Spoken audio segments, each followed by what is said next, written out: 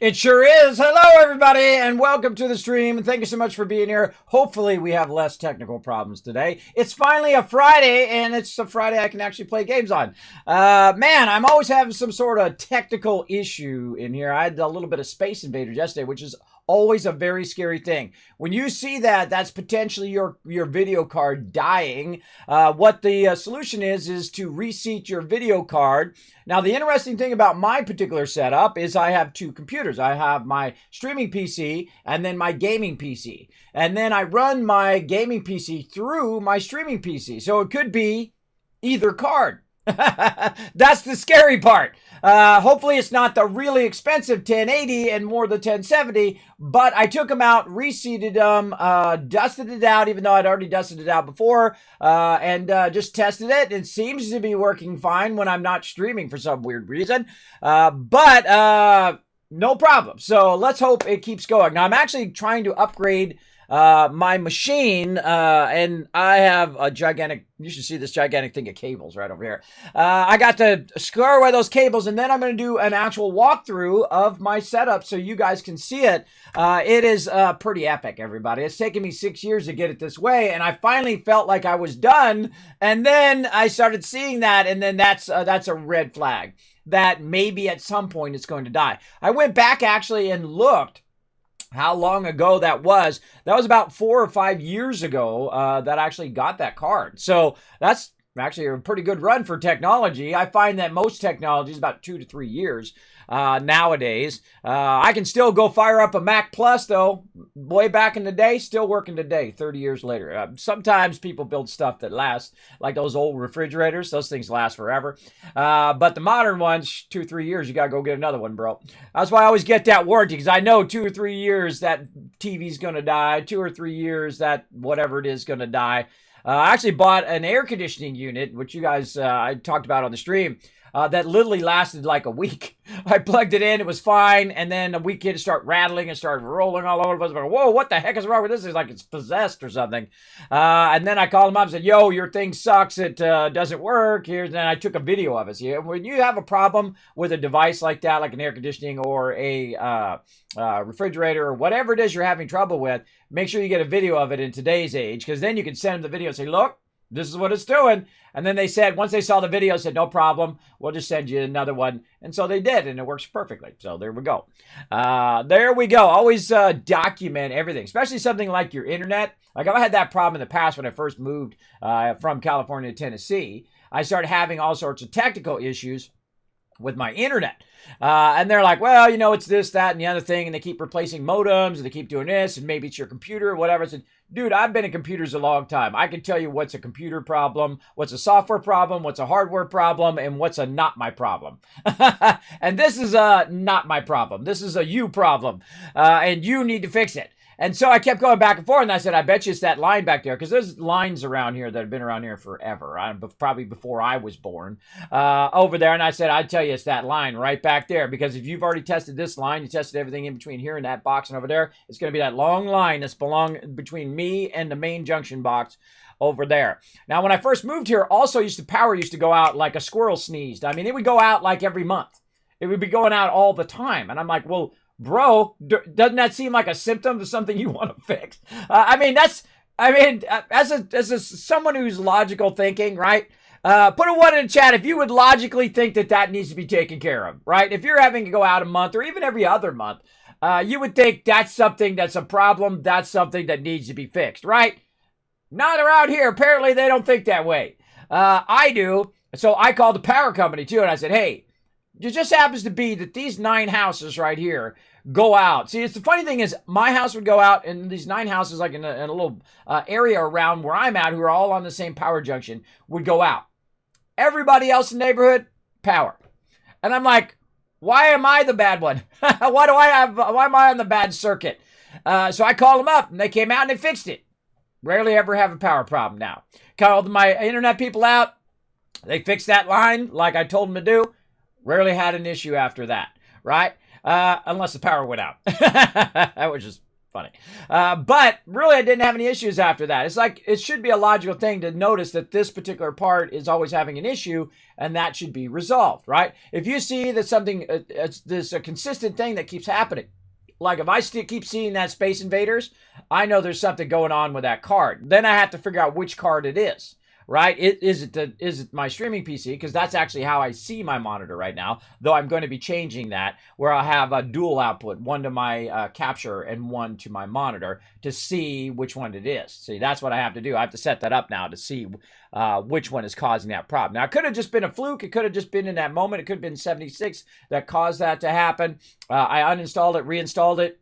Now it runs just fine. I actually launched it. I got in the game. I ran around. It was less laggy than it was before. And it actually was running much better. Now, it could be because I wasn't streaming at the same time. I don't know what it is. But all you can do is just troubleshoot as best you can, right? In life.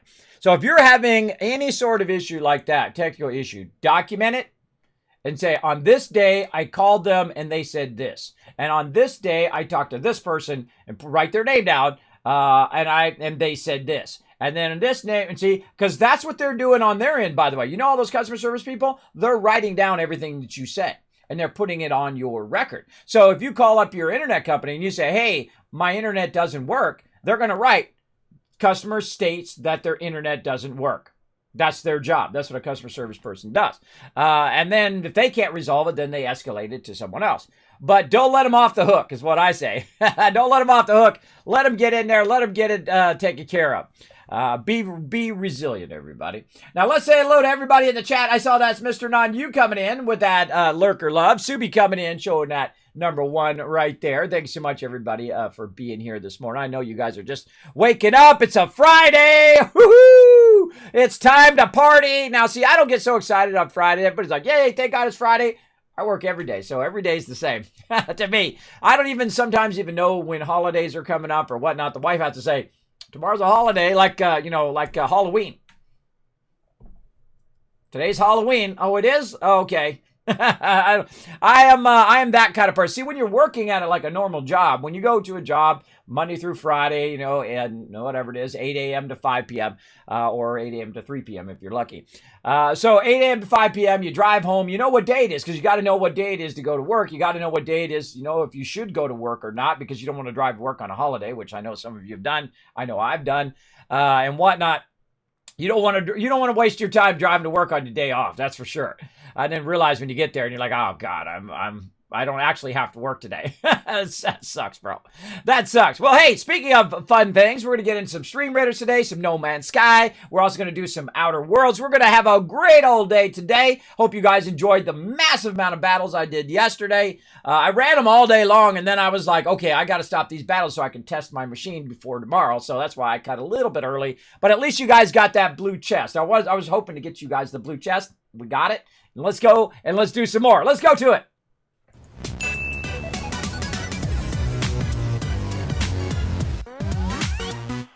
All right, here we are, everybody. Look at this, man. We got a ton done.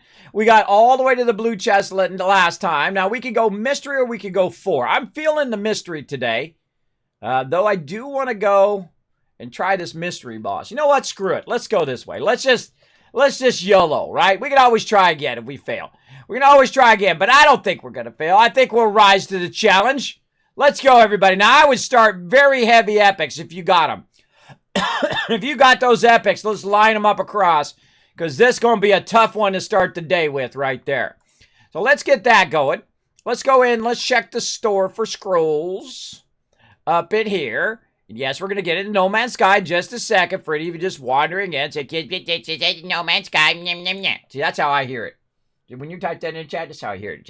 Kismet, this is not No Man's Sky. That's how it comes through my head anyway. There we go. All right, so we got ourselves some scrolls, and we got ourselves some army upgrades. Ooh, what do we got?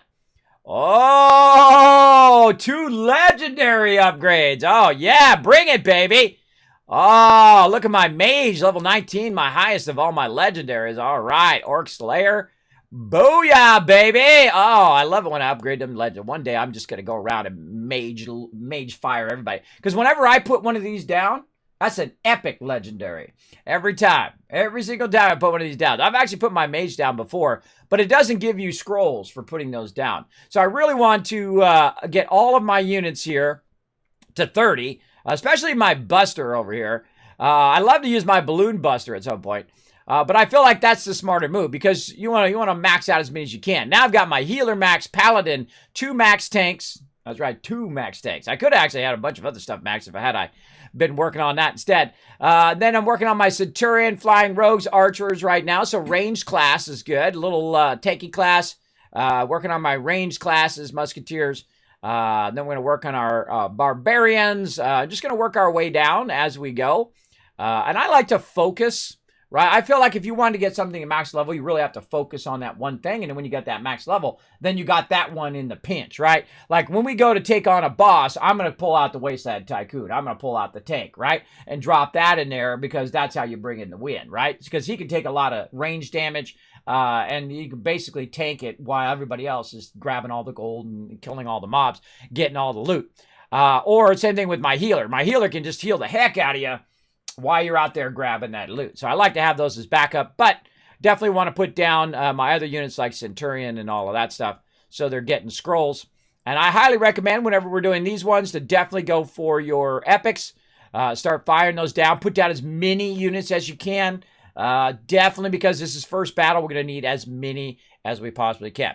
Now, don't forget to go out there and retweet everybody. Now, of course, if you would like to help me out here in the stream, I could always use a little bit of help.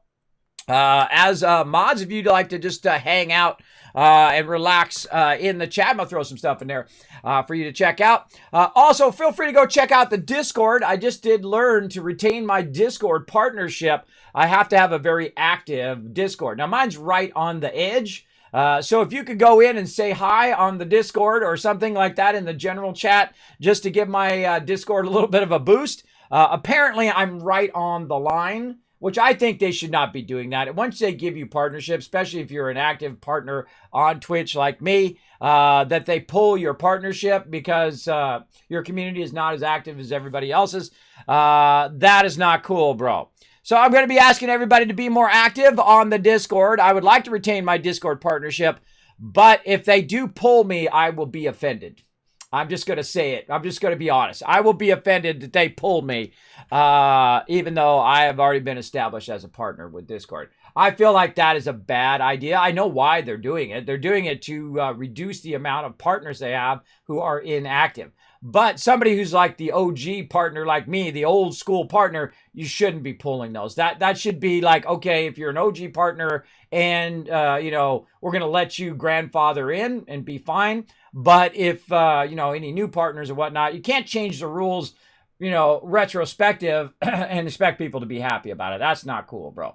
That's not cool. But I will try to follow the rules. And if they departner me, then I will pull their logo off of my website and I will pull their logo from everywhere. Because you can't be just a little better than everyone else. You got to be better, great, much better than everybody else, which is what I suggested them at the very beginning. And they've done a fantastic job of that. It's a really fantastic product. I love Discord. Really, really fantastically done. But I don't agree with everything. I don't agree with punishing people because people on their thing is more inactive. It'd be like Twitch departnering me because all my lurkers weren't chatting, right? If I had less people chatting and they just want to chill out and eat their breakfast and do their laundry and do all their stuff while they're listening to my stream and they didn't say anything in the chat. My chat is a lot less active because I do have a lot of lurkers who are just listening to it. Like I have people like Lonely Trucker, right? Who's driving his truck. If he's sitting there typing in the chat when he should be driving his truck, that's a hazard, bro. He listens to my stream while he's driving from place to place, keeps him company, right? I appreciate that kind of loyalty. I appreciate that kind of lurking in my chat. There's a lot of people on Twitch right now who wish they had that. Who wish they had that kind of awesome people who just chill out and have a good time in there as well. Yeah! A better Creed coming in. He lurks all the time. There you go. Coming in, showing the lurker love. Okay, so we got that fired up. Come and join us for some stream renders as well, everybody. You're going to find that link right there in the chat. I told you I had No Man's Sky ready to go right here. Here I am standing in the very beautiful revamped No Man's Sky. They have done such a wonderful job. A little foggy today. But as you can see, I've got my base right over here. I've got all my stuff turned up to ultra. If you have not tried No Man's Sky again, you already paid for it, number one. You get all the updates for free for the past 2+ years. And you get the newest update, the Origins update, which is just beautiful. Especially if you have a really nice card like me, 1080. Yeah, bro, it is the jam right here. It is the jam. So today we're going to have some fun working on our industrial stuff. So first thing we're going to do is going to hit F, and we're going to look down here and see if we have an option for 1, 2, 3, and 4. Notice it doesn't show us. That's because we haven't upgraded our multi-tool over here. We've got to get our visor upgrade, which is going to help us. Now to do that, we're going to need to go either run around and do the normal questing and go and try to find the recipe in all the places in which you can find it. I don't spoil that for you, but there's places you can actually get recipes and things like that. But we're going to go ahead and fly into outer space. I'm going to turn my sound back on. Turn that down a little bit. I was playing some 76, so I got to crank the sound back down. All right, so I'm going to get into space here. I'm going to hit X. I'm going to try to pull this thing to me, which is my my hub. Let's get it out here on the edge of the meteor field so I don't have to fly through a bunch of meteors. Too late. More meteors. All right, this thing's called the hub, and you unlock it as you're doing your main storyline. And then we can go in and we can get patterns and stuff like that. And we're working on that before, where we were going in and getting our different industrial patterns so we can go ahead and start building some stuff. So let's go in and take a look at where we left off, because I don't remember. We got to go in and take a look, see how it goes. Fly us, mate. Exactly. Keep that truck in lane. There you go. Keep that truck. Yeah, don't be typing in my chat while you're driving and while you're doing important stuff like maybe cooking. You got a hot pan in your hand, something like that. Maybe you're doing your homework. You know, you should be focused on that instead of typing in my chat. That's okay. That's okay. That would not be right. So yeah, I feel like that's pretty much what Discord is doing, and I feel like it'll be a mistake if they just start departnering everybody. I'm just going to throw it out there. Now, I love the peeps at Discord. I've met them many times at TwitchCon. I think they're awesome over there. But if they do departner me, I'm not going to be happy about it. That's for sure. Oh, look, we got another exosuit upgrade that we haven't done. Awesome. Let's get one. Or it's been a while. By the way, these do respawn. They do respawn after a long period of time, for sure. Now, when you do these upgrades, you want to start with your cargos. Because your cargos right here are cheap in the beginning. But then all of a sudden, booyah! Look at that. It's 500,000 right there. So what would be cheaper? 500,000 or 100,000? Now, you should know good enough math to know that the 100,000 is less than 500,000. So you can do your drop pod coordinates, which cost you 100,000, to find an upgrade and use them on your cargo. Let's check our technology slots. Where are we at? 10,000? We got 87,000. We can afford that. And how about our general slots here? What do we got? General slots only 5,000. So I always go with the cheapest one first and then upgrade those, because the cargo slots and the internal slots are pretty much the same in normal mode. In survival mode, which I've played through as well, they are not. This is 250 and your cargo is 500. Really, the most advantage that you want in your cargo, I've found, are these things. Your metal plating, your nav data, all that stuff. That's the stuff that actually should go in your cargo, because it stacks higher in your cargo than it does in your general inventory. So if you want to get the maximum use out of your cargo, you definitely want to do that. Now, you can also see I've got a lot of my basics. I've got my carbon, my sodium, my oxygen, ferrite dust going on, and of course copper, which goes into chromatic metal. We've got some rusted metal. We got some stuff here we could sell for some dollar bills. Dioxide, which can be used instead of oxygen to keep your suit going, and cobalt. And you can see we've got some expansions down here. Let's go ahead and move that over just a bit. There we go. Very nice. And we got some other stuff here in our technology. A boost that we found. We found some black market boosts for our thing. Look at this right here. 149% boost to my jetpack. That's what the X is. These are black market ones that you find a random NPC while you're wandering around, and they'll give you some counterfeit ones, which are pretty awesome. And that's a huge boost to my jetpack, which is really, really cool. All right, what else we got? We got our starship going. We put our teleport receiver in. That's always awesome. Now, I like to keep my stuff down to bottom. So if I'm collecting stuff, right, if I'm getting new stuff, it goes to the top so I can organize it. We got our upgrade. We upgraded our multi-tool. I remember we're about 8 hours in. We're not really that far in, or maybe 6 hours. I can't remember how many hours in, but I am not very many hours in on this. We're going to play for about a half a day today, and then we're going to play some Outer Worlds, which is going to be pretty awesome. Truck Simulator counts. He's actually driving a real truck around. A Better Creed coming in. What's up, Better Creed? Thanks for being here. Yeah, keeping that truck late. Yeah, I appreciate you guys lurking and showing that love. Because I get that sometimes. People come in the chat. Hey, there's a lot of people in your chat, and no one's talking. I think you're faking, whatever. I don't even want to know how to do that. I don't care about that. I'm a legit kind of person. I don't do this for clout. I don't do this for being number one or even making money. I don't make any money doing this. In fact, I'm always losing money. Right now, I'm trying to pay off that TwitchCon from the last couple TwitchCons right there. Still $1,300 in the hole. And then interest every single month since last TwitchCon is probably way more than that. But I just leave it there so you know where your donations go. If you do donate to the stream, that's where it goes directly to pay that off. I don't ask, to pay for my rent or to pay for, for new Lamborghini or whatever ridiculous things that people put in their donations. It's always something that has to do with the stream. Something to do with the stream where I went to TwitchCon and brought my mods and did all of that and raised funds for them and all of that. That's typically what I will do. We've had a lot of great fun over the years. I've spent 600 hours per year raising funds. I would have done it probably again this year and just sent my mods to TwitchCon. And then I was going to go on vacation, potentially. Either it was in my backyard or into my dream place, which would be Hawaii. I watch this guy, Jamie O'Brien, all the time. I'm super jelly, bro. He walks out of his back of his house, and he was in Oahu, in Hawaii. He walks out of the back of his house, and he literally walks right to the surf and starts to surf, man. That's the dream right there. That's the dream of any California surfer guy like me. From back in the day. Now, I can't even surf anymore because I have vertigo. I would die, especially in the gigantic surf that dude surfs. But I live vicariously through other people now. So I watch them go and do the big surf and do all that. I never was a big surfer anyway. I don't surf big waves. I would surf small waves. And it's kind of like Toy Story. And you're like, well, how is surfing like Toy Story? Well, surfing is like Toy Story because most of the time, you're falling with style. That's what you're doing. Even if you do get a good wave, at some point, you're going to jump off, or you're going to get knocked off, or you're going to stop because the wave only goes so far.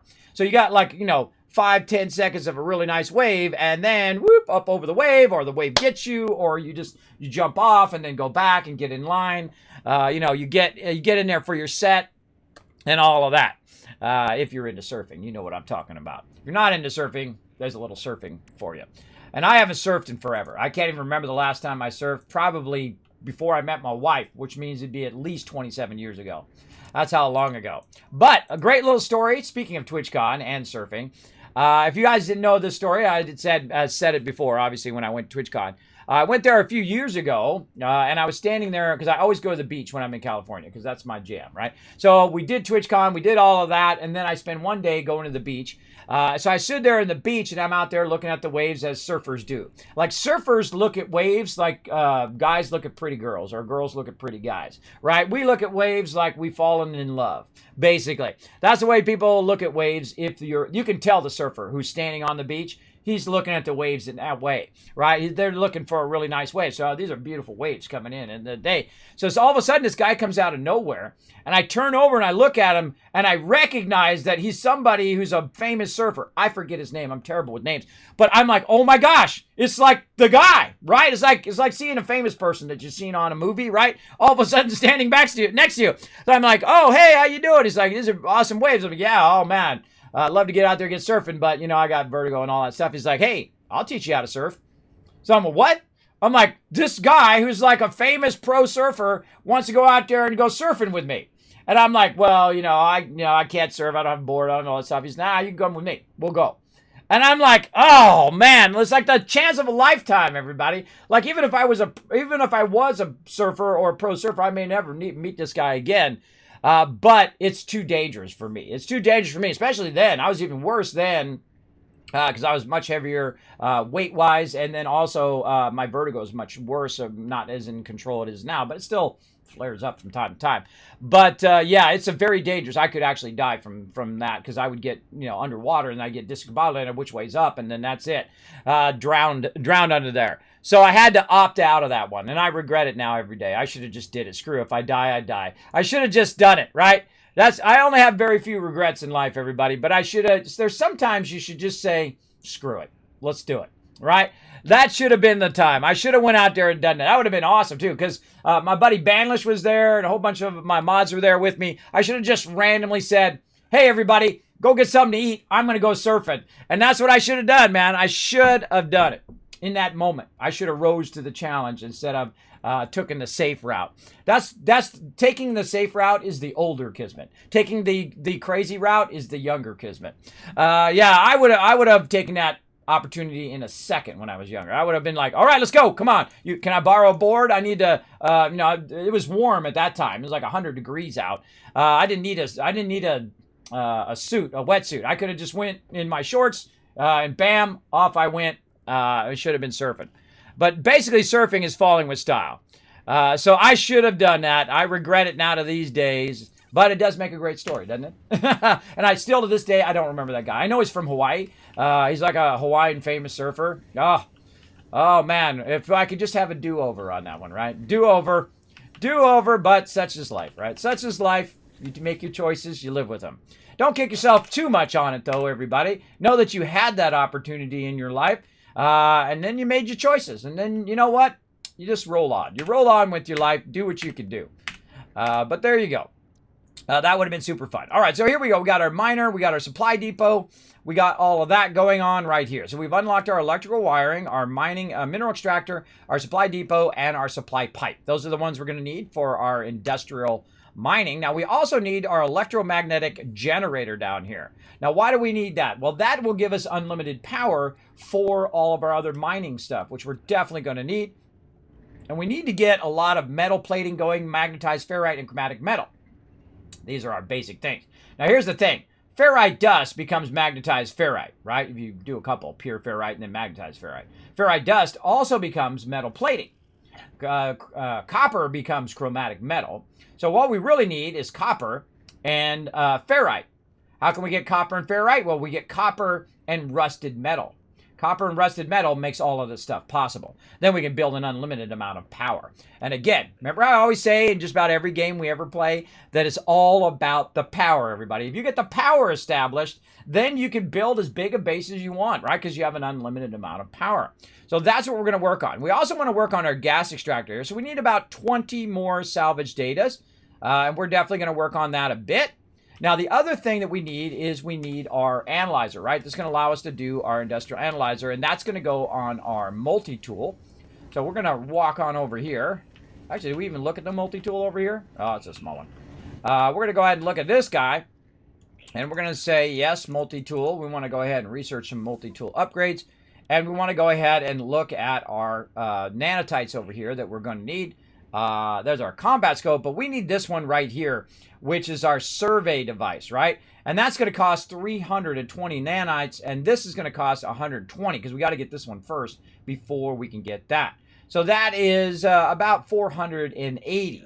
Now, once we get all of that unlocked, it's easy money time, everybody. It's easy money. Now, I can't do anything without this survey device. So my survey device is my primary thing. Even though I've unlocked all that other stuff over there, it doesn't matter. I need that survey device. So I need those nanotites.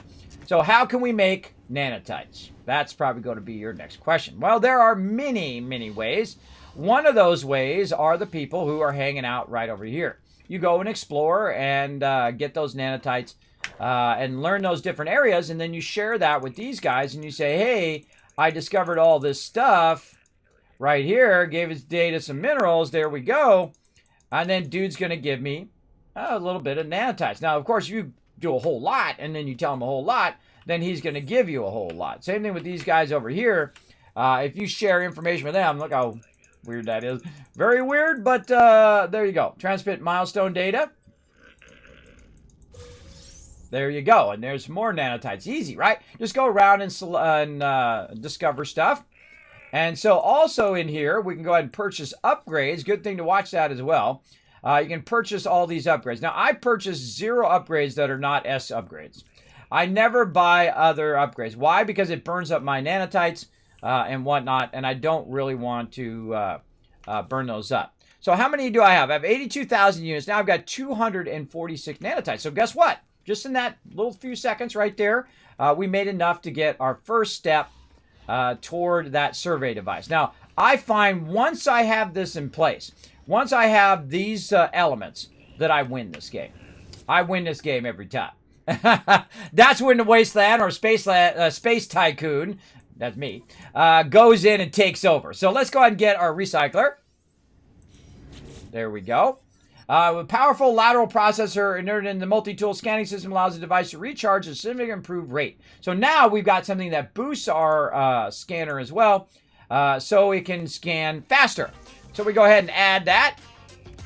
I'm going to add it right here.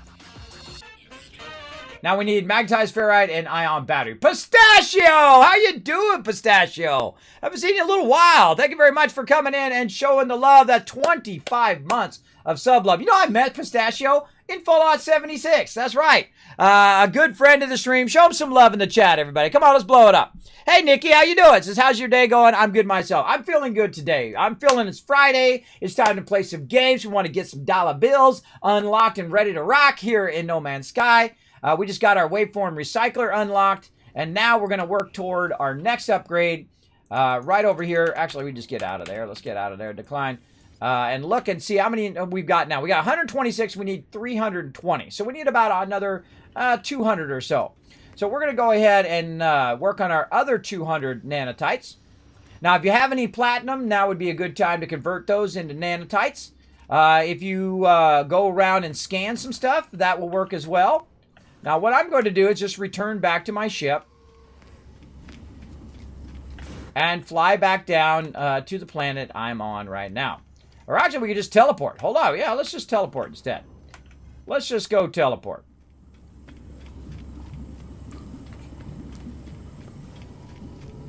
That's going to be even faster. Let's get it going on. How we doing on Stream Raider? We got another 6 minutes. Come and join us, everybody, for some Stream Raiders. Let me go ahead and put that in the chat. Go ahead and join us for some battle. Now, again, if you do want to help out here in the stream, I could use a few more peeps to help me out as mods. If you would like to join me, go ahead and click the link on the Discord. Also, to retain my Discord partnership, I need some love on the Discord, everybody. Go in there, go into the lurker chat or the general chat and say hi. Everybody in the stream, take a moment, go on the Discord, go into the chat and say hi so that it boosts my Discord, because I could potentially lose my partnership with Discord. That would be a huge bummer. I love those guys over there. I will not be happy about it, that's for sure.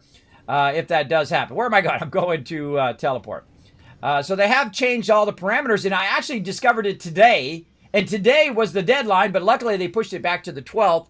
But I've got to bring up my stats, otherwise they will boot me, which is funny because I've been working on a ton of stuff for my Discord, including a bunch of stuff for New Worlds, a bunch of videos and stuff. That I'm going to be putting on there, and then of course a lot of cool stuff for all of you guys, including stuff that I'm going to be giving away, game deals, all that kind of stuff as well. So I try to do as best I can. I'm also working on the website, a bunch of stuff on there as well coming down the line. Let's see, Toxic Base Tycoon HQ. Let's go Tycoon HQ. That's why I keep very little amount of bases in this game, so I can just easily choose.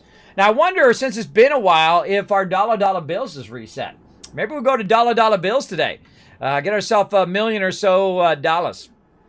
How you been, Pistachio, man? Always great to see you in the chat, man. Always great to see you. I hope you've been well as well. There, look at all that love for you in the chat, Pistachio. Look at that. Look at that. Nice. Oh. Boom, boom. All right, here we go. Paradise number 1. Do you know I found 2 paradise planets at the very beginning of the game? That's pretty incredible. There's a bountiful planet and a paradise planet. I'm currently on the paradise planet. It's my primary planet. This is a paradise planet with no weather. There's no weather here, and no sentinels really bother me. There's a few around, very light sentinels, but this is the ultimate dream right here. This is the dream planet, where you have very little sentinel activity. You have Basically, no weather. Look at that weird octopus gopher. I call it octopus gopher. Isn't that trippy? There's also a little light fish around here and whatnot. Now we're going to choose a direction. Now, obviously, it looks like I've gone this direction because I can see you got stuff lit up in there. Look how beautiful it is. It's so beautiful. I've gone that direction. So let's go look this direction and see what we can find. So let's get into our vehicle. I'm going to show you some easy way to make nanotites. Here we go. Let's go to it. Let's go ahead and go this way, which is the opposite direction I believe I went before. And I'm literally just going to take my ship so I can fly down and see if I've been this way. Oh, looks like I've been there. See, that one's been unlocked. So let's say this way. Oh, we got a big bunch of water right here. Now, I'm going to build myself a water base right here. What I'm looking for is I'm looking for a direction where I haven't gone yet. And so, look at this under the ground thing. So what I'm going to do as I'm going along, grabbing these little things, wherever it just went. Where'd it go? I can just look for it this way. Right there. All right. Now, I find once you're running toward these things, look at that. Look at those electric fish. Isn't that neato? There goes a worm that way. All right. Now, I got to go fix my... I don't know what it is about my command keys that gets messed up every single time. Like when I log out and log back in again, or even when I'm in the middle, return to space anomaly. What? Whoa, did you see that? You can bounce back to the space anomaly if you want. Oh, that's new. I'd never even seen that before. That's cool. Now, normally what happens here is I set my life support to 5. Right, so I hold down control and I hit 5. And then my hazard protection I set to 6, or vice versa. And then I hit 5, and then it works. And then you'll see later on it'll stop working. Unless they fixed it. Hopefully they did. All right, so we're going to go to the knowledge stone. So what I do is I pick a direction, and I find my knowledge stone. And then around there, we start looking for some buried technology. Now, while we're doing that, we can also look around and see if there's anything that we need to scan. And as you upgrade your multi-tool, of course, you're going to get more cash for all this scanning. But I just look around and see if there's anything. Get that worm. I've already scanned that worm. Already scanned. So I'm looking for anything that has a question mark on it. So you just kind of roll over stuff. And I think I've got a lot of the stuff here. I'm sure there's some things I've missed. But I'll also go in and try to scan stuff. Look how long that jetpack goes for. With those illegal upgrades. That's awesome, bro. Whoa, look out. Bad guy. Almost landed on him. Again, as you run along, just roll over stuff. See if you've gotten all of it. Now, see, on every single planet, you can go ahead and scan stuff. So as we go through and we go to every single planet, we're going to switch to mining here, too. And again, we need about 20 of these. So we'll pick up those. Look at that. That is so awesome, bro. Look at that. Now, it doesn't seem to be mean or angry. He's not attacking me. So if they don't attack me, I don't attack them back. I don't know. You know, you're on my side, I'm on your side. That's how I am. You're nice to me, I'm nice to you. I'm easy in that way. Yeah, I already got that guy from before. Oh, this guy I haven't gotten. Scan that guy. Oh, look at that. He's got this guy, which I've already gotten. And then there's this one over here. It's a new guy with little...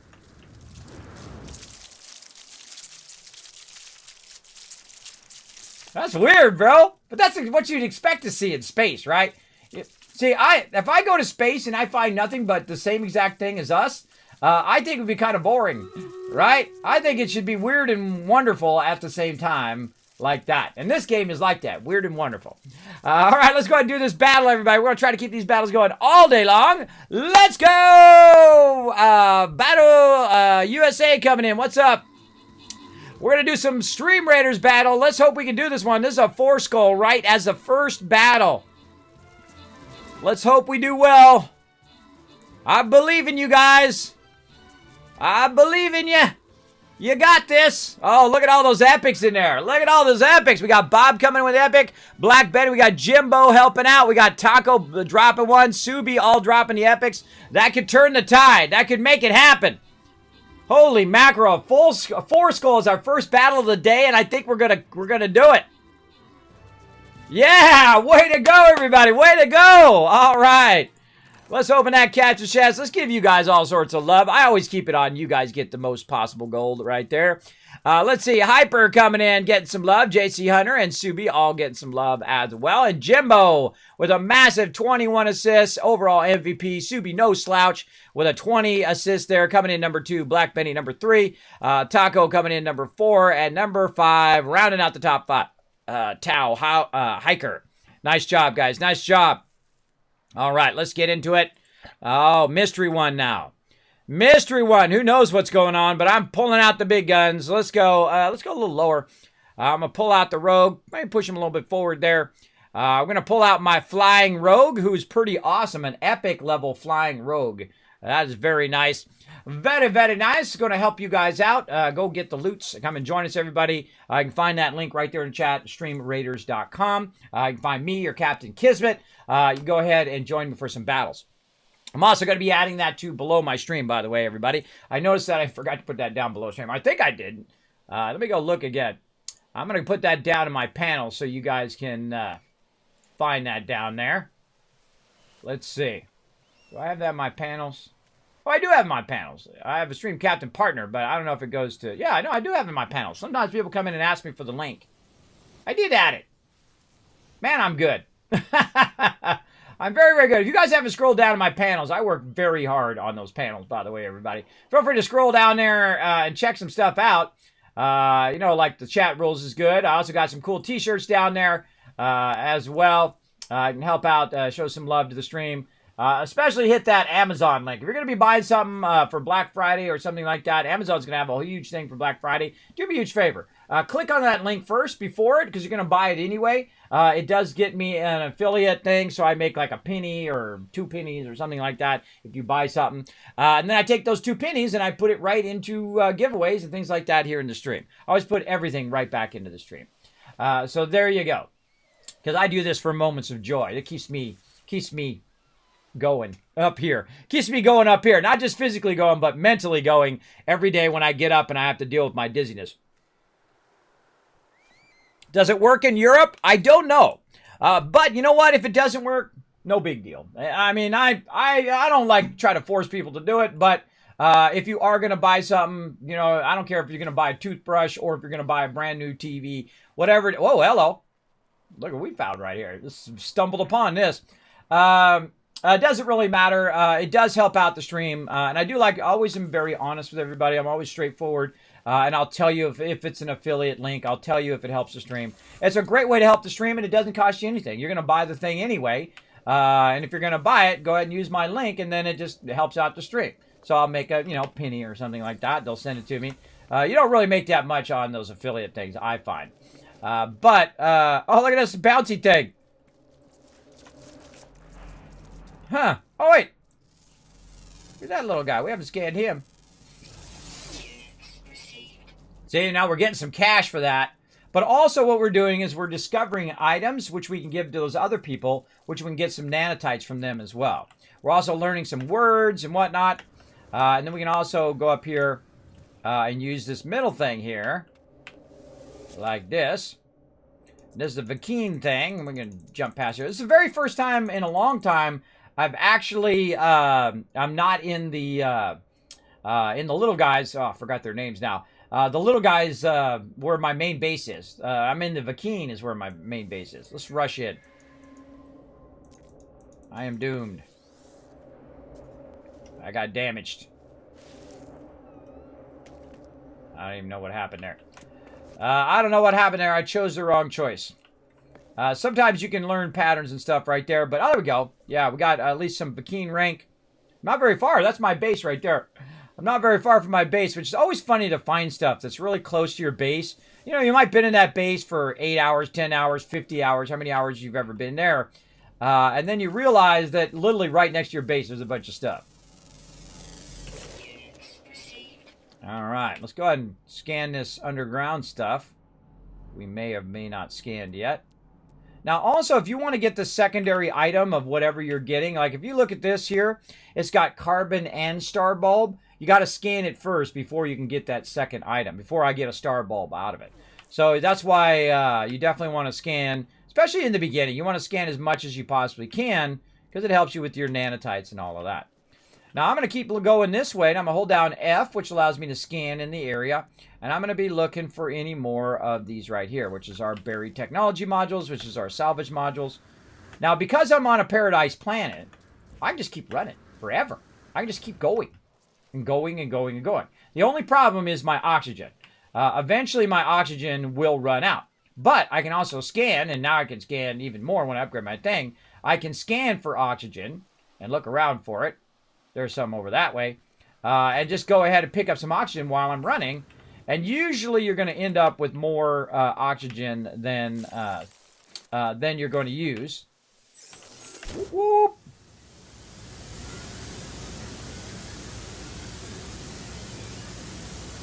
I'm up with the birds.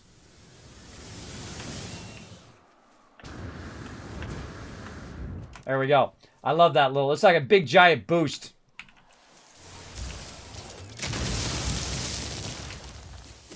Sometimes you can find other stuff down there too, so always be looking for that when you go in there. All right, more salvage data. And you're going to spend a good amount of time doing this. Now, this would suck if you were on a radiated planet and all sorts of stuff going off in your face all the time, and you're dealing with sentinels and all of that. But this is the ultimate dream. And this is the second time this happened to me. I've played through the game, I don't know, 5, 10, 20 times. I can't remember. This is only the second time I've ever found a paradise planet this quickly in the game. Now, if you don't find the salvage modules, which I can't quite see any right here, here's what I do. I just aim it toward a knowledge stone in the kind of the direction that I'm going. And then as I get to that knowledge stone, sometimes I will find that particular thing that I'm looking for, like more salvage modules, and just keep running in that direction. Now, I can see we've got something down there. That looks just like a rock. That's not a actual location. But as you can see, look at the plants. Look at how lush it is. It's just amazing. Amazing how much of an upgrade the Origins update is. It's just incredibly beautiful.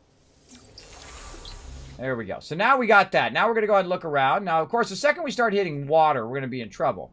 Because it's going to make it more difficult for us to find items. But I usually just kind of scan even behind me here and see if there's anything. Don't really see anything there. All right, fine. We'll go to the knowledge stone. Now, at first, this should scare you with that thing coming out because you think it's going to grab you and pull you underground. That's what I think anyway. But he seems to be passive on this planet. Another good thing about this planet, passive animals. Animals are not aggro, so they're not attacking me. So I'm pretty styling in that way, too. There we go. Now, anything else we can scan down here? Let's get a little scan. Nah. And we're going to be doing this. Oh, there's our thing right there. And see, look, I always find that it just works itself out at some point. What we got over here? Magnetized ferrite deposit. All right. What's up, Squiddy? That's my buddy Squiddy. You are my squishy, and you are my best friend now. My little squishy. Oh, I love this upgraded jetpack, man. It's awesome.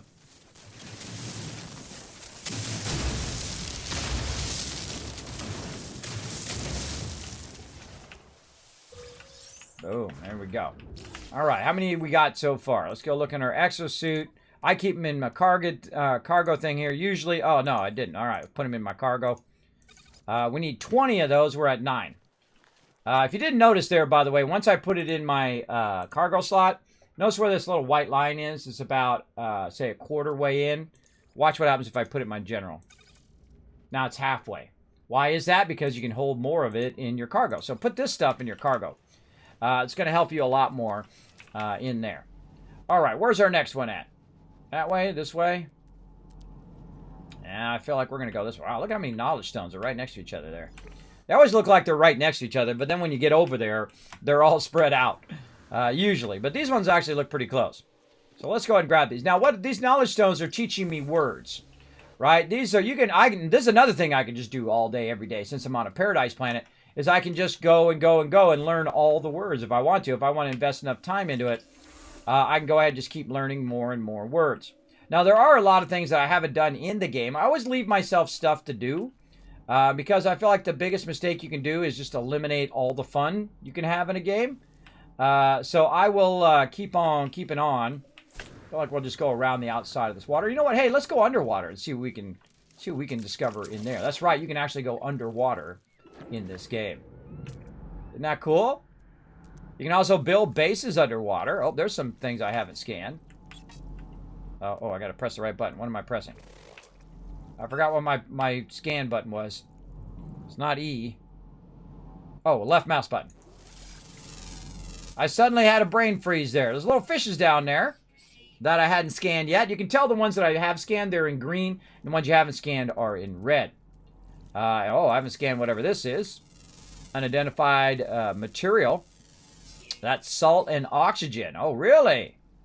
Ooh, now we know where to get our oxygen, don't we?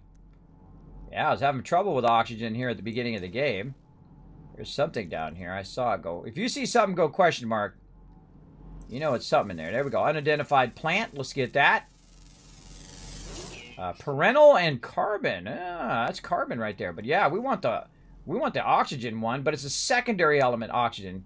I would much prefer it to be a primary oxygen, but still, found some stuff under there. Very cool. Your actual jetpack can act as a underwater jetpack as well. Plus, you have other stuff you can get, which actually makes it even better underwater, including the extending your oxygen and all of that while you're underwater. Let's see. Nothing really this way. See some copper there, and I just tagged that just to go in that direction. What the heck?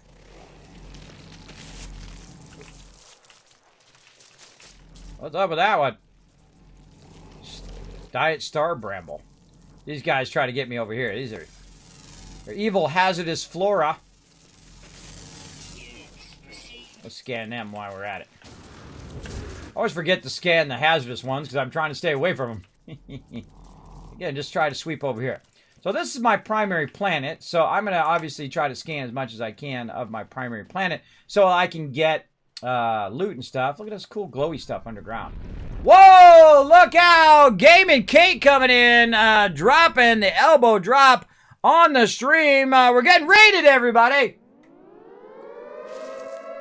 We're getting raided up in here. I learned 700 Vakeen words. Holy macro capital. I start over all the time. That's why I never get my stuff done.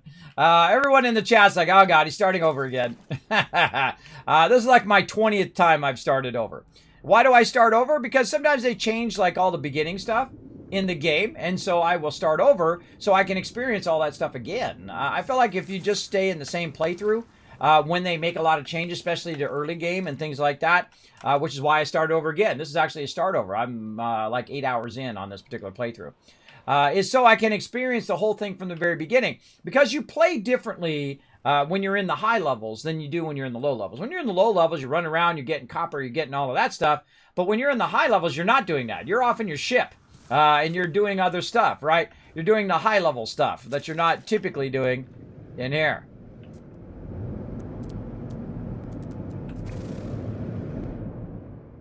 Whoa, those things are much... Whoa. Those things are much bigger than they look like. Look at those things. I wonder if they're aggro.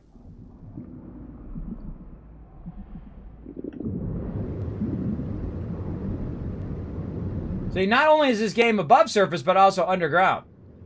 They don't seem to be bothering me. I always go and test. Though this is a dangerous test because there's really nowhere for me to go if I start having trouble with them. But look at that. Ah, I'm good.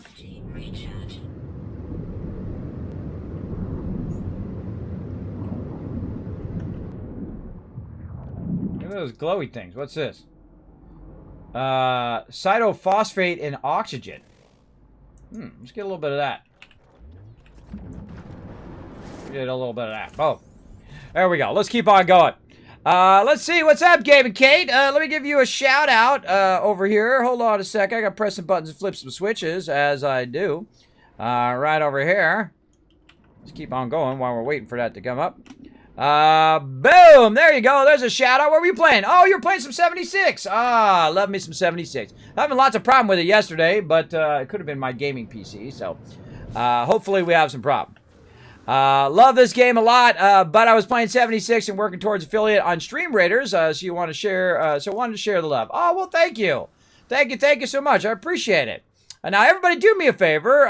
When people come in and show the love in our stream, I call it the Kismet Love Stream, where we go around and we show the love right back again. Go ahead and click her link right there in the chat. Hit that follow button. Check her out next time she goes live. I greatly appreciate that. That love here in the channel. Now, if you are new to my channel, hey, Lucky Puppy, what's up? My name is Kismet. They call me the Wasteland Tycoon. I do play a lot of Fallout. I make millions, billions, and trillions. And just about every game I play in my own style where I completely dominate economically, and then I buy all the sweet stuff, and then I give all the sweet stuff away. Including the fact that I'm actually sponsored by Bethesda themselves. Speaking of sweet loot, I'm also sponsored by Bethesda Gear. Do you know I have a $150 Mr. Handy sitting right down here? I do, and I'm going to give it to one of you in the stream during the holidays here. Because they said it to me, but I would enjoy it. I really don't want to give it away, but I did promise that I would, and once I make a promise, that's the way it goes, everybody. And so you can win that here in my stream, along with a whole bunch of other Bethesda gear, as well as a bunch of games and whatnot. I've literally given away thousands and thousands of dollars worth of games here in the stream. It's one of my things that I like to do. I call it little moments of joy. So you might go to someone else's stream, you're like, I never win anything, Kismet, and then you come in here, and then I've had so many people say, Kismet, I never won anything ever. I come in your stream and I want a $60 Bethesda bag, or I want a this, that, and the other thing. Those are the moments I try to create here as well. And of course, running around getting into trouble like right now, we kind of made our way across the ocean. And we're trying to find ourselves a bit of, there they are. Oh, two of them down there. Hold on, let's get this close one first. Right now, we're just trying to find some salvage material, and we're enjoying the new Origins update. Very, very cool. If you'd like to know what kind of games I play, obviously I play RPG games like Fallout as well as Outer Worlds. We're going to be playing that later this afternoon, the Perils of Gorgon, which is pretty fun. As well as I do play games like 7 Days to Die and other building games and fun space games like Satisfactory. Love that game. Pretty amazing. Astroneer. Really, whatever floats my boat. We were playing some Ghost of Tsushima the other day. That's a really amazing game. Holy moly. If you're into RPGs like God of War and stuff like that, I highly recommend doing that. And you're like, oh, Kismet, you play on PS4? I do play on PS4 as well as Xbox. That's right. I have actually a Fallout 76 Xbox that I got, and I also have it on PS4. I have Fallout on every platform because I don't care what platform you are. If you're a gamer, you're welcome to come in, hang out here. Even if you're not a gamer, maybe you're a graphic designer or an artist or something like that. I'm also an artist, been a graphic designer for 30 years. I've worked for some of the top companies and some of the top companies in the world. Been very, very lucky in my career. But what do I do now? Well, I do this. I create little moments of joy here on the Kismet stream. We have a lot of fun running around playing games. We talk games in the chat. Sometimes I talk a little life-inspiring stuff. We call it Kiz Talk. To go out and have you guys chase your dreams. Because if a 50-year-old, that's how old I am. I'm 50 years old, and I don't care who knows it. I'm high level in real life, everybody. I'm high level in real life, as well as I am partially disabled. I do have sleep apnea and vertigo, which never goes away, so I'm constantly dizzy every single day. It's a tough thing to get yourself out of the bed every day when you have those kind of medical conditions, but I do. And you know what inspires me to do that every day? You guys. That's right. That's why, even though I'm 50 years old and I'm partially disabled, you can see I've got a purple check mark right down there. That's right. I'm a partner streamer here on Twitch. The chance of that happening, 0.05%. Less than 1%. Very, very low. But why and how did that happen? Resilience.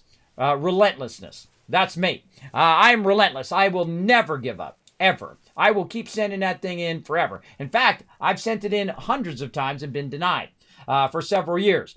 Denial, denied. But I kept sending it in every single time. And then I learned the secret at TwitchCon. At TwitchCon, I learned the secret that have you ever hit reply when they denied you?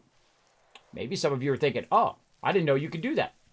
Me either. So I said, okay, cool. So I'm going to hit reply and I'm going to say, what do I need to work on? And they said, well, you need to work on the quality of your stream and your sound and your video. I'm on it, right? You always got to take that attitude of I'm on it. If you take the attitude of, hey, I'm better than so-and-so, and he's a famous streamer, and I'm way better at this game than that person, that's only going to sabotage yourself. Don't sabotage yourself like that. Go out there and do what you love to do. Don't let nothing stop you. Don't let anybody's negativity. If you need a little bit of love, a little bit of positivity in your day, you're in the right stream. Feel free to come in anytime and hang out.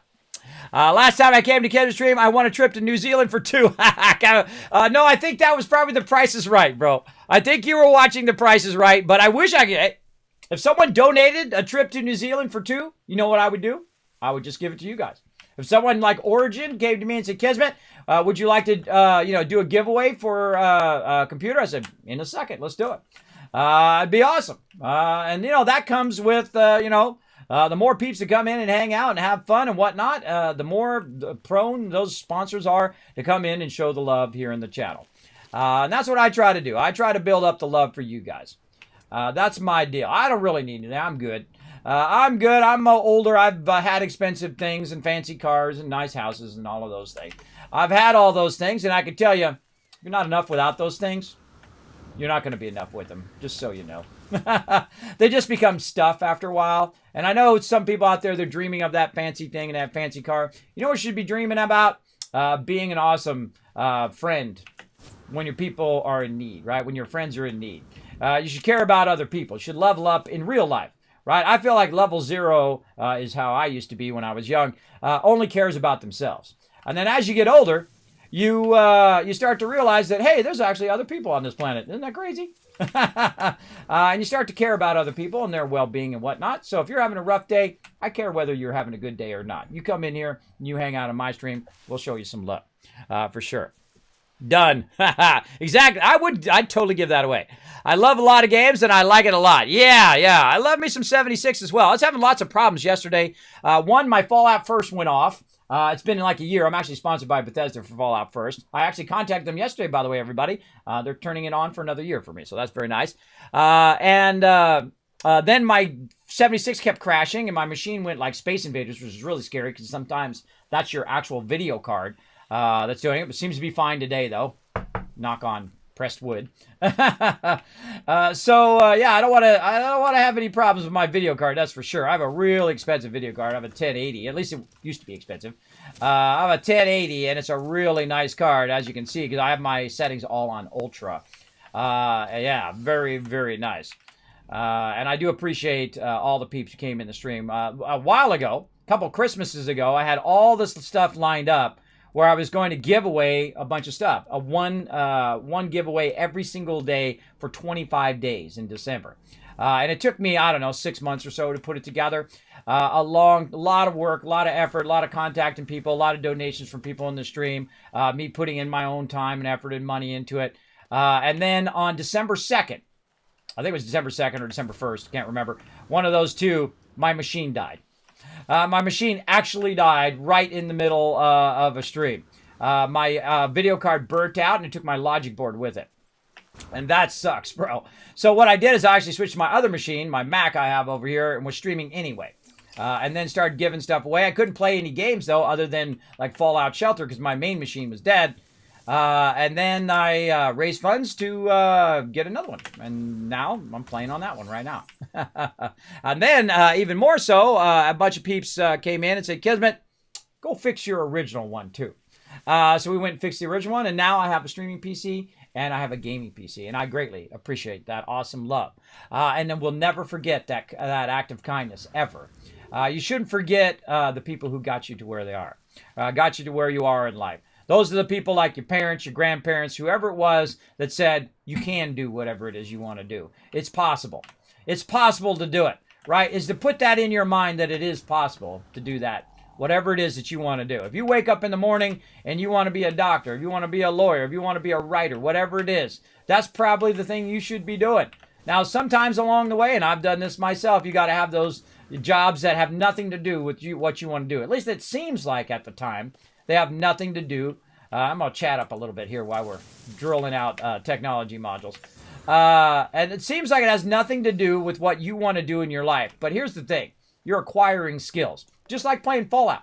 When you're playing Fallout, you know how you're acquiring your cards, especially in 76, or you're putting in your perk points? That's real life. That's where that comes from. That comes from real life, everybody. When you're acquiring skills as you're getting older, you'll go in and you'll go to college. You'll go to school. You go to school first, then you go to college. You go work on a job. When you're working on a job, you're acquiring skills. Otherwise, you ain't going to have that job for very long. You got to acquire them skills to keep that job, and so on and so forth. And so in real life, you're acquiring all your perk cards, as I like to say. And keep that going throughout your life. I'm 50 years old. Do I know everything? Absolutely not. Will I know everything? Nope. I'll never know everything in my life. I know a whole lot of some things, and I know a whole lot of nothing about other things. And the most important thing to do is admit when you don't know, when you make a mistake. When you make a mistake and you don't know. You'll see me do it all the time. I'll make mistakes here on stream, and I'll say, that was my mistake, my bad. And I'll say, well, I didn't know that. Cool, I just learned that, right? I feel like that's the toughest thing as a human being after a certain age. It's like after a certain age, when you get into high school or whatever, it's like all of a sudden you can't make mistakes. It's like the world has told you can't make mistakes anymore. You've got to be a perfect human being. And just so you know, spoiler alert, that person that you like, that boy, that girl, whatever that you like, they're not perfect. You're not perfect. Nobody is. Nobody's perfect. No matter how much they pretend to be the perfect human being, there's no such thing because people are inherently flawed. That's just the way it is, everybody. It's just the way it is. Everybody who's ever lived, everybody's living now, everybody who's going to live until we're replaced by robots will be imperfect. So don't expect them to be perfect. You be the awesome person that you are. Let them be the awesome person that they are. And maybe together, you're perfect for each other. That is the thing. And you're like, Kismet, how do you know? Been my wife 27 years. She's the sunshine of my existence, for sure. Pretty cool. Amazing stuff. I only stream again for 2 months, doing well, growing nicely. You have a similar mindset as me. Yeah, you got to go in and do it. Fate has its own way of rewarding you. True. I feel like when I got ill, that fate was trying to tell me, and my name's Kismet, so it means fate or destiny, by the way. And I got that nickname, I don't know, 40 plus years ago, 43, 45 years ago, long time ago. It's because a friend of mine would walk up, and when he was walking up, I'd be talking to my other friends. I said, we should go do this, this, and this, and this. And then my other friend would walk up, and he would literally say word for word what I just said. And they're like, whoa, that's like Kismet, bro. How did you know he was going to say that? I said, I didn't know he was going to say it. I was just saying it, right? It happens to me all the time in the chat, too. I'll actually answer questions in the chat randomly, and then I'll look in the chat, and it'll be the question of the thing I've already answered. It's a weird thing that happens. I'm not clairvoyant. I can't tell you the lotto numbers. If I could, I would. But that's kind of weird stuff does happen to me from time to time. There we go. Might be having a bad week or a bad month, but it only gets better. You never know what things happen, but sometimes it does happen. True.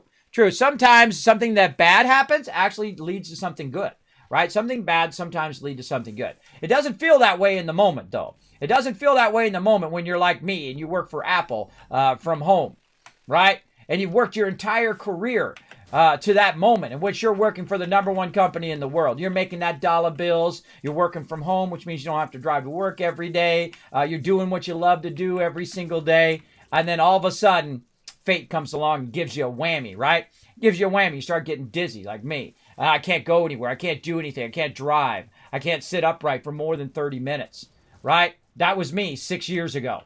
And so I had to choose. At some point because I went to doctors for over a year. Those doctors basically told me to lay down and die, and I told them to go screw themselves because at age 45, that's not the way that Kismet goes out. I ain't going to end up in some medical bed where my wife takes care of me for the rest of my life. I don't think so. Bro. Kismet don't lay down and die. That's not the way I roll. So I told them to go screw themselves, and I started taking better care of myself. Stopped drinking soda, lost 10 pounds. Started working out, lost another 10 pounds, and so on and so forth for 5-6 months, and then boom, I'm down about 50 pounds.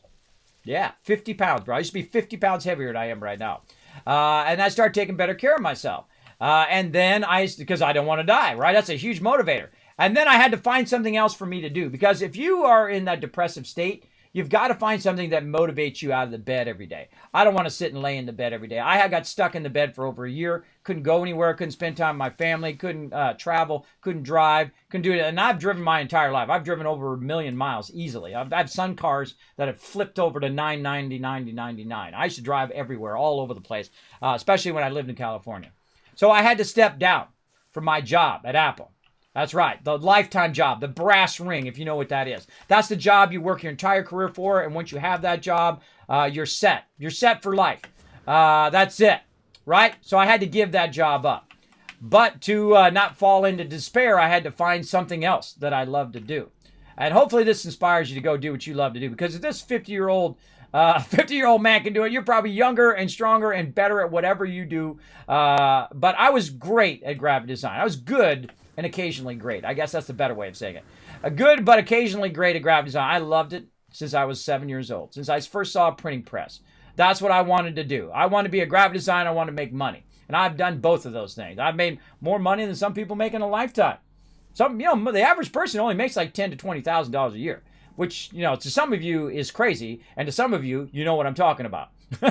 Some of you are like, yeah, Kismet, I know what that's like, bro. I know what that's like for sure. But I don't do this for money. I don't do this for clout or to, be the richest guy in the graveyard. I do this because it gets me out of the bed every day. I can create moments of joy, and I can inspire you guys to go do what you love to do every day. And I'm a straight shooter. I will tell it to you straight. If I don't like a game, you won't see me playing it. If I don't like something, I will tell it to you straight. Always, always, always. Because you know what? I'm 50 years old. I answer to no one. I have sleep apnea. So that means when I go to sleep every single night, I may not wake up tomorrow. Not trying to get your sympathy, not trying to bum you out, but that's my reality of my day-to-day reality. And so if you got a better reality than that, I say embrace it. I say go for it, bro. Because there's a lot of people out there who are worse than me, who are stuck in the bed, who have like cancer and terrible things like that, they have to deal with every single day. I mean, even little kids with cancer and with tough diseases and things like that, they have to deal with every day. And they get up every day and they do their thing, right? That's where I draw inspiration. Hopefully I can inspire you guys, and then you guys inspire me right back, and then I inspire you guys and create that circle of inspiration, right? For each other. That's what I want to do. That's what I'm going to do the rest of my life, is inspire other people to do what they love to do. And I can do that very easily by doing what I love to do, which is play games and talk to all of you. Now, I'm just running around grabbing a bunch of nav data, and when I'm doing this kind of stuff, a bunch of stuff here. Look at this. Woo, mama. Come to Papa. Oh, drop pod coordinates. And we just made 100 grand right there. That's 100 grand we don't have to spend. This one don't want to come to me. Some of these are feisty. Sometimes you got to go first person. You can go first person and third person. There we go. And we're going to get a ton of nav data. Now, when I'm just running around, just collecting stuff, I will talk about real life. Try to inspire you guys to go out there and do what you love to do. Had a tough few years, but I'm smiling. COVID was not helping out. Had not helped out, but found fun in streaming. I normally work in cinema. Well, there you go, Gaming Kate. There you go. You found something that inspires you every day. You got to have that something, whether it's something that is about making money or not. I find if it's not about making money, and I've never worked in my life or had a job other than when I first started working, that was just purely about money. I actually used to be a stock boy way back in the day when I was like 17, 18. I was a stock boy at a computer area, in a computer store, right? So I would take the stuff from the truck and I would stock it in there and they would sell the computers and all the stuff. And that was one of the greatest jobs ever. Why? Nearly zero responsibility other than to make sure I take the stuff off the truck and put it there. I got to sit in with all the techs who knew everything there was to know about the computers in those days, how to solder, the old school solder where you take the pins off, put a new pin on, you solder it back in and fix computers that way. I learned all about hard drives and learned about how to repair computers and how computers work and the electronics of it all. Because when I wasn't stocking stuff, I would just stand around. I would just stand around and go into the tech area and learn all sorts of stuff. I learned all about how people sell computers and how people use them and all of that. So I surrounded myself in that technology world. And I learned all about networking and learning all that stuff. See, that's the byproduct of having that job, is that I learned a lot of stuff. So every job you go to, even if it's a sucky job, even if you're a dishwasher or whatever it is that you don't really love to do. Now, some people love dishwashing. Hey, if that's your jam, hey, more power to you, bro. But I never bring people down for being a certain thing, right? I'm going to go ahead and also do a battle here too while we're talking. Boom, battle time. Let's do this. Holy mackerel. Look how many peeps we got. Wow, we had 360 units the other day. That was amazing. We're at 111 on our second battle. That's a great start. Let's do it. I used to be a manager in the handling industry for 12 years and then built a Build-A-Bear. Oh, 5 years as a manager and now in cinema. Oh, man, my kids love Build-A-Bear. I've been to Build-A-Bear so many times. I actually had their birthday party there one year at Build-A-Bear. They love the Build-A-Bear, I tell you. 26 years is rare these days. Me, 23 years. You know, it's funny. I said that to some people. One person who was working on my wife's car, they've been married 44 years. And this other lady, when I took my wife's car in to get an alignment in another place and get a spare tire. And those people have been together 42 years. So I love to know that. And the funny thing is, the other guy had said that his parents said it would never last. And he said, we stay together despite my parents. His parents have already passed away. He's much older, obviously. If he's been together with his wife 40 years, he must be at least, 60, 70 years old. Yeah. So very much longer than me, right? And I think that's pretty awesome. I think that's amazing.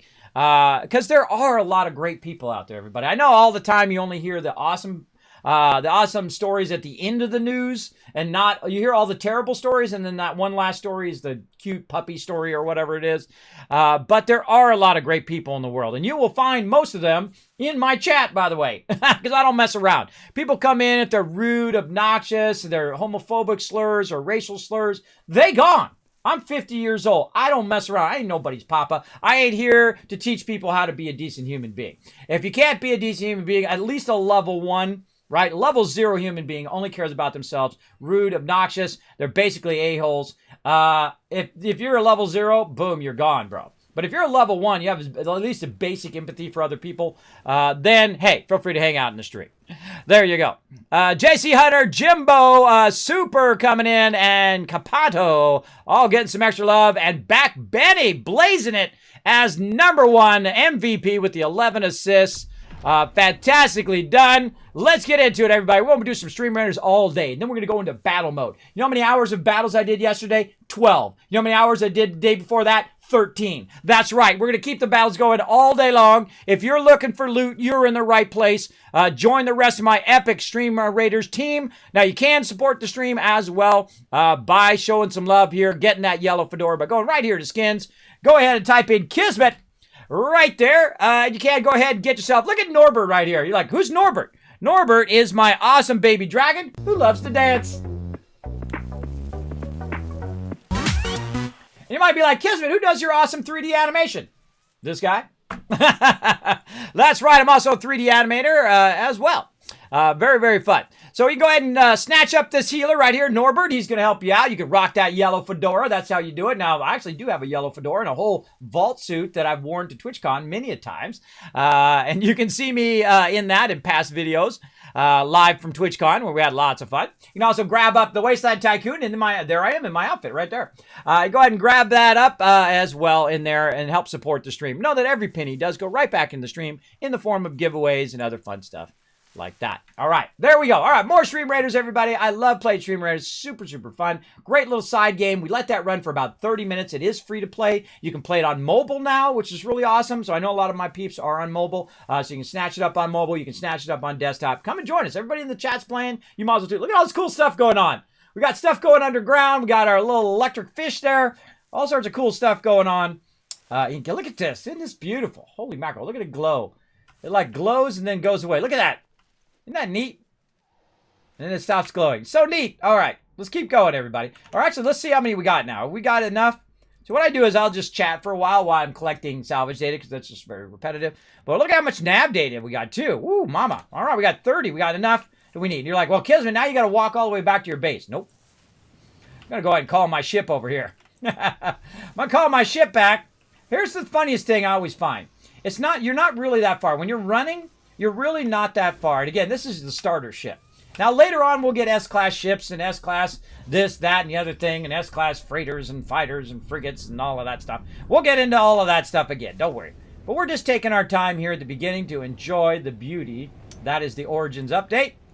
I highly recommend, especially if you own No Man's Sky. If you own No Man's Sky, you already paid for it. You bought it. If you bought it, especially at the very beginning of the game, you paid for it. You should get all of the benefit of your purchase. I highly recommend it because guess what? All these updates are free.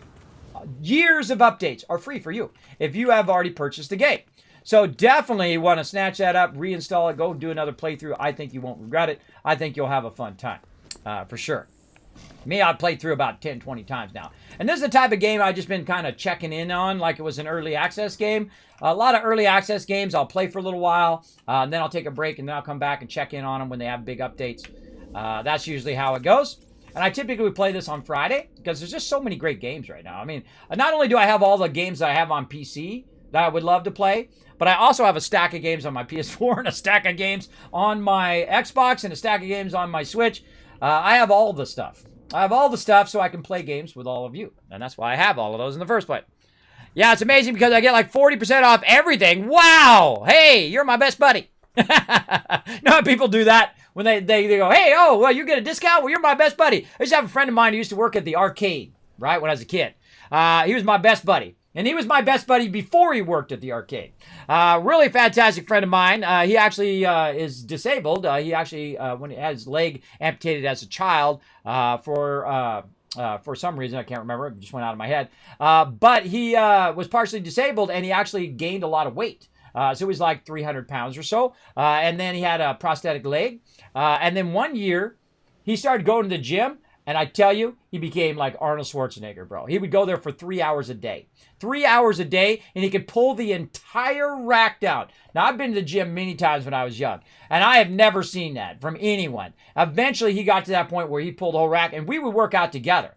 And I'd be doing we would do drop sets. So you start at like 60, right? So you're doing 60, and then you do 10 of 50, and 40, and 30, and so on. And he would do like, boom, he'd be doing 120. He'd be doing 150, right? He'd be doing that. Now, the funniest thing about working out like that when you're doing drop sets, and when you're young, you think about these things. When you're older, you don't think about them as much. But you're sitting there, right? Before you have a girlfriend, before you have that permanent someone, right? Or that, before you're married, you're sitting there working out. And you do your 50s, and you do your 40s, and you do your 30s, and then you're getting down to your 20s, and you're struggling, and that's when that cute girl walks by and goes, whoa, he's struggling on 20? And then you're like, dang it, she didn't see me when I was doing the 80s. What the heck, right? That's the standard how it works in the gym, everybody. That's how it works. Pretty funny. Vault 111, you know it. I actually have some Vault 111 sweatpants over there. I actually do. Let's see. Yeah. I used to work for the UK version of GameStop for many years. I loved it. Yeah, there you go. There you go. See, I actually met some great peeps at GameStop. Not because when you go into a GameStop, you pretty much know everybody in there is a gamer. That's what's so great about going into a GameStop. Now, I don't approve of some of their policies of how they mistreat their employees. I'm not going to get too deep into that. At least the things that I've heard. Now, I don't know if they're true. Allegedly, those are some things. But all the people that I've met at GameStop are pretty nice. I got my Xbox and my PS4 from GameStop. I did, the local one right over here. Guy was super awesome in there. I thought he was a super nice guy. A bunch of peeps in there. Every time I go in there, they're like, oh, Kismet, how you doing? I said, hey, what's up? And then we're like, hey, what have you seen the latest game? Yeah, da-da-da-da-da. You see, the great thing is someone who's 50 years old can relate to somebody who's in their 20s and 30s, right? Because we have something in common. And I've known people who are 70, 80 years old who are playing games who are way better at games than I'm ever going to be. I've got some ladies in my stream who come in and in my guild that will be on the legendary items, the best items in the game, be super rich. I've already conquered that game. I'm on level 10. Some the most amazing tanks, some of the most amazing DPS and healers that you'll ever find, and amazing people you'll ever find as well in games of all ages who are way better than I could ever plan to be at their particular thing that they love to do. So that's a great thing about games is it does equal that playing field. It does open up that commonality between everybody of everywhere, of everyone. And that's what I love about games, is that no matter where you are, where you come from, what you look like, male, female, doesn't matter. It's all about the games. It's all about having that connection in common. And that's the kind of stuff that I love. I like to share that wonder, that excitement, that kind of stuff in life, because all the other stuff is just people being negative, people trying to bring you down. Forget that stuff. You be the awesome you. You're supposed to be exactly who you are. All right, that's who you're supposed to be. Always try to improve, though. Always try to do good stuff. That's what I try to do. Hey, speaking of awesome people in the chat, Jessamy hanging out in the chat. What's up, Jessamy? Great to see you. Hope you're having a good morning. Let's show some love to Jessamy in the chat. Pandora, there you go. Pandora like the thing, or Pandora like the planet? What was it? What's the Pandora? What was that movie that had Pandora in it?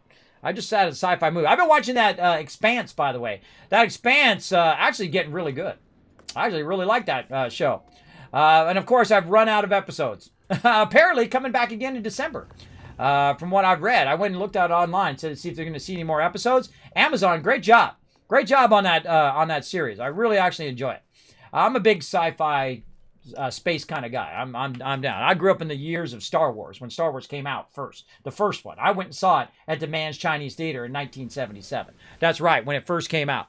It was the very first time, and one of the very few times I've ever seen adults. See, I'm a kid. I'm 7 years old, right? There with my dad. The only time I've ever seen adults stand up out of their seats and cheer in a movie theater. It was amazing. It was like electric to be there. Look, gives me goosebumps. Look, got him right there. See him? Yeah. Gives me goosebumps every time I even think about it. It's amazing. It was an amazing moment. There you go. Still remember to this day. And then people get out of thing and they go right back in the line. And then they come right out, get right back in line, and they watch again. I could only watch it once because my parents are like, let's go. But such is the way it goes. But I've seen it many times, and I've shown it to my kids as well. The real Star Wars, which are the first three. I just ignore all the rest of them. I see they're coming out with Obi-Wan, which is what I feel like the first prequels should have been about Obi-Wan and not about Darth Vader. I think it should have been about Obi-Wan, and then he interacts with Darth Vader and interacts with that, and you can see that progress. But it should have been about Obi-Wan, because Obi-Wan is the one. He's my, other than Luke, he's my favorite character, Obi-Wan. So, there you go. And you're like, oh, you like Luke, Kismet? Yeah, because Luke's the everyone. I was that kid. I was that blonde kid as a child, thinking, hey, I could do anything, right? That's the cool thing about Star Wars, is that it gives you that. Just any random person in the world who you might think you're a nobody could become whatever you wanted to be. Not a somebody, but whoever you're supposed to be, right? Because you don't need to be a somebody. You already are. You, by default in life, you already are somebody. You're already you, right? You don't need to be rich and famous and all of that stuff. Believe me, it's a trap. It's a trap they try to put you in. Look at all the miserable rich and famous people. Look at the way they live their lives. They're always getting divorced. They're always having all sorts of problems, whether it's alcoholism or drugs and all of that stuff. Because all of that stuff does not fill you up inside. You know what it does? Moments of joy, right? Create those little moments of joy in your life. It'll fill you up and keep you going as well. How's it going, kids? Qui-Gon, the movie franchise, please. Oh, yeah, I'd like to know some Qui-Gon backstory. That'd be awesome. But yeah, I'm definitely watching that, Ben Kenobi. Also, Ewan McGregor is incredibly fantastic actor as well. I felt he carried some of those prequels. He carried those prequels for sure. For sure. But yeah, we're also getting some love in The Mandalorian. If you guys haven't been watching that, a little bit of, I'm not going to spoil it for you. A little bit of fan service in that first episode. Feel free to check it out. Be watching closely in there. If you don't watch closely, you might miss something. I plan to watch it again. I actually was going to watch it with my kids who want to watch Mandalorian with me now because of Baby Yoda. They love the Baby Yoda. Actually, one of my daughters actually made a Baby Yoda as their pumpkin this year. Pretty cool. We haven't had them do two pumpkins, by the way. They do one to the other. I actually posted it on my Discord if you want to check it out. Boom, there's all my social media right there in the chat. How's it going, kids? Good. Awesome, Game Fox Prime. Welcome. Bo coming in saying Avatar actually was a good movie. See, the thing about Avatar is just, for me anyway, it's not really a rewatchable movie. Like something like Star Wars, I watch it every 5 to 10 years. Avatar, no interest in watching it again. Maybe if it comes out with a new one, maybe. But not something I watch again. Something I'd watch over and over again, Marvel, right? Marvel has a huge rewatchability. I've probably watched Captain America, the First Avenger, about 6 times. Every time I see it come on, okay, put the remote down. That Hunt for Red October, that's put the one down. Shawshank Redemption, put the remote down. Right? Those are definitely it. Avatar versus Pocahontas. That sounds like an epic rap battle there, Super Ted. That would make a great epic rap battle. Avatar versus Pocahontas. There you go. I love epic rap battles over there as well. They do a great job on their stuff. They're the OGs, the OG YouTubers. Love what they do. Love what they do. I especially like the one Steve Jobs versus Bill Gates. That's probably my favorite of all the epic rap battles. Because he doesn't even, because he comes in and says, hi, I'm Bill Gates or whatever, and he talks about it. And Steve Jobs comes in and doesn't even introduce himself. Because you know that's how he would be. Because he doesn't need an introduction. He just comes in and goes, boom, and he's just like, let me drop some beats down in here. I just love, that's my favorite moment in there, is when he doesn't even bother to say who he is. He's just like, boom, here I am, blah, blah, blah, blah, blah, and he drops some beats on it. I'm not a rapper in any way at all. You don't want to hear any of that. You don't want to hear any of terrible Kismet raps. Avatar was fantastic effects, but a dreadful movie. I thought the movie was okay. I thought the premise was decent. It just didn't play out well. But the effects were pretty awesome. And the funny thing is that James Cameron said about Abyss, which is one of my favorite movies of all time. That's another Set Down the Remote movie. Abyss is an incredibly great movie. The acting in Abyss is really, really well done. I love all the actors, Ed Harris and all those peeps in there. But I love how that movie progresses. And then that's some of his very first effects before he did Titanic and all of that. And he's like, hey, had I known it was a big thing, I would have used it more. Because, he was pioneering those effects, all the water effects and all that stuff. Water is very difficult. Hair is very difficult. Those type of things, fabric and things like that were very difficult back in the day. How do I know? Because I'm a 3D animator. To animate, Norbert over here, to come in and look in the bit cup and have flowing hair and a cape on and all that stuff, that's a lot of work, bro. He likes the biddies. That's a lot of work, bro. That is a lot of time and effort. Now, here's the funny thing. Is the program I use to do that is the same program they use to do the movies. That's Maya that does that. And you're like, whoa, Kismet, you can afford Maya? I could back in the day before I got sick. I actually bought it right before I got sick, which sucks. Because I was going to work more on doing some 3D animations as well, just for me. And I spent $4,000. That was $4,000 for that program. So I'm going to get some use out of it. It's way overkill for streams, though. It's a bit overkill for streams. I highly recommend not buying no Maya for your stream. There's a lot of other great 3D programs out there, way cheaper if you want to do 3D animations and fun stuff like that. You can go to a bunch of colleges which teach that now. Didn't teach it back in my day. That was way before all that stuff even got going. But now it's a lot easier to do all of that stuff, though, because the technology pushed forward. Bad version of Pocahontas. It would have been worse, though. It could have had involved crystal skulls. Oh, no, Judas. No, not the crystal skulls.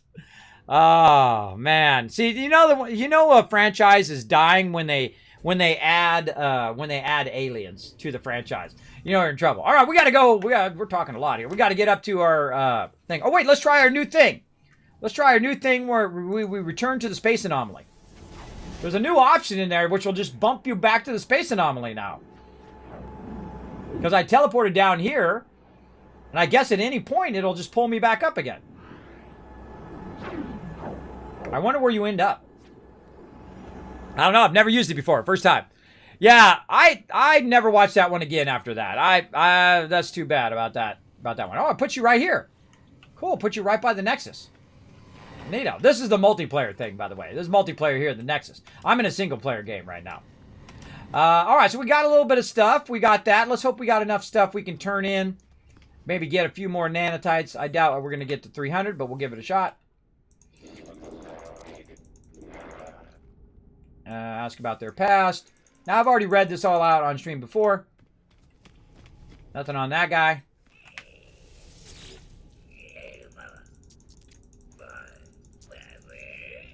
Milestone data.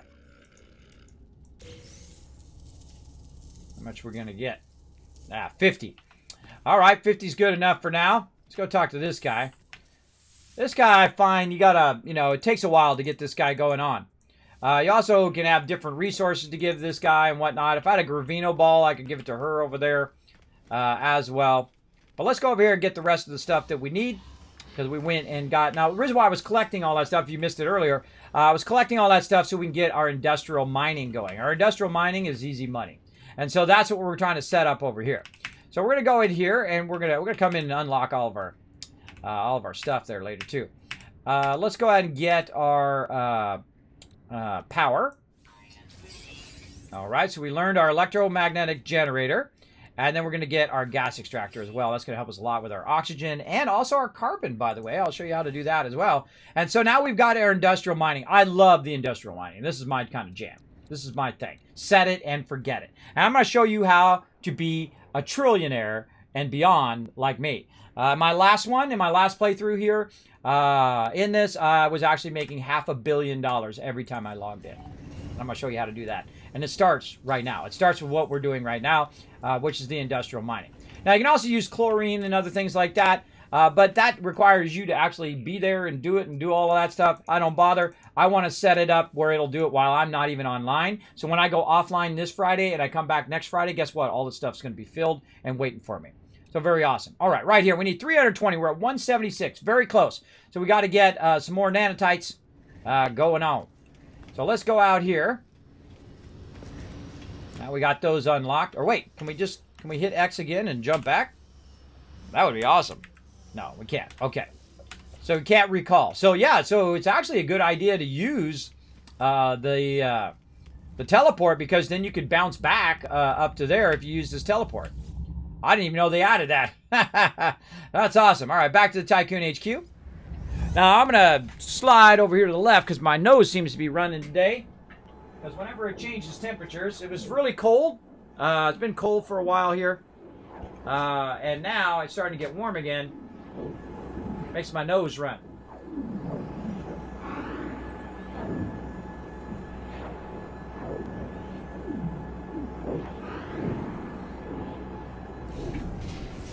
And now I'm back.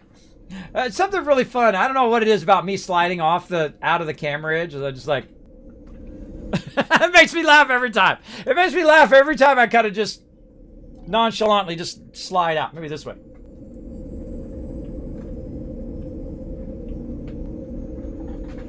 There's something really funny about that. I don't know. It just makes me laugh. And if you can make yourself laugh, maybe make some other people laugh too. There you go. There you go. Hunt for Red October actually had my boat, U.S. Houston, in it. What? You were on the Houston? Really? As the Dallas? Oh, really? I didn't know you were on the Houston. Awesome. I've actually been on a lot of ships, a lot of boats, as some people call them, but don't call them that to the Navy or they'll be real pissed at you. They're called ships. Don't call them boats. Boats are the small things. Big ones are called ships. How do I know? Because my wife's mom is an E9. That's right, Master Chief. Master Chief in the Navy, served for 30 years and retired. And then I got to go on a lot of ships, including the gigantic carriers and ships like that. Amazing when she retired. Very, very cool. Very, very amazed and thankful of our military service. Thank you so much, everybody who does serve in the military. My family, military family, Army and Navy. My wife's family, Navy, Army, Marines, and I have friends who are in Marines as well. Just every single service. When you're a military family, of course, your family is deployed while you're young. You are always thinking about their welfare and their things. So stay safe, everybody. Stay safe. Much love from me and my family as well. So there you go. Yeah, it took her to decommissioning in 2016. Really? Really? Wow. I had no idea she decommissioned, but at least she's, she's in the thing of history and in a really good movie. I love that Hunt for Red October. That's a really fantastic movie. That movie will go on forever, I think. Just like The Shawshank Redemption and other fantastic movies like that that are really, really well done. Okay, what do we got? It says install the thing, but I already got the thing installed. Okay, we need some magnetized ferrite and ion battery. Let's go ahead and start with our magnetized ferrite. Where's our... Now, we already got our medium refiner unlocked, so we don't have to keep using our carbon. So let's go ahead and start with our rusted metal. Our rusted metal, and a lot of you probably been throwing that away, rusted metal becomes ferrite dust. I don't get rid of it. I use it. It's 1 to 2. So 1 ferrite dust equals 1 rusted metal equals 2 ferrite dust. So I definitely want to use that. That's less ferrite dust that I have to collect. We'll let that fill up.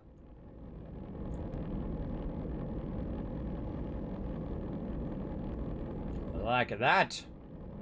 I forgot how much ferrite dust I actually needed. I forgot. And then we put ferrite dust in here, and that makes pure ferrite.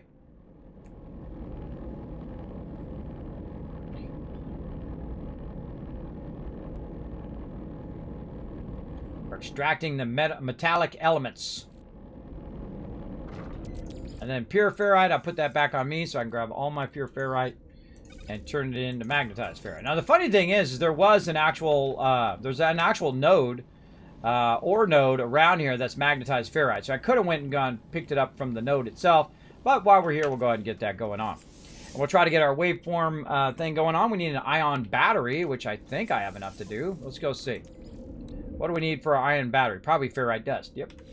Exactly it. So we need to go collect some more ferrite dust. Now, one of the fun things I like to do is to stand way up here and just blast up from up here. What's this? Pure ferrite. Ferrite dust. Because you don't have to be right up on the thing. You can actually shoot stuff from really far away.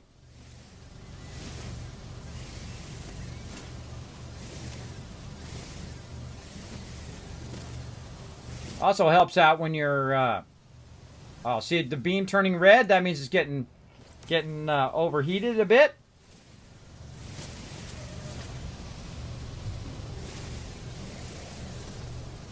Some of these little rocks. And overheat. Close enough. Alright. And so while that was converting into magnetized ferrite, I was out there getting some more ferrite dust. So we can use that as well. So 76. That's a funny. Every time I see the number 76 now, all I think is Fallout 76. Every single time. Oh, look at that. We have 98 of 100. That's messed up, bro. Ah, that's always how it goes. Always how it ends up. All right. Now, they added the ability to hit C like cat on the PC. And then also there's some key on the console as well. And you can go ahead and just cut it down. That's what C stands for, cut it down. Enough where you can make more. There we go. So we made 2 of those. Such a troll. Such a troll. All right, there we go. And then we need ion battery. So we go to our exosuit. Make one of those because we collected that. And then we're going to have our nice waveform recycler. Boom. Now we can scan more better. Notice that I put it right next to it. See the yellow that's around it, the yellow border? If you put it right next to it, it'll go there. By the way, you can move all these around now. If you haven't played the game in a while, you can actually move these all around, which is super cool. We'll see if it stops flashing now. It should stop flashing. Now we gotta wait for it to finish. There we go. Now it's finished. It's still flashing. Whatever, bro. Whatever, bro. Okay, no technology to install there. No. See, I look right here to see if there's any items that I can install. And I've installed all the ones that I can. Even the ones I don't like to install. I don't like to install the bolt caster and all of these things in here. I would prefer that be on another one so I have more room for all of my scanners and upgrades my mining beams and all of that stuff into this one. It's actually not a bad one to find early game, too. We just found this one at the very beginning of the game, which isn't bad. That's a good start. We need more nanotites, though. So first thing we should do is look and see if we've got any more platinum laying around. We got a geode there. Do we have any more platinum? I think we already converted our platinum last time. Don't see any more platinum there. We go collect some platinum, or we just run around and try to collect more nanotites by scanning. I've got to feel like the scanning would be the funner thing. So let's go out here to our ship, and let's go ahead and go up to the space station and see if we can go ahead and also get some quests that we can do, so we can do a whole bunch of things at the same time. I feel like doubling up on your quest or doubling up on what you're doing, multitasking, is one of my favorite things in any game, right? So you're doubling up, so you're doing a quest for the very thing that which you're scanning, and then you're getting double the money or triple the money or whatever. That's really fun. Though I don't do a whole bunch of them from different systems because I feel like that's a little bit of cheating, but that's just me. Much love, Kismet. Haven't caught you in a while. Hey, Disturb Sloth. Yeah, I've been out a few Fridays because of technical problems or IRL or whatever. But I typically do stream on Fridays. So feel free to come in and hang out. We will be playing a lot of No Man's Sky today. And then we're going to be playing some Outer Worlds coming up this afternoon. Around 1:30 or so. We're going to be playing some the DLC for it called Pearls of Gorgon. Very good. Love it so far. A lot of great dialogue, a lot of great RPG elements in it. Enjoying the DLC. For sure. There we go. So thanks for hanging out, everybody. Again, thanks everybody for coming in with that love. And thank you to Tommy and Super Ted coming in, dropping that Dragon Hammer, crushing that follow button, becoming part of the Teamwork Tycoons here in the Kismet channel. Appreciate you hanging out, having a good time. We love playing some No Man's Sky, because they have really done a great job on revamping this particular game. Now, we're going to go look for some quests while we're at it. We're going to do a whole bunch of things at the same time. We're going to quest. We're going to research some new places and all of that. Let's go do that. Let's multitask. So we're going to get up here. We're going to go check our... this guy's new here. It's a scrap dealer. I can sell him all your junk. This is where we got our thing from before. Is our merchant there. We've got our ship merchant there. Exocraft. Let's go ahead and see if this is respawn. Nope. And this is our technology exosuit guy. So nothing respawned on that side. Let's go this side. Again, we might have to check out our dollar bills. I'll show you how I make easy money, everybody. Other than mining. All right, we got to find our dude over here. This is the envoy. This is the cartographer. I always forget which one's which. And this is our mission guy. There he is. All right. Ah, look, we're getting some more words. We could actually understand a little bit of what he was saying.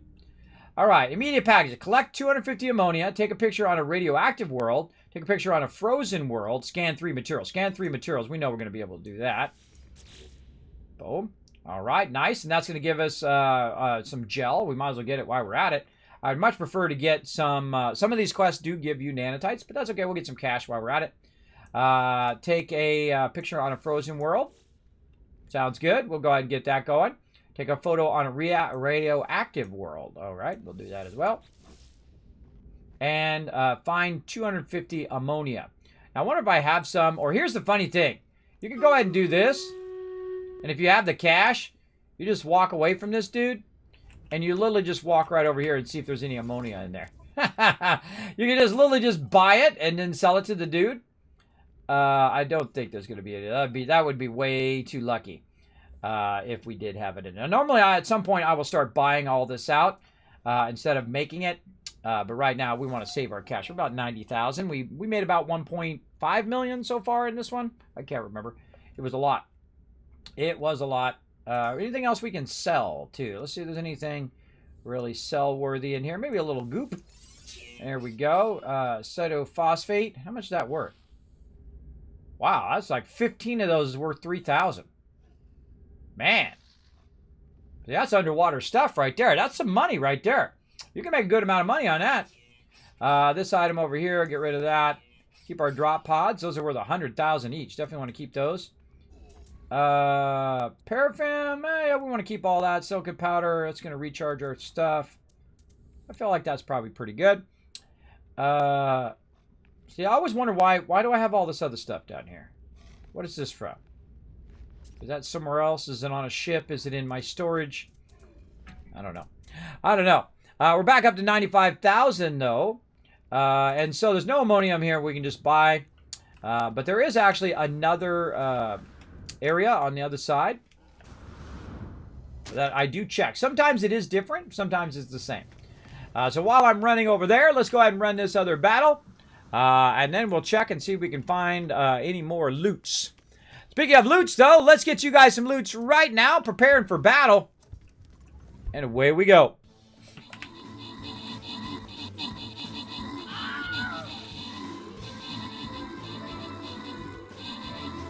Get it! Oh, these guys are toast. These guys are gonna get annihilated. Wow, we had 100 allies left. Nice job, everybody. Nice job. Let's go give you guys some love. Let's see. Hyper, Capetto, Super Ted coming in, Bright Bottle Gamer, all get some extra scroll love.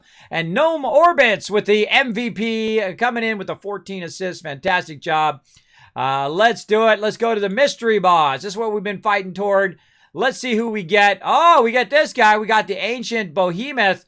Now, let's see. I'm going to pull out. No, wait, hold on. Hold on. Let's pull out the big guns. The Wasteland Tycoon himself. Now, we got to guard our dragons back here, so make sure to guard those dragons. I'm going to go ahead and put my character as far forward as possible because his job is to tank that boss. But let's go ahead and put down some defense down here. Let's go ahead and make sure we put down some defense around this dragon, and then let's push forward here in the center.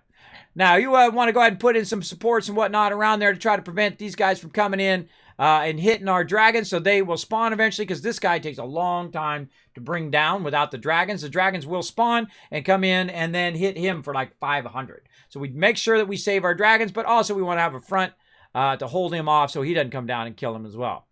So put down as many units as you can. You put down 1 unit every 5 minutes. You can follow the link in the chat. Find me, Kismet, as your battle commander or battle captain. And you can go ahead and have access to the battle board. Come and join us. You can find on mobile and on desktop now. Very, very fun game. Everybody in the chat's playing. You might as well come and join us. All right, so we went to the other one that's across the way here, and we see there's actually a Mino chamber in there. Some other stuff that we didn't see from that side. Actually, some chlorine and some salt. Sometimes I find there's a few items that are different than the other side.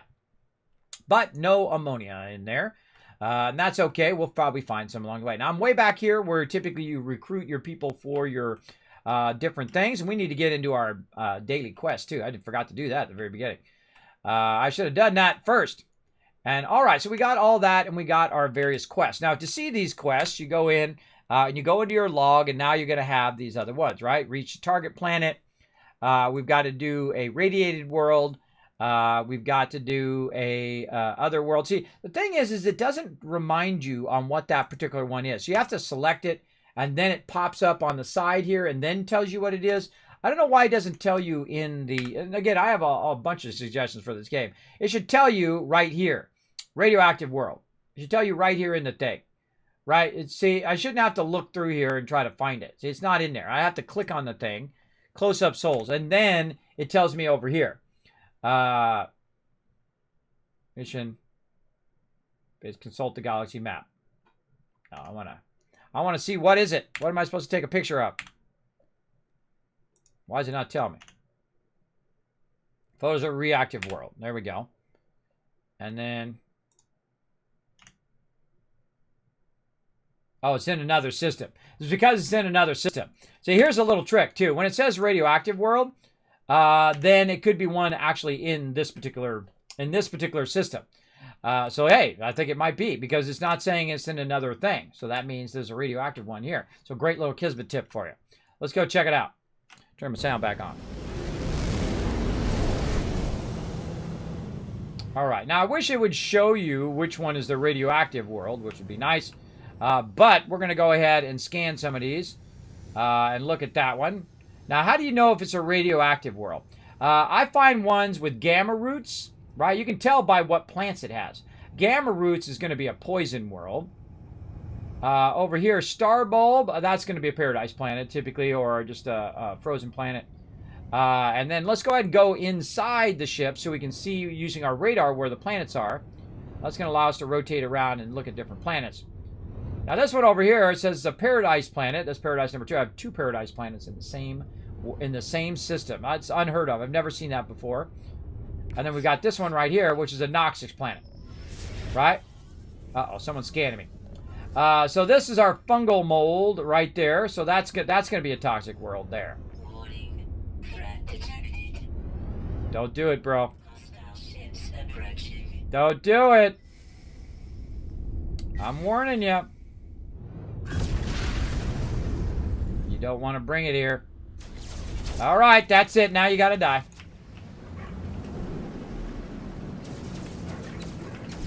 Get a little space battle in today.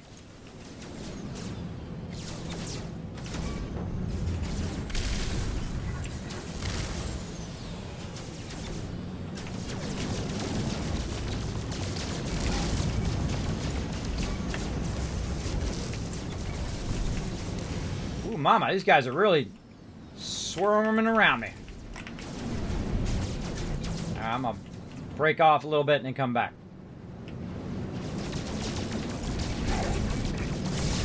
Oh, my baby ship here is pretty wimpy. But there we go, another one down. All right. And I got the local authorities helping me out. Do not shoot them, or they will start shooting you. Man, these guys are all over the place today. Get wrecked! Another one down. Now this would be great. Notice how I stopped firing when that guy went by? This would be great if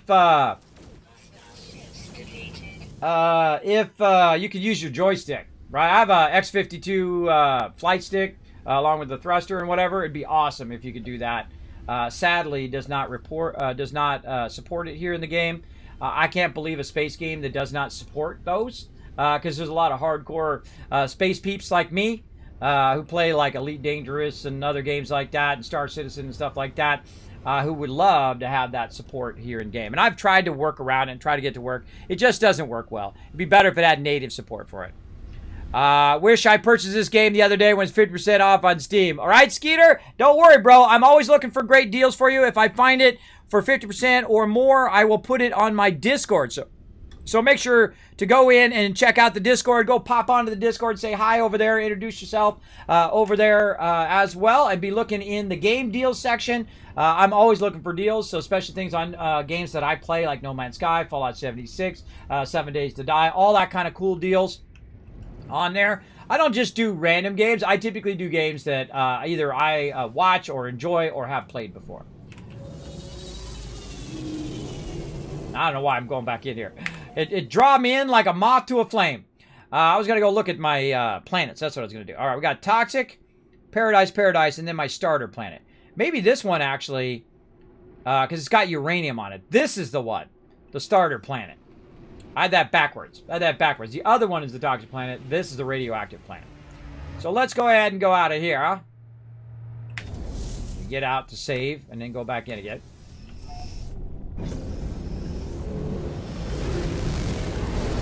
All right, now once we're out there, we can go ahead and go to this. By the way, you can click on this to view that one. This particular planet, you can see that it looks like kind of a greenish planet. That's my starter planet. I'm going to go into the first-person view, and I'm going to turn around, and I'm going to look for it. There it is, starter planet. And so I'm going to get away from the space station a little bit until I can pulse drive, and away we go. Now, I typically land on every single planet for the first, like, 20 systems. And then after that, I stop doing it. Because they're all going to start getting repetitive. Because you really have a lot of planets you can go. In fact, you can go to more planets and more systems of planets in this game than you can do in your real-life lifetime. If you spent the rest of your life going to every single planet in this game, you would not be able to go to them all. That's pretty awesome. I like to know that that's a thing. Target planet reached. There we go. So now let me know that I'm actually in the correct target planet. Oh, wait, there's a landing over here. Well, let's just use our free landing spot then. All right. Now, this is where we started. Hey, what the heck? Let's get some more discoveries going on. Maybe get some more nanotites. There we go. So now I need to go X to activate photo mode. And then take a picture of me being... Where'd I go? Dism appeared. Oh, well. Oh, look at with the light in the... Oh, let's get all creative, everybody. Oh, look at that. Look at that cool shot. Move sun. I can move the sun. I can change the height. I can do all of that. Let's see. Take shot. There we go. Got me some nanotites for taking a photo. And I got my quest done. Very nice. Navigational data received. Now, right here, I keep this rusted metal. That's ferrite dust. Got it. Oh, ion battery. One less ion battery I got to make. That's for your health. That's going to boost your health up. And then right here, that's your health. This is for resources. Nothing else. Now, I'm actually a big slacker when it comes to like Atlas passes and stuff like that. I rarely ever unlock those or use those, but we're going to go inside here and see what we can find. Where's my light? There we go. Turn my light on.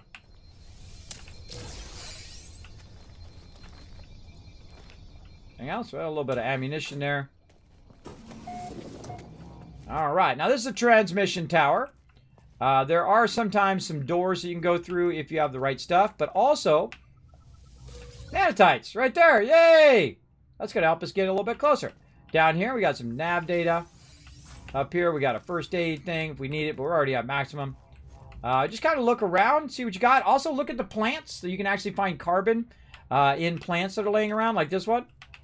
Sometimes you can't. But it'd be nice if it like highlighted the stuff you could actually click on. I could sit in the chair if I want to. I don't know how useful that is. But also, right over here, we've got a terminal. And so we're going to take a look at our Burkina transfer terminal. Long ago, it seems, an automated distress call went unanswered. If I can crack the encryption pattern, I could potentially extract the coordinates. All right, 1, 2, 6, 24, and 120. Now, I feel like this is the easiest puzzle in the entire game. This is an easy math puzzle, right? So, what times 1 is 2, right? 2 times 1 is 2. 2 times 2 is actually 4. So, wait a minute, there's something going on there. There's something going on there with that repetition, right? So, what's 2 times 6 is 3. So, basically, the pattern starts with 2 times 1 is 2. Then 3 times 2 is 6. 6 times 4 is 24. 24 times 5 is 120. 120 times 6 is our answer. Hey, Siri, what's 120 times 6? 120 times 6 is 720. See, it's called a pattern. You're looking for a math pattern there, right? So that's how these patterns work mathematically. So it should be 720. There you go. Now you know a bit on how to solve that problem. And so he's saying, hey, there's a distress signal here. And it just helps you find stuff here in the game. And it sends us off that way somewhere. Now I could lock into the distress signal off that way. Oh, or actually it's this way.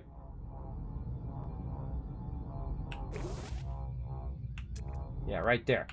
And we can lock into it by holding down E. We're holding down F first, F like Frank, and then hold down E like Edward. And it marks that as my distress beacon that I want to check out. Now, it's going to take me 12 hours to get over there. So what I'm going to do is just go ahead and let the stream run for the next 12 hours as we try to go over there. I'm going to go AFK. No, I'm just kidding. I'm just kidding. It doesn't take that long. We'll get over there. We'll grab it here in just a sec. Let's grab all the extra loot we can find. There's some over here. Now, see, I'm never in a hurry, so I always like to enjoy collecting all this little stuff and doing all this stuff in the beginning. I've done this 100 times easy. Maybe even 1,000. There's some nanotites there. I like to take my time. More nanotites in here, or units. There we go. Units there. Now, remember, we only need 320 nanotites. And then we can go ahead and unlock an unlimited amount of cash. We learned a word there. More nanotites there. That's another 40. And if we look at our inventory, 330. Perfect. We got just as much as we need. But we'll go ahead and also unlock all of this stuff as well. I highly recommend, we don't need to call our ship. I highly recommend, especially in the beginning, to unlock these. Because these right here are going to give you discoveries as well. So go ahead and unlock all of those, get that going. And let's go ahead and see where this thing is leading us to. Let's go. Now, you can do this all through the hub. You can unlock all of your stuff. Or you can do it by finding locations like this, which is the old school way of doing it, is going in here and finding locations that lead you to other things where you make discoveries and find different patterns and stuff like that. I like to, since I've already played through the game that way, I like to go to the hub and get my industrial mining going and get all that going. So every time I log in, I'm going a little bit further and a little bit further each time. So let's go ahead. Now, it's going to take 35 minutes for me to fly there this way. But watch this as I cut down it to just a few seconds by going in the upper atmosphere. Like this. Then I aim toward the thing I want to go to. It's going to take me 2 days.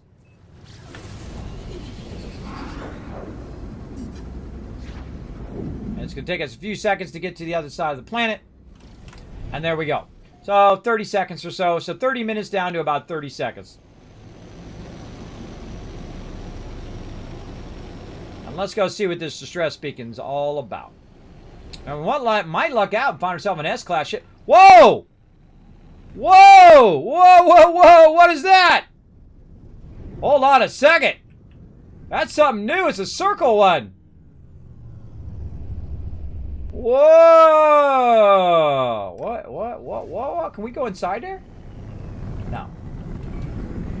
I had to try, everybody. I had to try. Alright, we just found ourselves another base. That's going to be another one of my bases right there. I can tell you that right now. Alright, distress beacon, we'll come back to you. See, this is this game. It can easily distract you from what you're doing. But hold on. Hey! I'm landing here. We gotta fix that. They gotta fix that. I can't get out of my ship. There we go. Sometimes they land right on top of your ship. Now, we already took over one of these towers, but look how cool this one is with the round part at the top. I kind of feel like it's all going to be the same down here. Yeah, this is all the same. Alright, I'll just see if there's anything different than what one we already have. This one's on a different planet, though. I'm not sure if I have a... yeah, see, weather, radioactive damp. I should have seen that by looking at the actual thing. Do I have a... Well, we can upload our stuff, too. Do I have a base on this planet? If I don't, I should probably create one right now. You know what? That's what I'm going to do. Let's go ahead and create one right now. We're going to put our base computer inside here. Why? Because when we're inside here, we're protected against the elements. See my little line go back up? Yeah. So you can actually put your base computer inside this and claim it as yours.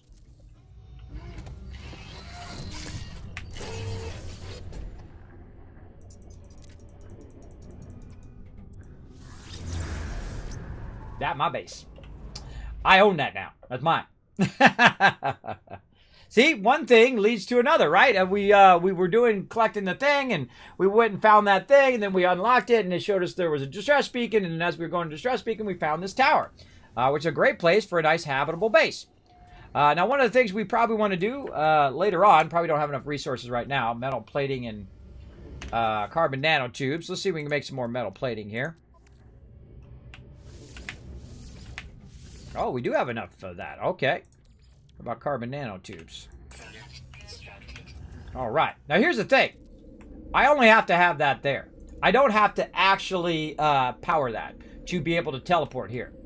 But we do need to have it have enough stuff so that we can go ahead and upload the base into it. So we're going to call this... come on. Come on. There we go. Radioactive World Starter. Boom. So that's the planet it's on, Starter, and this is radioactive. Actually, I could just take out, obviously, we can, it's redundant to put the word world there. Rad base. That's even better. Starter. And it tells me what planet it's on. All right. Rad base starter. Now we need to make a big enough base where it recognizes it as an actual base. So we're going to go ahead and build a little bit of something here. I found there's like a new requirement where it has to be like twice as much as it was before. But let's go down here at the bottom. And I'll show you a cool little trick that we did. So we put it right here. And then we just build our way up. And hope we don't run into the thing. Yeah, it looks good. And then we just take these back out again. Hold down Control. But basically what we're doing is we're just using using that edge to build a base close by where our thing is. Now, it doesn't actually have to be close. You can put it away. You can put it all the way on the ground level if you want. But I like to build mine up to that level just to have it there. And then build up on this top part like this.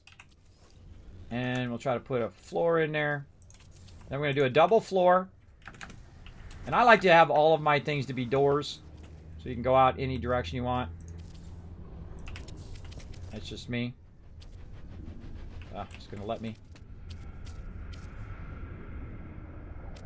Come on, you. There we go. Got to aim toward the middle, but sometimes the middle doesn't work. There we go. And then we're going to try to put a roof on it. Now, if you're having trouble, you can also use your fly camera. Hit C like cat. And go ahead and use your fly camera to try to finish it off. There we go.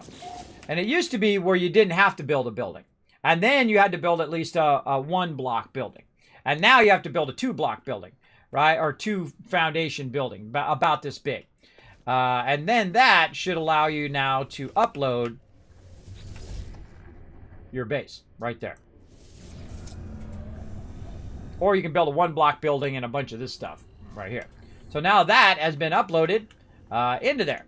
So very nice. Okay, we got that done. We got our picture taken.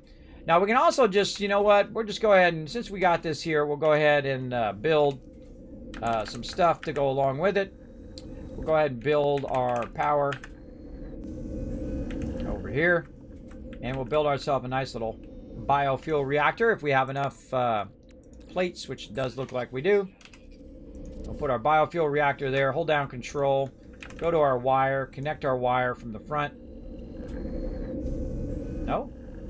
Does not want to let us do it. All right. Oh, no, it did it. All right. Now we do that. Put a little bit of carbon in there. I hit C like cat to cut that way down. I'd say to about 3 to 5. Get that going, and then, oh, no, it's not working. Nope. See, that's why you don't waste all that. No, it's not quite connected. I got to take that line out because it basically acts like it's not connected to it. Let's try it again. Let's connect it from this direction to there. There we go. Okay, now let's try it again. My bad. I was trying to connect it from the front, not from the other side, which is the side at which it needs to be connected from. All right, again, we'll get down to 5. Yeah, there we go. Now, if you get it, you hit it real fast. Even if it goes off, you're still fine. See? You're still fine. Now I go back. Let's go to my dollar bills over here and see make a few dollar bills. And then we're going to bounce back up to our hub. Get it going. How far in the game are you? Like 8 hours. I just started. Just started last time. Just started again, to be specific. I played through the game, I don't know, 10, 20 times. I start over all the time.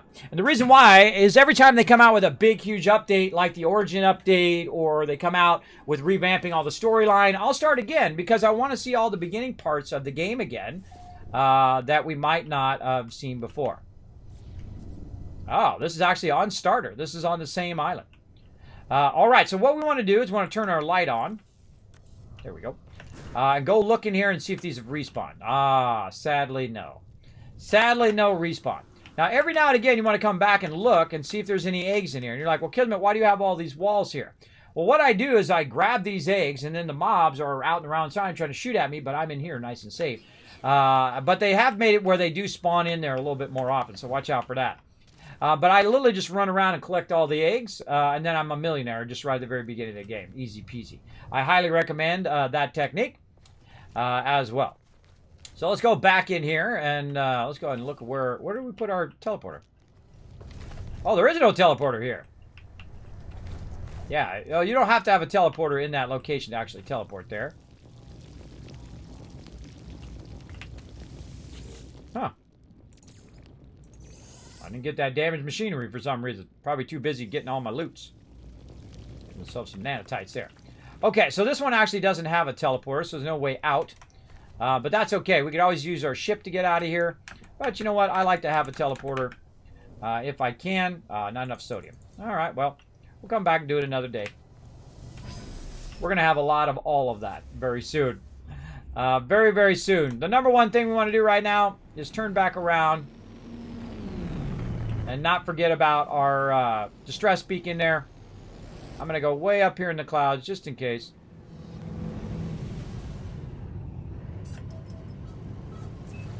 Boom. Zap her way back over. You thought I forgot, didn't you? I did a little bit. I did forget a little bit. But we'll go ahead and run back over here and check this out. I'm very easily distracted in just about every game. I'm like, ooh, shiny. Shiny thing. Oh. I'm very easily distracted. Did you just create a portal to all your bases? Well, your bases, when you create a base, you don't have to have a portal there to teleport to it. You only have to have a portal in the place that you are.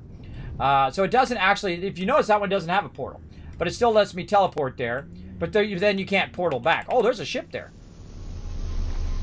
There's a ship here, everybody. We're going to make some money on our ship instead. Let's go see what we got. Let's first go check this. And you can click the mouse, search for signs of life, send out a warning signal. Search for signs of life. I discovered a ship technology blueprint. The creature that caused this carnage is thankfully long gone. Ah, our economy scanner. Yeah, all right. So that's pretty nice. Uh-oh, sentinel activity nearby. He's behind me. He's behind me. All right, now we're going to go look around here. We're going to go and look inside the foe of, the foe of O. That's what I'm going to call it, the foe of O, Otachi. Okay, so this is a ship that we just found. We can compare it to the current ship that we have. This ship is worth $4 million. $4 million right there. Now, that won't seem like a lot later on when I'm making billions of dollars, but it seems a lot now when I only have a little starter ship. I'm going to keep this starter ship, by the way. We're going to keep it, and we're going to upgrade it to maximum later on, but we will obviously upgrade to other ships. Now, this is a pretty nice ship here, but this is a shuttle and not a fighter. I prefer to use fighters now. I normally would get cargo ones. I love space trucking, where you get you buy it cheap and you sell it high, right? You buy it low, sell it high. I much prefer doing that kind of stuff. But I find myself getting in more space battles than anything else. So I typically go with the fighter now. Now, this particular ship, again, is worth $4 million. Now, we could go in and repair this ship if we wanted to and use this as our primary ship. Now, I can go ahead and claim this ship and add it to my collection. So that's what I'm going to do. Now, this is actually my ship now. So I own that. But the problem is we've got to get some of this stuff to repair it, to take it up to the space station and take it apart. Now, there is a way to bypass that, by the way. You can make a base, make a portal, make that your ship, teleport up to the station, and it will come up to the station with you, and you don't have to repair it. But that feels a little cheap for me, so we're not going to do that. We're going to go in and we're going to repair our pulse engines and whatnot so we can get it up there. Now, our thruster actually works. It's just our pulse engine does not. And if we try to take off, it won't let us take off. So let's go ahead and see if we can at least get our pulse engine back up and running. So we need some plates. Let's go ahead and see if we got enough plates. Nope, not enough ferrite dust for plates. And I don't think I've learned how to make hermetic seals yet. Definitely need to learn how to make... Oh, no, I did. I did learn how to do that. All right, awesome. Awesome. That's one less thing. All right, so that's fixed. Now all we need is a plate. Now, we also can start scanning around here because that's going to give us some more discovery points and allow us to get more nanotites later on as we go in and discover all this stuff. I'm not sure if I scanned a lot of this. Does look like I did. Oh, there's something I didn't scan. Right there. There's also an animal I didn't scan because it's red. See, the little circle there is red. He looks like he's potentially hostile. You can actually find out. His behavior, watchful. He's watchful, but he's not aggressive. Can't scan the sentinel. Anything else we can scan over here?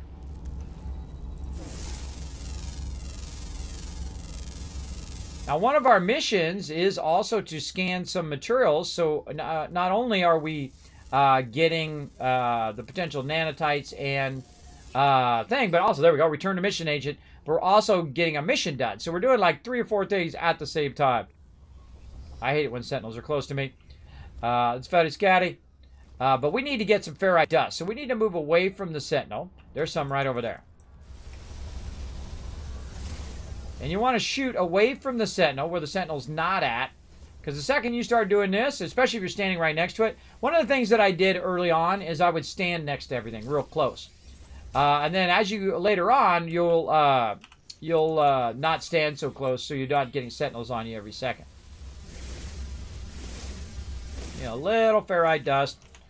All right, can we make a plate now? Yes, we can. And then we'll go in here and we'll go ahead and tell it to do the plate. And we really lucked out on our launch thruster there. Lucked out on that. We didn't have to fix that. Okay, so let's go ahead and try and see if we can take off. Ah, the other thing is our shields. our shields. We got to have our deflector shield up. All right. Let's go ahead and put some sodium in there, and then we need some chromatic metal. Now let's go ahead and see if we can take off. Yep. $4 million this ship is worth, everybody. Now up into the top part here. Now we're going to have a little bit of a problem if we're not close to our space station. You know why? There's no hyperdrive. There's no hyperdrive in this ship. So if you're like, okay, where's my space station? I'm trying to find it. Oh, it's over here where the mission thing is. It's right there. So my space station is right there. Now, if I wanted to fly to that space station, it's literally going to take me like an hour or two to get there. So we need our hyperdrive as well. We've got some chromatic metal, but we don't have any microprocessors. So we say, okay, we definitely don't want to spend an hour doing that. Before we get too far away, let's go ahead and look at where our base is. Now, remember, I just added this base, and the reason why I added this base is because of this reason right here, as it allows me to find my way back to that base so I can hopefully find some microprocessors. We're going to do that battle here in just a second. So let's go ahead and fly back down again. Now, remember, I have both ships. Both ships are owned by me now.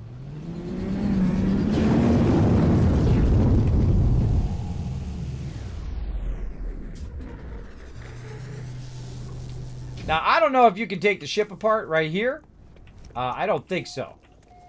I don't think there's a take your ship apart thing here. These are all materials and stuff. All right, let's go talk to this guy and first see if he's got any microprocessors. Hopefully we have enough cash to buy the microprocessors. Oh, he's got some. He's got 2. All right, that's fine. We'll go ahead and buy those 2. 38,000 in the drain. Now, let's hope the trader over here, the Galactic Trade Network, has some. Aha, there's one there. I think that was actually cheaper right there. Or maybe it was more expensive. I don't know. But now, hey, don't land on my ship. Look, it's the exact same ship landing on my ship. That needs to be fixed. That needs to be fixed. They'll fix it eventually. All right, go into hyperdrive. Click this. Now we've got our hyperdrive. There we go. All right, hyperdrive back up and running. We got to charge it up. We don't have any warp cells. Let's make some warp cells.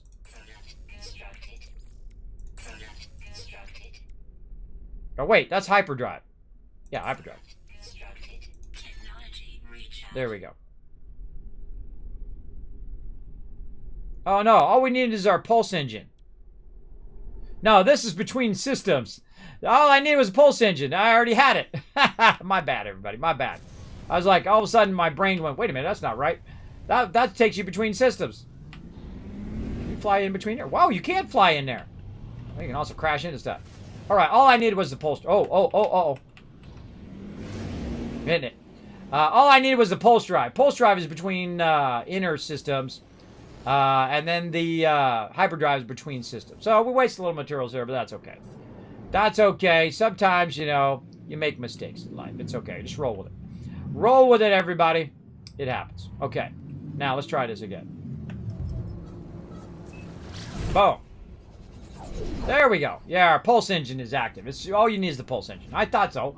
I was like, wait a minute. I didn't have to repair that before.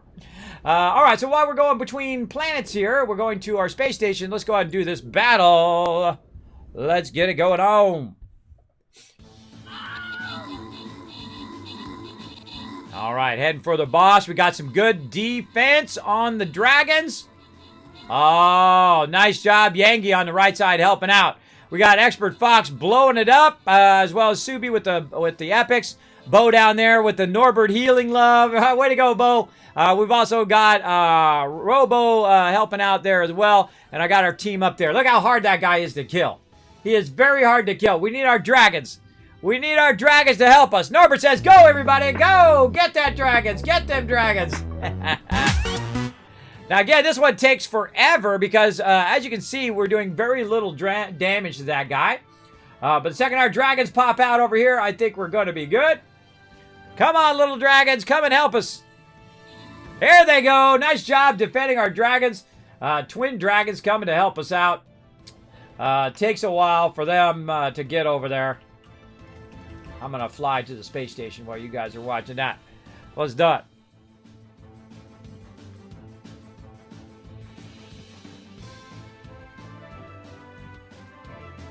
That's 151 people wailing on that boss, and still we can't kill it. But we got our dragons. He's taking a good amount of damage, though. Now watch how much damage the dragons do. Boom. Bam. 480, 450, and he's gone. Later, sucker. All right, fantastic job, everybody. We crushed that one. Bo, Subi, Jimbo, and Bright Bottle Gamer get some extra love. Sometimes, by the way, did you see that some people get like 30 or 50 of these sometimes when we do some of our other ones, our loyalty ones? You get a ton of scrolls in those. Sim Sonnet coming in overall MVP with 11 kills. Nice job. Let's keep on going. Let's go ahead and get our gold. Wow, we're in tier 35 already. Look at that.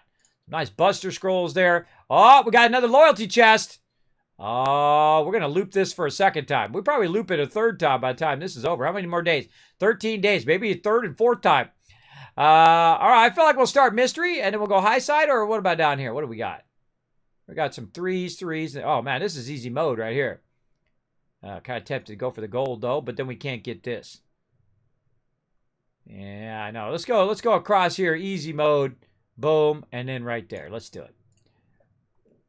Let's get you guys tons of wins today. All right, pulling out the Centurion. Lend you guys a hand. Let's go ahead and join in, everybody. Follow that link in the chat. Find me, your Captain Kismet. It is free to play. All right, we made it up to the station. And now what we're going to do is this really awesome thing that they added to the game. I feel like it's on the left side. They added to the game. It's not on the left side. It's always on the opposite side, whatever side I go to, everybody. Ooh, look at this. What do we got? Ooh, that's a B-28. If you hold down F, by the way, you can take a look at what the other ships are without having to actually go talk to the peeps. That's not bad, actually. That's not bad of a fighter right there. 9.4 million units is what we need. But we're working toward our billions of units, toward our easy cash right now. Little by little. Now, this is easy cash as well. Missions are easy cash. Getting yourself a ship like this is easy cash. Now, before I actually scrap this or upgrade it or whatever I want to do to it, let's go ahead and make sure there's nothing on the ship that I want to keep, right? Because you can't actually disassemble some of the stuff if you want to. Like, I can go back in and say, you know what? I want to disassemble some of this by holding down the middle mouse button and do that. But some of this you actually can't disassemble. Some of this other stuff you can. Photon cannon. I can repair that. Rocket. Can I dismantle that? Yes. Boom. And see, now I get some resources back of anything that's still good. Though it does lower the value overall of that particular item, of the value of the ship. But if you want to grab some loot back, if you can find something you can disassemble, then you're good. Okay, so we're looking good there. Let's go ahead and get all the resources off of there, or anything we had on there, and then we can go down here. Now, this is a new thing they added a couple updates ago, where you can upgrade the ship. You can find some upgrades for your ship, as well as you can also scrap the ship, which is worth about 4 million. But if I scrap it, it's worth about 1.2 million. So I'm about to get 1.2 million worth of loot. So let's go ahead and scrap it for 1.2 million. It says, warning, everything will be destroyed. Make sure you confirm. Thank you for that confirm, just in case. Oh, confirm. Oh, inventory full. That's going to happen. My inventory over here is full. So let's go ahead and see what we got over here. Can we move some cargo over? Some drop pods over here.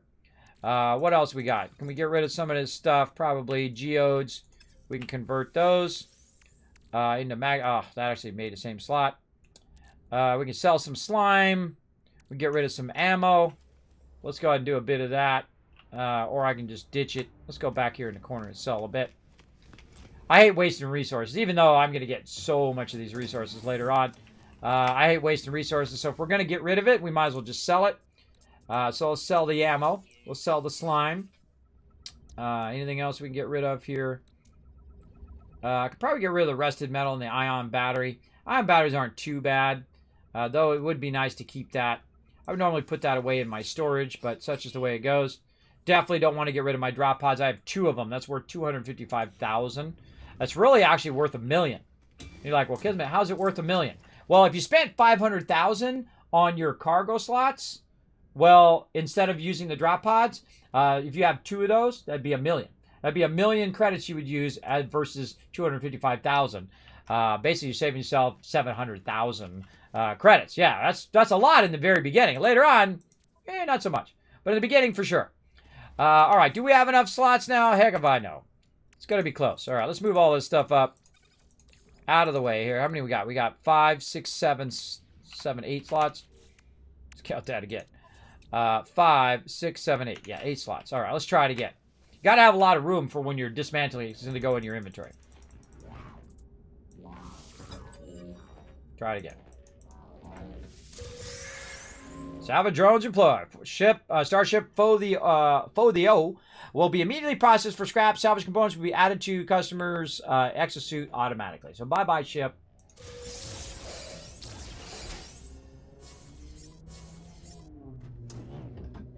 All right, now it's back to my other ship. It automatically switches you back to your other ship if you only have one other ship.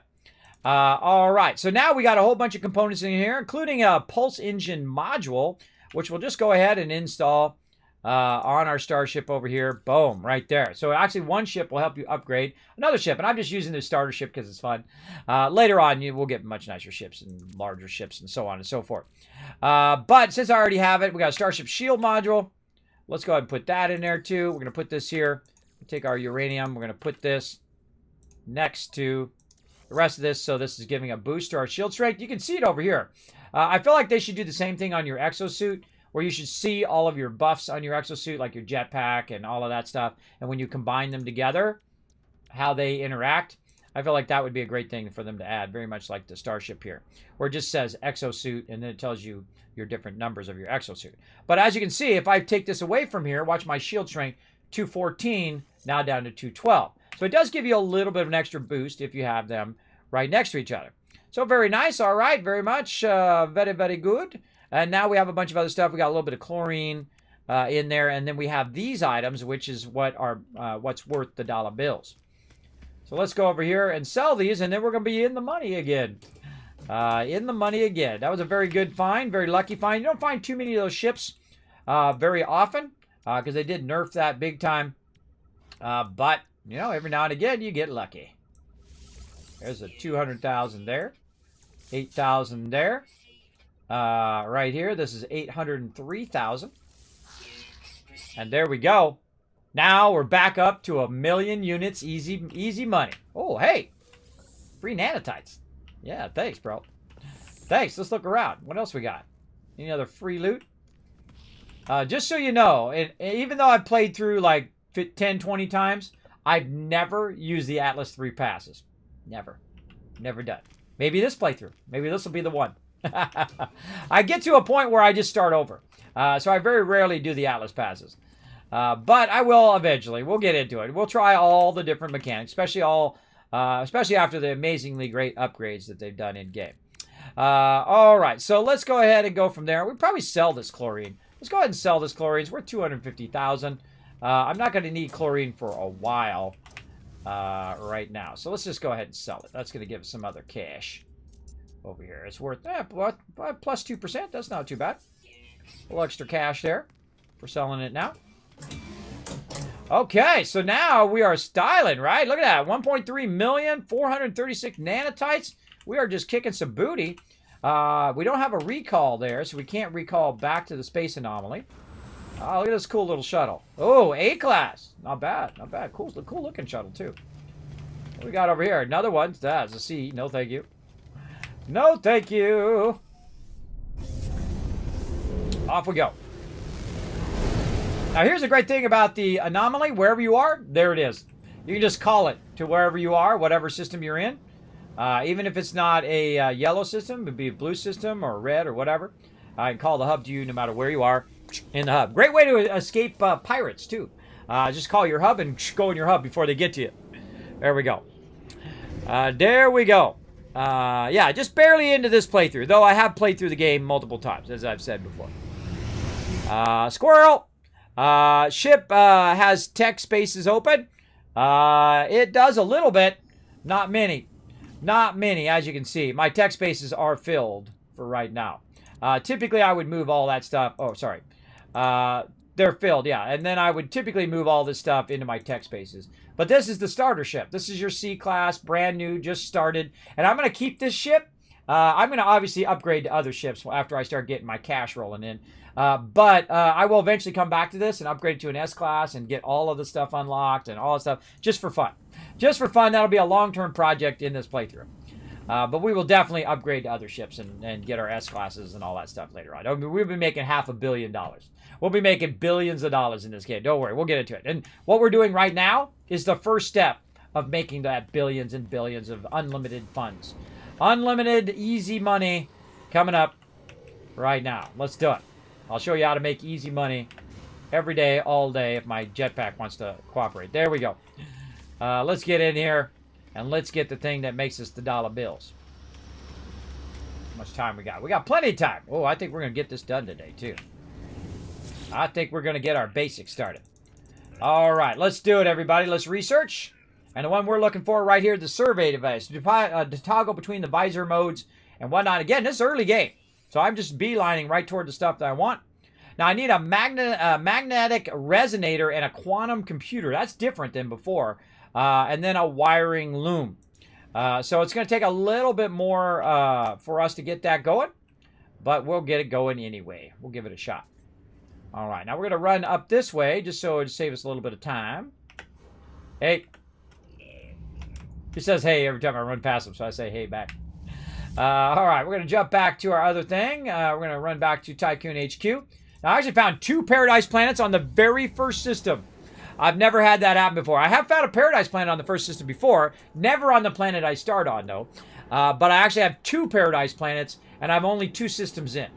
And this is the very first system I went into. Incredibly lucky. Probably astronomically lucky to find a Paradise Planet with no weather and low Sentinel activity at the very beginning of the game. And sometimes I have like the most amazing playthroughs, and this is one of them. Check it out. No weather, no ill effects, just standing here, chilling out. Easy, right? That's a great planet to start on. It'd be nice if I had tons of carbon and tons of oxygen coming from trees, but beggars can't be choosers, right? You can't, I don't want to waste my luck too much. Okay, so let's see. We're in the trade center. We got our stuff. We are coming back to get our surveys going. We need to add to our multi-tool our item right here, which is our survey device. And so wiring looms are fairly easy. We just need some money for that. Well, luckily, we just made some money. So we made some money so we can go ahead and grab some of these components. So first thing we're going to do is check the trade terminal. We could have checked it up on the thing, too. But we need a wiring loom. Now, I usually find that I don't find too many wiring looms in the trade here. I usually find them on your kind of base trader, which is this guy right here. All right, this is the same guy that you find in those little smaller settlements as well, where you're trying to find some components. There's a wiring loom right there for 50 grand. All right, well, worth it. He's got a solar mill and a meter chamber and a quantum computer. We need that. That's 5,000. And a magnet resonator. Easy mode, everybody. Easy mode. Kismet just crushing it today. Just crushing it. Destroying it. Too easy. All right, quantum computer. Oh, wait, we need 2 more of these. Not crushing that. Oh, we need another one of those. Oh, ha, ha. Too soon. Too soon with that celebration. Let's go. All right, we got to get some more of those. We got to get 2 more. Now, luckily, we got tons of cash. And I did see there was a good amount of these in here. So let's just, you know what? Let's just buy all the rest of those out. Quantum computer, we don't need another one of those. We definitely need more wiring looms, though. I love how they changed all the icons and made those look better, too. Very cool. Very cool. All right, we're so close, everybody. So close. Looks like a wiring loom is the thing that's holding us off. So we need 1 more wiring loom. So what do we do? What do we do? How can we find one? There's not one there. There's not one in the trade thing. Well, we got to go look around. We got to go to other places. Now, conveniently, this is my primary base, so I do have a teleporter over here. So we go ahead and check out our various different space stations. Now, I didn't look for a wiring loom up on space station number 1, Tycoon Space Station number 1. Tycoon System Space Station number 1, if I want to really be specific. So I name all of my systems Tycoon System number 1, number 2, number 3. So if you ever go into a system and it's called Tycoon S or Tycoon System 1, 2, 3, 4, 5, you know I've been there. For sure. So we're going to teleport back up to the thing because we don't have enough wiring looms.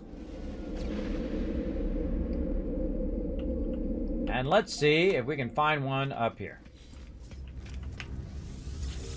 Survey says, oh, lucked out, but wow, look at that price, everybody. Look at that price, 71,000. All right, we'll take it. We'll take it. We'll spend the dollar bills. It's going to be worth it. I'll make way more money back from that purchase than any other purchase that I make in the entire game. I mean, on the tunes, all at the tunes of billions, trillions of dollars. Big time. All right, we got a survey device, and we got all that. Hey, man, take it easy. Peace out. I'm out of here. I'm out of here. Now it's time to go make some dollar bills, everybody. Make some dollar bills. So first thing we need to do is we need to go in and look at our planets that we have so far. Now, I've been to 2 systems in this playthrough. System number 1 has a toxic planet. It has copper, ammonia, cobalt. Those will all be good. We'll come back maybe for that. Copper, silver, paraffin. That's good. We got our Paradise planet, which has copper, paraffin, and magnetized ferrite. Magnetized ferrite definitely could use that in the long run. We've got gamma root, copper, uranium, sodium, but not really what I'm looking for. I'm really looking for ferrite dust, which actually comes from rusted metal. So let's go ahead and look at our second system here. What do we got over here? We got phosphorus, cobalt. We definitely need a bunch of that. That's a pretty nice one. Ammonia. There's that ammonia that we need right there on that planet. Now, there's some planets over here we haven't explored yet. So I say we get out, we do some exploring. Let's go. So let's go ahead and pop to that world. And we go to Tycoon Station number 2.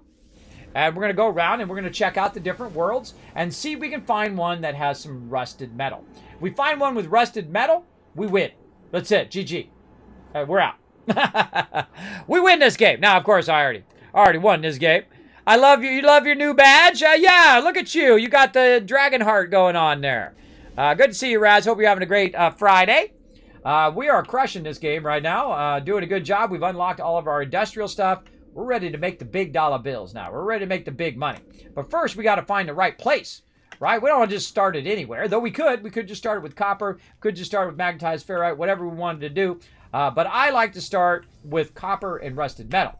Now, usually when I find rusted metal, it's usually by the copper. And so we can do them both on the same planet. It makes it a lot easier when you're doing what you're doing. Now, this one I've already been to. As you can see, that one back there is an unknown planet. Let's go ahead and scan that one. Though I'm going to go to it anyway. So that's copper, paraffin, magnetized ferrite. Let's go ahead and go. So we use our radar here. We're going to rotate to the right, try to find this hidden planet back here. We're going to scan that one. Gamma root, copper, uranium. Uranium's good on that one. How many planets are on this thing? There's 3. So yeah, there's one more that we don't see. Let's turn around. See if we can find that one more planet. All right, that's not that one. That one's already been explored. This one over here. Let's go scan that one. Now, I don't know why it doesn't just automatically go in your thing if you do it. But none of these are the planets that we need. So what I'm going to do is I'm just going to go to each planet, land on each planet, and say, oh, I need to go to another one.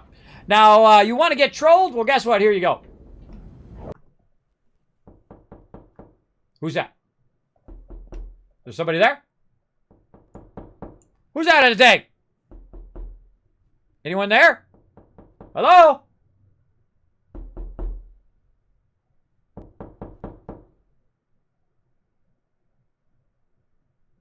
Apparently nobody there. That's brought to you by Raz. Wanted to troll you guys into chat by doing some knocking. You're welcome. There you go. I actually got done by that early in my streaming career. Someone sent me a little thing of a little cat, 2 little cats and a heart, and I said, oh, that's super cute. So I clicked on it, and it started doing that. And I didn't know it was from that. I thought someone was knocking on my windows on my second, because I'm up on the level. There's just nothing but windows around me on the second level. I go down a hall to go out to the downstairs. Whoa! Ouch! Hold on, ran out of fuel. How convenient that the things I ran into are the things that actually give me some fuel. our pulse engine back in there again. Yikes. All right, now where'd the planet go? Which planet was I going to? I don't think it was that one. What? That's a paradise planet. That's our third paradise planet. Okay. I feel like we were going to this one. Yeah. That one's unmapped. There's another paradise planet. That's 2 systems with 3 paradise planets. That's pretty crazy. So yeah, Bo wants some Norbert love. Here you go, Norbert dancing just for you, Bo. There we go, having some fun in the stream today. Thanks everybody for being here. I'm having an awesome time. I hope you are as well. Consider hitting that follow button, showing the stream some love, dropping that Amazon Prime on the stream. If you learned something, if you laughed, you cried, if I brought up a little bit in your day, made you smile a little bit along the way, my silly antics here in the chat, feel free to come in and hang out anytime you like. I appreciate each and every one of you. Again, if you are new to my stream, my name is Kismet. I love playing space games. I dig it big time. And No Man's Sky has come back to be one of the greatest games around. So I highly recommend it. I think they did a phenomenal job of not just saying what they were going to do, but actually doing what they said they were going to do. And they did the smart thing. They stopped talking and started doing. I'm that type of person. I'm a doer, right? There's people in this world who are talkers, and there are people who are doers, right? That's who you want to be. You want to be the doer. The person who says, today is the day I get it going on. That's right. Not tomorrow, not a week from now, not a month from now. Today is the day, and now is the best time to get done whatever you need to get done. That's how I look at it, and that's how I get so much done in a day. I get a lot done. Oh, bait details recorded to catalog. There's somebody different out here. Oh, look at this guy. Ooh, checking out all the fauna and flora out here. Getting ourselves a little extra cash. Look at that. It's like a striped tiger dinosaur. It's a tiger dinosaur. Look at its face. Didn't mean to scare you, bro. Now, remember how we had to take a picture on a frozen planet? Guess where we're at? We're on a frozen planet. How do I know? Because you can say, whoa, big boy. Whoa, watch out for the ship, big boy. Like a giant dinosaur. Look at these, look at this hydrogen crystals over here. Hold on, I'm going to be grabbing some of those. If you don't mind, I'm just going to come over here and grab some of these crystals, bro. All right, very nice. So we go ahead and scan a bunch of this. I actually would suggest to keep some of this till later when you've upgraded your scanner so you get more cash, so it's more worth your time to do that. But we also have a mission in our log here to take a picture on this type of planet. Right here, reach a target planet. Oh, it's in another one. Oh, it's in another system. Oh, that's too bad. Too bad. Well, see, we tried to find it in this system. It's not in this system, so at least it lets us know what system it's in. Let's see. We got to find some ammonia. We got to make some of that later on. Now, I don't think this planet had ammonia on it. Now, you know, at any time you hit P like Paul and go in and look at all your discoveries and whatnot, and there's no ammonia on this planet. And that's it. So we've kind of scanned it. When you land on it, we'll remember in the future. It goes into your catalog. So you can remember what was on this particular planet. Now, it's got some decent stuff, which I may come back for.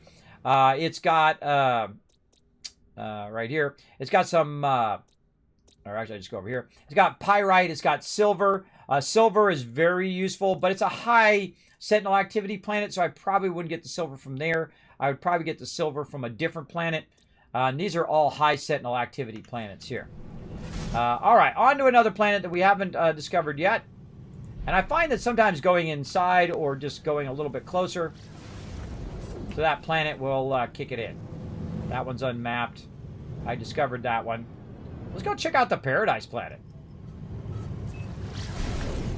Now, while you're in the middle of traveling, by the way, you can upgrade your thrusters. You can go in and add to your pulse engine, which I'm definitely going to need to collect more tritium, and so on. So you can actually do a lot of stuff while you're in the middle of transport. You can even add other things to your ship. I like to be in third person. I feel it's more cinematic when I'm traveling. And then when I'm in battle, I like to be in first person. That's just me. This going out to Ensifer. I'm wearing your things right now. Boom. Giuseppe. Right there. Tip of the hat. Going Ensifer. How you doing, man? Thanks for being here in the stream. Appreciate you coming in. Hello, happy Friday. Exactly. Happy Friday to you, Itzver. Thanks for coming in, hanging out in the stream as always. Appreciate everybody who comes in. Thank you so much for the follow. Also, Judas, thank you for coming in, dropping the Dragon Hammer along with Exo, Pupstairs, Silly the Wicked, and Super Ted, which I've already called out before, but it's my stream. I can call you out again. Thanks so much for dropping the Dragon Hammer, crushing that follow button, becoming part of the Teamwork Tycoons here at the Kismet channel. Welcome, everybody. I'm having a fantastic day, rocking my TwitchCon shirt today. I think, what year is that, 2019? 2019 TwitchCon. My buddies over at Stream Elements. Love all those guys over there. Now, again, if you do enjoy the stream, feel free to hit that follow button, just like Amos Snack just did. Thank you so much. Hopefully I said your name anywhere close to right. If I do butcher your name, feel free to let me know how to say it right in the chat. There's a good 20% chance that I will remember how to say it right next time. Now, if you are enjoying the stream, do me a huge favor. Go out there, retweet the stream to invite more peeps into the stream so we have even more fun together. You can also join the Teamwork Tycoons over on the Discord. I do have to have more activity on the Discord for some... Whoa, hold on. Hold on. We got somebody we can talk to here. Hold on. Oh, hold on. We got a trader or something. Cargo Manifest. What you got, bro? Oh, look what you got up in here. Ooh, selenium. We're going to need that later. We're going to need that later for sure. Same thing with Gamma Root and all that. But I don't really need any of that right now. No reason to waste my cash on it. Nice to meet you, bro. You got these little encounters while you're going from planet to planet. And you can meet peeps that way. Pulse engine. Uh-oh, we're out of pulse engine stuff. And my headphones just died out. They lasted a while. That was 3 hours. They lasted 3 hours on the dot. All right, let's get my other ones out. Let's charge that one up over there. All right.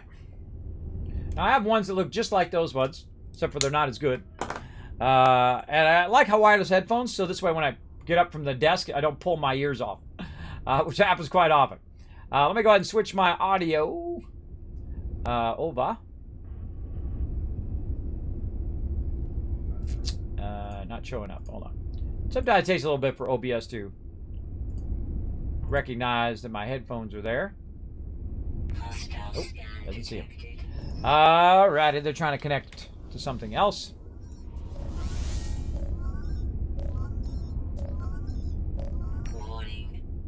There we go. There we go. All right. Hostile ships approaching. I'm in trouble. Ow. Shoot me. Now, you guys can hear it. I can't hear any of that. Now, here's the thing. If you're in trouble, run for these things right here. Now, I need some fuel anyway. So I run for these to grab a bunch of resources like tritium. You can find platinum, hyperclusters in here. Now, here's a fun one right here, too. Let them chase you and then fly through one of these. You can hide inside here, too. Use it. Oh, look, they flew through there. Ah, I'm impressed. I'm impressed, bro. Now, don't do no Shaggy Dog from Game of Thrones. You want to go lefty, righty, shoot through stuff, do a little spins, hold down the space bar, do what you got to do. Oh, inventory full, of course. Of course, inventory full. Meanwhile, while I'm trying to get my headphones to work, I'm just going to spin around. I'm not even looking at my screen anymore. I'm just running away at this point. Come on, headphones. Let's go. I got all day. There they are. All right. I'm not even looking. I'm looking at my settings. All right. What's this inventory full stuff? Let's take some of this stuff out of here. We're not going to get any uranium, so we'll get that out of there. We'll go ahead and do our gold nuggets. Let's take this, put that in our inventory. I hate wasting resources. All right, that's it. Now you're dead. Now you're dead. You came and you shot at Kismet. Now I'm going to wipe you out. You better run away. Oh, look, they ran away. They saw me turning around and they said, I'm out. See? Ah, a bunch of wimps. Now, if you're running low on... I keep overheating my thing. If you're running low on resources or fuel for your ship, there's usually these kind of meteor belts that you can go and shoot, and that gets you some tritium, and that'll allow you to go in and... that'll allow you to go in and use your pulse engine. You get your pulse engine nice and charged up. These big ones here are really nice because you can blast the heck out of these. Just watch out for your thing. Bunch of gold in there. That's good for making solar power later on. Might make solar power on this planet. I don't know. We'll see. All right. Now, early on, you're going to overheat a lot. You're going to have a lot of problem with that, with your tools being empty and all of that. But later on, once we get this going, you'll see that it won't be an issue. All right. I got to find out what planet I was trying to go to. I remember it was a paradise planet. That was easy. Oh, there we go. Maybe it's that really large planet that's right in front of me. Could be that one. All right, back on our path we go. They're lucky. Now, if you have been hanging around in the stream, would like to apply to be a mod and help me out here in the stream, you can also contact me on Discord. You can find me over there, Kismet, and just whisper me. I'd be happy to talk to you. I'm looking for a few more mods to lend a hand to kind of spread out that mod love here in the stream. So feel free to contact me. I'd be love to talk to you about it. If you're hanging out in the stream anyway, and you're like, am I hanging out anyway? I can watch for trolls. That's easy. That's easy to do. I have a pretty mellow mod set up as well. So you just kind of chill out in the stream, watch out for trolls, that kind of thing. And my chat is probably the easiest chat to mod of anybody's chat, because very rarely does anything really happen in my chat along those lines. I'm just looking around. I should be just landing, but I'm looking around. Look at this paradise planet. Wow.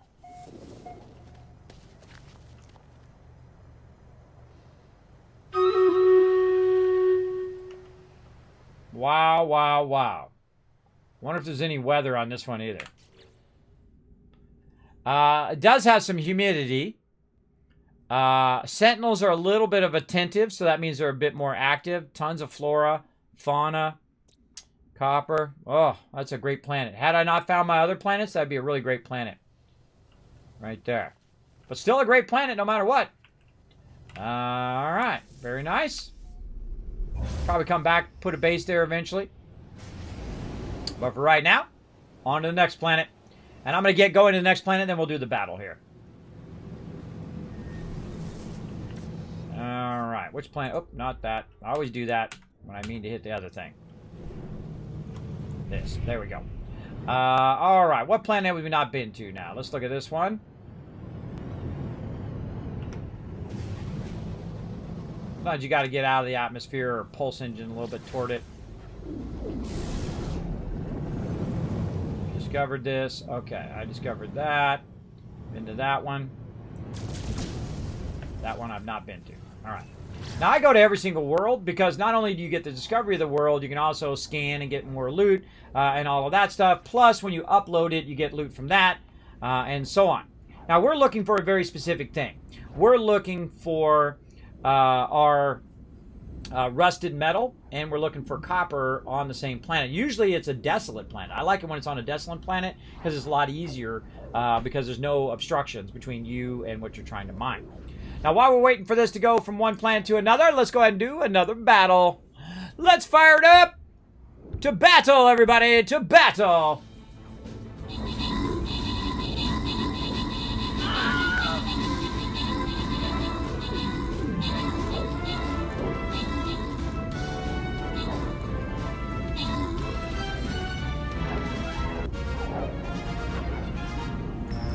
Alrighty, open the captain's chest, grant you guys some rewards. Subi, Radkeys, Judas all getting some love, as well as Bo coming in MVP with the 10 assists. Congrats on that. We're going for this blue chest right here. So we're going to go up, down, around, and spin ourselves around. We're going to go up, up, and then to that blue chest, get you guys a chance at those rare skins.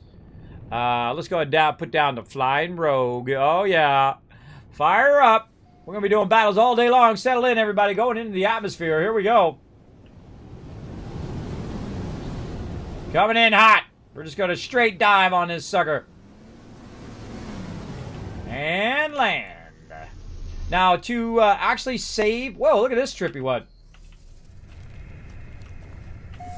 Neato. There's a whole bunch of new worlds, by the way. The whole universe has changed. It has more diversity now. And you're going to see a lot more lushness. Look at this. That is so awesome, man. So cool. Now, I have my settings on Ultra right now. Now, I'm on Ultra. Look at this cute little guy. What's up, cute little guy? Look like a cross between a bug and a turtle. But you're still cute. I won't judge. I love you no matter what. All right, so as you can see, they've really boosted the diversity of it. They've changed the way that a lot of the worlds are. It's a huge, huge update. Massive update to everything and all the planets in the universe, which is quintillions of them. Very crazy. All the systems and all the planets. So neato. All right, so this planet is not what we're looking for, but we did find a little bit of discoveries here. We found a little guy there, and we go ahead and upload all of our discoveries from there, and we've already uploaded all our discoveries there. So we found out those planets. We got one more planet, or did we do them all? We got them all. All right, so this is how you know if you got them all. You go in here and you look and see if they're all there. You got them all here. None of these are grayed out, but again, not what we're looking for. Let's go ahead and get up in here, and let's go try another system.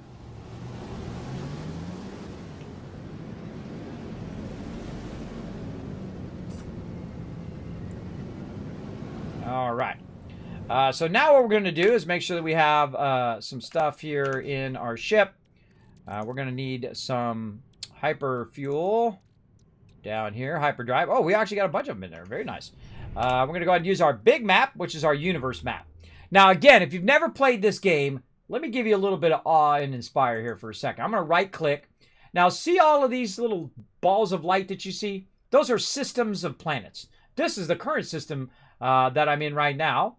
And if I go ahead and click on it, you can see all the planets that are around that particular system, right? But if I right click, I can zoom out. And you can see we got a whole bunch of systems we can go to. You're like, wow, Kismet, that's a lot of systems you could explore. Every ball of light that you see is a system that you can explore with planets. Every single one. More than you can explore in your real life lifetime. That many planets. That's why I highly recommend this game. Is that you can explore the universe for the rest of your days, which is really awesome in any game to have that kind of thing. And of course, they're always improving it and making it better. But just to think about how long it would take you to just do the ones that I'm showing right here.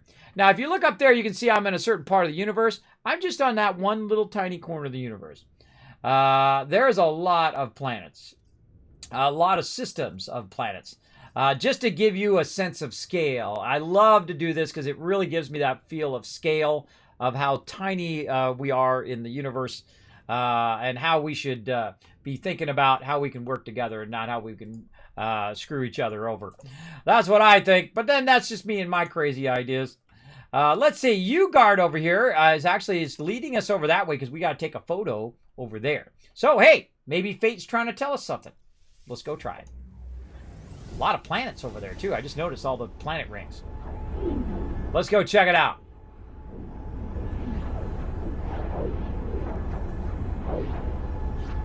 So I let fate guide me sometimes. Like if there's a planet over here that I'm supposed to take a picture on, let's go do it.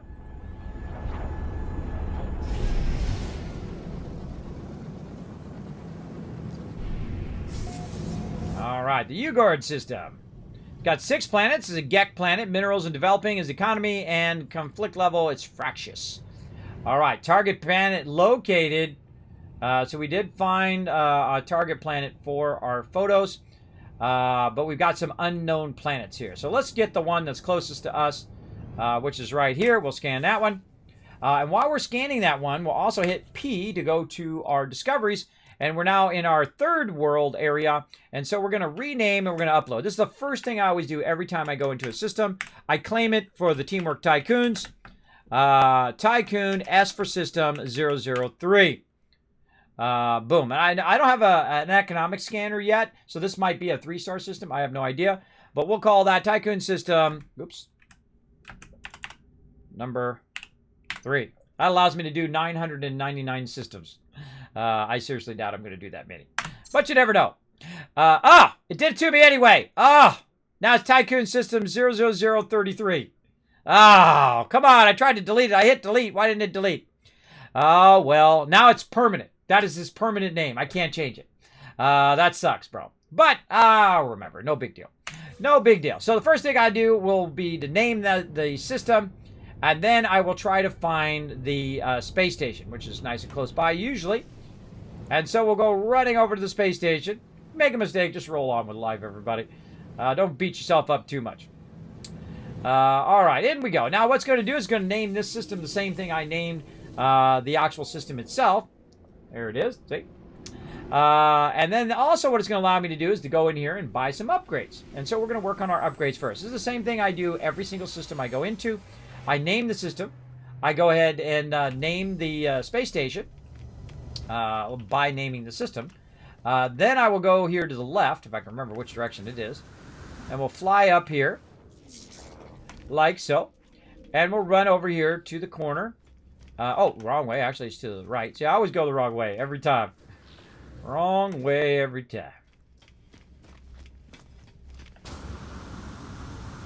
And back up here we go. There we go. All right, let's look at our multi-tool while we're here. Isn't it good? Eh. Meh. And then right here we got our upgrade. All right, let's do our upgrade. And so where do we want to do our upgrade? We got 10 grand there. Our technology is about 10 grand, so it's about the same. Or our cargo, which is 500,000 loots. That's half our units right now. I could do it, but what a waste. That's a waste of your thing. Now here's the thing. I could actually get slots back by upgrading my technology slots of my inventory slots back by upgrading my technology slots. And how is that? I always go technology first, by the way, if I can, because I go ahead and purchase that. Now that upgrades my technology slot. Now I have an empty, oh, not my starship. Now I have an empty technology slot. Now what I can do is take something that I have in my inventory right now and switch it into my technology slot. Now the problem is I really need 2 technology slots right now. So what I'm going to do is wait for a second here, and we're going to get another one in just a second. Let's go. Let's go get our other one. I simply go in here. Ooh, what do we got here? Ooh, A31 hauler. That's not bad. Not bad. Definitely could have used one of those. The classes of ships, by the way, are C, B, A, and then S is the highest one, and then above S actually is exotics. So there we go. So now our anomaly we can call to us at any point in every system, and I suggest to do it in every new system you go to, is to run over to your anomaly. So now we got the system named, we've got the space station named, we've got our upgrade from the space station, and now we're going to get our upgrade from our hub. You get an upgrade from every single system you go into on both the space station and in the hub. Yay! I like it when it lands me nice and close.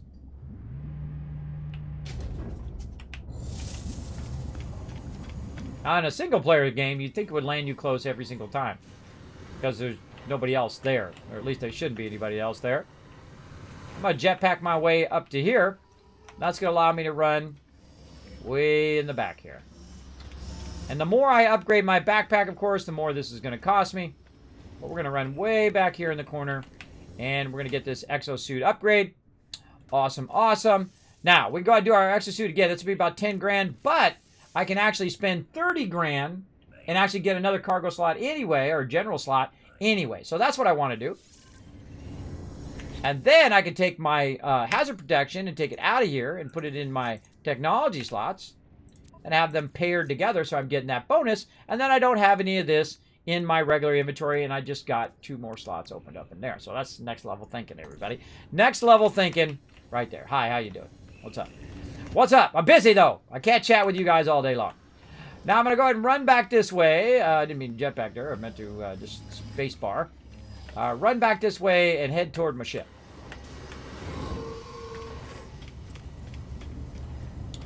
And we could turn in our nanotites. We could turn in all our exploring stuff. We could buy upgrades and do all of that other stuff. But we're doing something very specific right now, which is the industrial mining. We got to find our place for our industrial mining. Okay. Now, the first planet I would definitely land on is the closest one. This one right here. Copper gold on this planet. Ooh, that's a good find. Notice no sentinels, by the way. Notice no sentinels. That is definitely a gold farm right there. Gold farm for sure. Could become a copper farm and cobalt farm as well. We'll get into all of that later on. But right now, all we need to do is just zoom down into the atmosphere and land on this planet.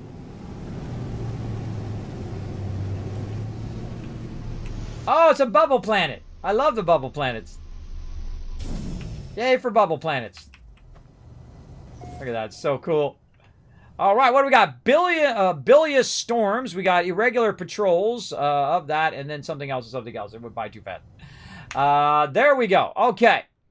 So let's see. Client requires frozen world. Scan planets from space. We will here in a bit. All right, let's go ahead and get our tritium together. How are we looking? We used up all of our tritium. We're probably going to need to get some more. I got some over here, too. Let's go ahead and put that back on the starship. There we go. So we don't have multiple stacks of those. Let's see. We got to upgrade our ship, too, so we can get our technology into that other part. What else? Let's see. I don't think I really need to collect anything for right now on this particular planet. Not what I'm looking for right now, though. The gold would be nice because I can use a lot of solar.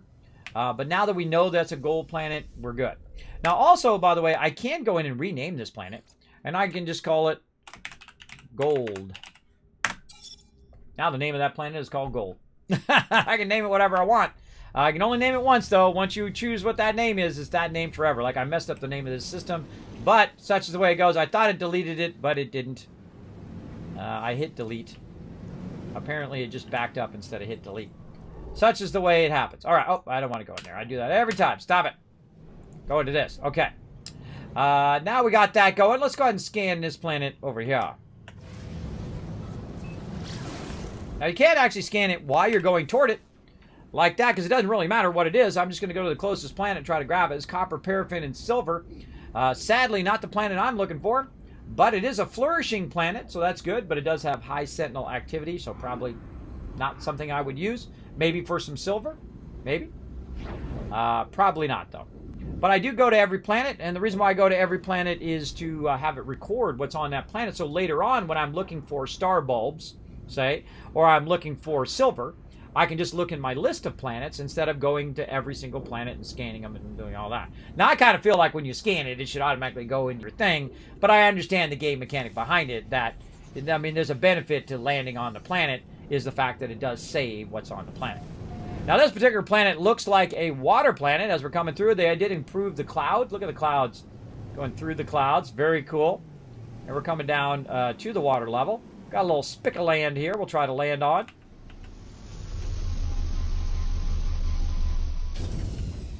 There we go. And that's it. You only got to get out there. Now, this would make it awesome. Oh, did you see the thing jumping out of the water? Mild rain, frequent, ample, and abundant. There was something jumping out of the water way off in the distance.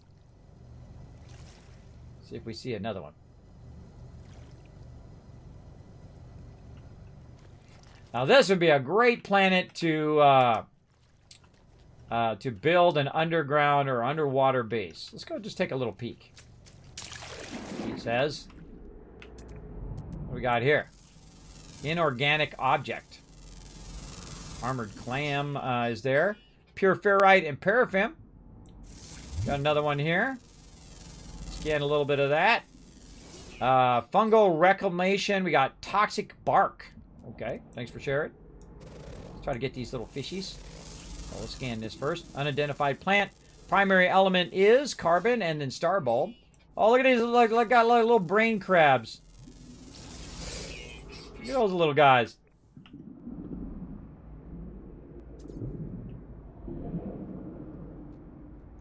Turn my light on.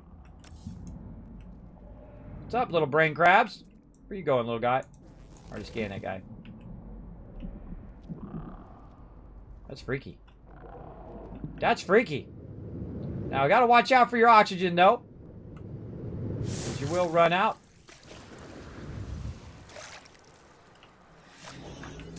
What else can we scan down here? Again, you want to do a bit of scanning here in the beginning. I typically scan less and less the further I get in the game. But in the beginning, these are all nanotites here. So if you scan a ton of stuff, not only are you getting a little bit of cash in the moment, like you get 200 credits, but later on when you turn this in at the anomaly, you'll get a ton of nanotites, especially if you've done a lot of scanning. You do a lot of scanning, bro. You're just going to be like, boom, tons of nanotites in your pocket. Plus, also, you can scan all this stuff. Now, one of the drawbacks, though, is you don't know that's what's in these things later on, right? Later on, you might go, oh boy, where did I see that thing that I'm looking for? All right, where's that resource that I found? Was it underground? Was it above ground? Like if I'm looking for paraffin from an item, there it is, or ferrite dust from an item, there it is, which is pretty common. Those are fairly common elements. You'll find some things are more common than others, obviously, like ferrite dust. This one right here is probably pure ferrite or something like that because it's a big object. Pure ferrite. Called that one. Look how beautiful it is, though. I love our little island. Some good parking there as well. Actually, whoa, look at those things flying. Let's scan them.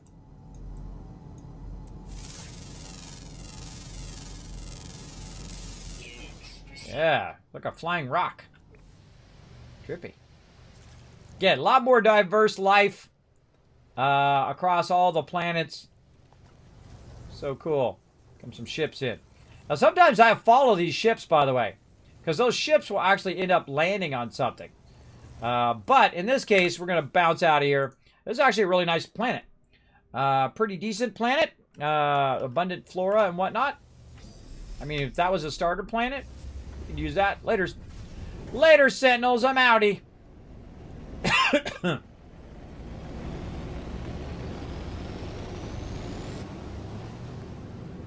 And then also we can go in and say, you know what? I want to name that planet too.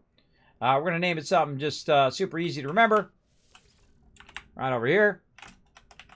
Water. Call it the water planet. You can name them all, but after a while I stop naming them. Or actually, I just look at the resources later on anyway. All right, let's go ahead and go toward this one until it kind of locks in and lets us scan it. And we're just going to jump planet to planet until we find the one we're looking for. Oh! How about we just found it? There it is. Rusted metal, copper, and magnetized ferrite. That's it. We win. That's it. I'm done. Bye, everybody. I win.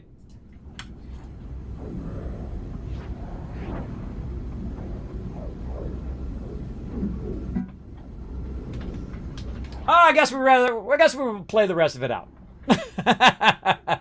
We'll play the rest of this one out, but I already won. I'm about to show you guys how to be billionaires, trillionaires in this game, how to be super rich, and win. Win. Let's go. What kind of planet's going to be, though? Let's go ahead and land here and see what we got. Now, I prefer no Sentinel activity with a desolated planet, but we're going to land hot. Oh, yeah, this is a desolate planet here. Nice. Okay, this is our jam here.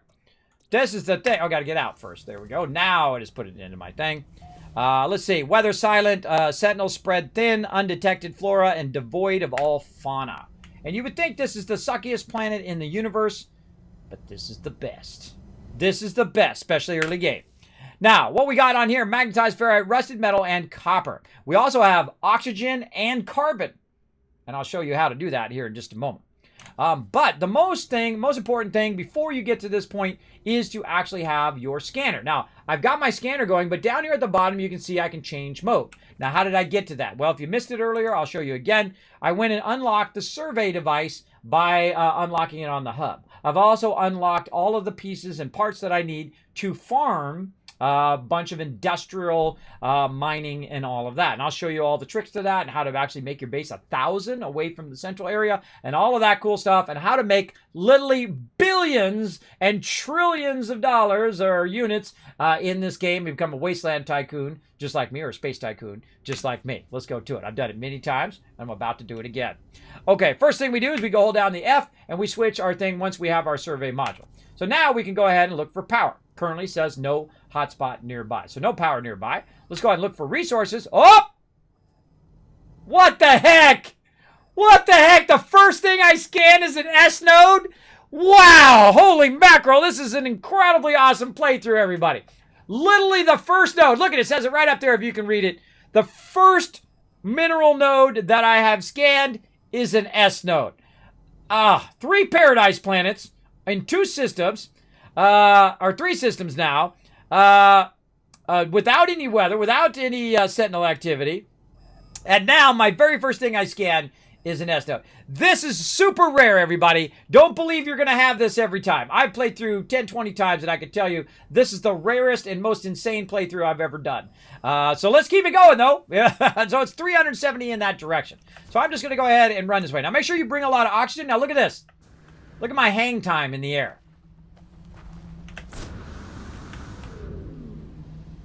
See that? It's lower gravity on this planet. So you're going to have a bit more hang time in the air, which is great because it uses less of your jetpack. Now, again, I'm holding down F, and it's kind of aiming me in the direction. Now, notice that one's kind of saying, Kismet, it's that way. And then if I turn it this way, then you see both of them. Now it says Kismet straight ahead. Right? That's what that's telling me. So we're just going to keep on going. Now, no matter whatever this is, no matter what it is, I'm tapping that S note. That's for sure. Absolutely tapping it for sure. Let's see what we got. Now, my biggest problem is going to be power. We'll worry about that when the problem comes about. Oh, went past it. Back that way. Oh, it's down here in this little lower ledge area here.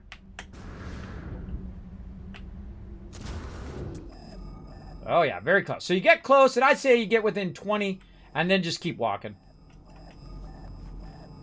Yeah, it's right here in the middle of this edge. All right, what's it going to be? If it's rusted metal, forget about it, but I doubt it. I very rarely get the thing I'm looking for the first try. Copper.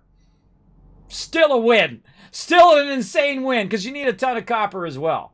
So let's go to it, everybody. Let's go become billion trillionaires. Ready? Let's do it. First thing we're going to do is start with our copper, because that's the first thing we found. Now, right here is that copper location. I'm going to back up just a little bit, and so I'm going to hit E to mark that spot. That's my copper spot. Now, if I'm super lucky, I can also go ahead and look for materials, boom, that is nearby. Now, it's only a C class, but it is nearby. It's about 300 in that direction, so that's good. Now, if I'm super lucky, I will also find power nearby. Let's go ahead and try that. No power nearby. Bummer. And we got a new one. What's this? Oh, that's my regular one. So no power nearby. What a bummer. What a bummer, right? Now, which way did we come from? We came from our ship over there, right? So our ship is about 377 in that direction. So we know there's no power over there because we already tested it, right? So the smart thing to do is to keep going in the direction we're going. So that's the way we were going, which is about northwest or northeast.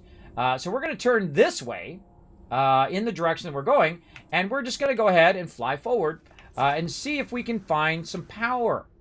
So we can utilize that power for that. So I go about a big leap forward, and then I'll hold down F and see if there's any power anymore. Nope. And then a big leap forward again. Now, we don't want to get too far away from our marker there because that marker is basically telling us, kind of a perimeter zone. Oops. Ran out of jetpack there. A perimeter zone of it. So we look back, we can see our marker. It's about 300 away. And you're like, well, Kismet, that's beyond where you can build. Wrong. You can build up to 1,000 away from your central base. So I could split the difference if I wanted to.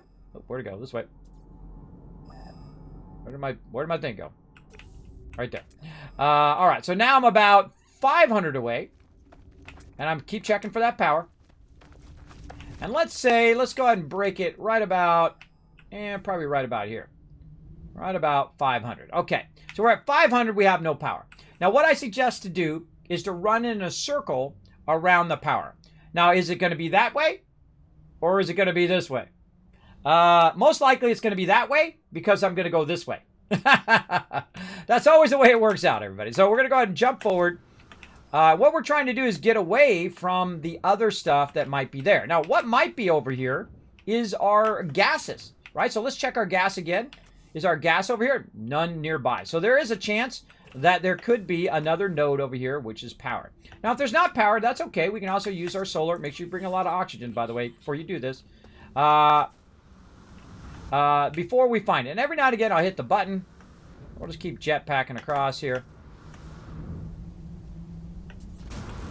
I don't have the thing that recharges your jetpack while you're on there. Don't give up, though. Don't surrender. Never give up, never surrender.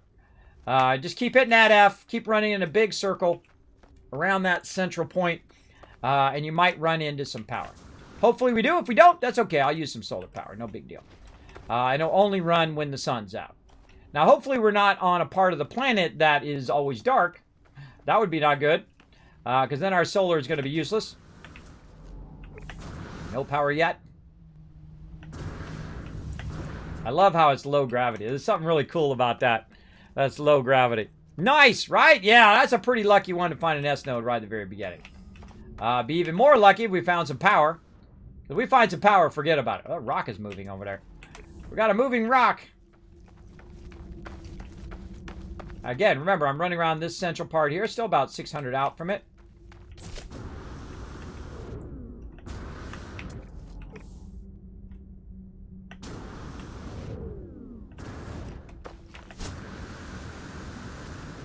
I'm using Q and spacebar to kind of attack and then run forward.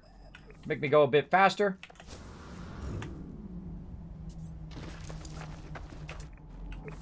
Nothing yet. Our spaceship is also going to act as a guide as we're running around, right? So when we circle around, we know we circled all the way back to our spaceship again.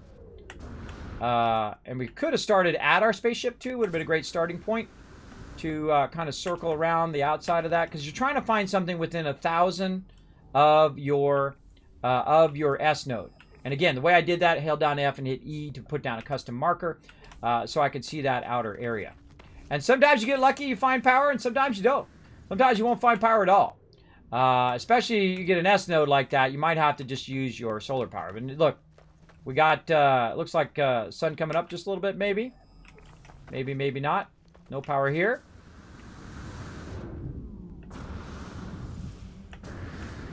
How far away are we? We're about 500. Not seeing no power.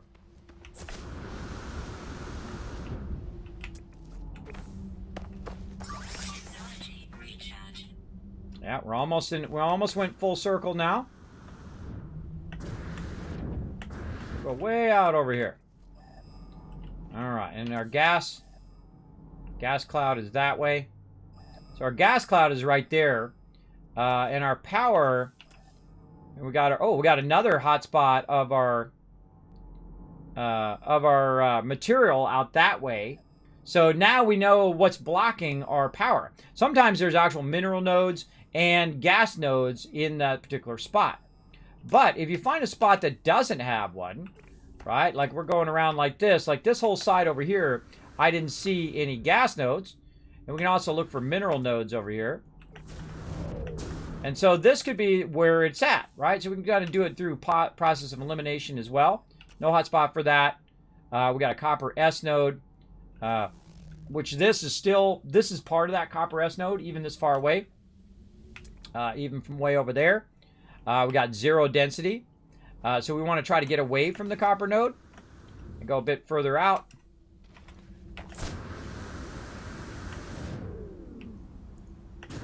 And see how we're looking now. See, there we are. We're now away from the node. We're out at maximum distance from the node.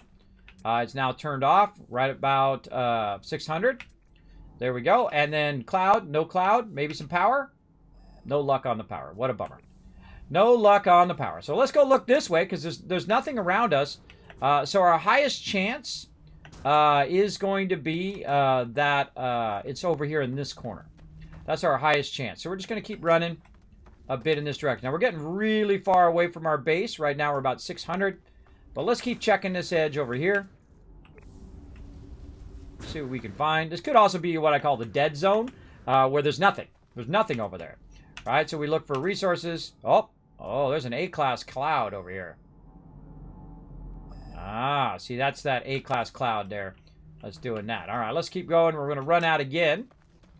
Again, this is our highest chance on this side of finding that power. So I'm basically going out further in this cycle. Looking for that. Oh, there's a C-class cloud. Still no power. Again, where are we at now? We're at 532. Now, let's get serious. Let's just start going south. Let's just get serious and start going in that direction. And see if we can find anything else way out here. Boom! Power! Oh, but it's 380. Now, we want to take this number, add 380 to the number that's this. Right? Where we're at right now. Hey, Siri. What's 380 plus 618? 380 plus 680 is 1060. 1060. So it's just beyond our max limit. Now, does that max limit still work? I don't know. I haven't tried it in the new one yet. We'll find out. But first, these messages. No. First, these battles. Let's go into the battle time. Battle it up, everybody. Let's do it. Let's fire it up. What are the gas hotspots used for? I've never bothered to use those before. Really, Hot Skater? Oh my gosh, Hot Rod Skater. Oh, I'm about to show you all about that here in a minute. First, we got to get our power going on. I'll show you how to get your copper going and how to use the gas ones and also how to use power. We're gonna combine this all together here in just a moment. Just a moment. All righty, bam! There we go. Let's go ahead and open the captain's chest. Grab you guys some love. This little side game we play called Stream Raiders. Do it about every 30 minutes for about a minute. Very fun. Hyper, JC Hunter, Subi, Sagataga. Wow, look at how many rewards you guys are getting. Bo, Judas, Rotisserie G, and EXO getting some love. And Bo coming in MVP with the 17 assists. One step closer to that blue chest. Come on, let's get it, everybody. Let's get you guys some loot today. We're going to blow it up. All right, Archer on alert. Let's go. An epic Archer placed, ready to go. Now, this is a side game we play called Stream Raiders. You can find the link in the chat. Everybody in the chat's playing it. You might as well come and join us. It's very, very fun. We're having a great time. The most amazing playthrough here in No Man's Sky. Starting off with our very first industrial node is an S node. And we have discovered some power. So we're going to go ahead and try to find that power. Now, it is beyond the distance of our current thing. Now, it is beyond the distance of 1,000. But we can put our base more toward the center or more toward the power, so it'll give us a little bit of extra. We can move it by 100 or 200 or whatever to give us that distance. And we're going to test it. We're going to see if it still works. Now, we have that one marked, so we know how to get back to where we're going, so that's always a good thing. Make sure you bring a lot of oxygen. Do not grab these unless you want to have some fun. It's called a dollar bill planet. I could be grabbing those all day, every day. They're everywhere. They're everywhere over here. I could literally grab them and have an infinite money just doing that. But we want to run this way and try to zero in on our power. We already see that it's a B power. And that's good. And we're going to try our technique to extend our base 1,000 beyond. And we're going to put in all of our stuff here. Because we have our gas, we have our power, and we have our copper. If we had rusted metal, this would be the ultimate. But we'll get rusted metal later on. Right now, still looking for our power. Very close. Right over here. It'll probably be right on the top of this hill. Right here. Again, I'm going to show you the industrial. Now you're like, well, Kismet, have you done this before? Yes. In my last playthrough, I was making $500 million every time I logged in. And so can you. You could be a space tycoon like me. I'm about to show you my secrets right now. Let's do it. All right. Analyzing. Boom. All right. Here is our electromagnetic power. Right here. All right. Now, here's a smart thing to do. If you want to mark this, you bring your ship over here. Oh no, my thrusters are not charged. Sucks to be me, bro. Sucks to be me right now. I should have charged my thrusters. I would bring your ship and put it right here, and that'll help you remember it. But don't worry, you know what direction it is. See, that's the thing you need to know. What direction is it from your actual base, right, to get over to here? Now, my ship can actually act as another beacon for that side. So what I can do instead is say, you know what? Okay, there that is. Now, if I go in here, it actually remembers the things I've already searched. See, I can find it by just going into my scanning now, too. So I can come back and I can find this now from this point on. And that's good. That's good. That's what we want to do. Now, again, we're going to turn around and we're going to look at how far away. We're at 930. If I'm standing on the power, let's go look at exactly where the power is. Don't always trust that when you're doing that math. Make sure to stand on the actual power. Here it is. Then we turn around. We roll over it. How far is it? 977. Just within our limits. Let's do it, everybody. Come on, let's do it. Let's do it. So I feel like we'll be fine by putting our base down by our S node, which is typically where I want to put it, because that's where I'm going to be collecting the resources. And I'm going to show you how to do max distance stuff, if it still works. We'll see. I'll show you how to fix it if it seems like it's not working right, and all of that. I would much prefer to have been able to pull my ship, but we're going to go for a little run. I'll show you how to even run fast. So here's what you do. You run, then you hit Q spacebar, and then you just thrust like crazy. Leave yourself a little bit of thrust down there on your jetpack, so when you're coming down, you give it a little extra boost to keep yourself from hitting the ground really quick. Now, when you're up real high like this, let yourself come down to a level in which you're not going to fall from a high distance. We'll get back in no time. Waiting for my jetpack to get Whenever my jetpack is redoing, I'm usually running. Hit Q, spacebar.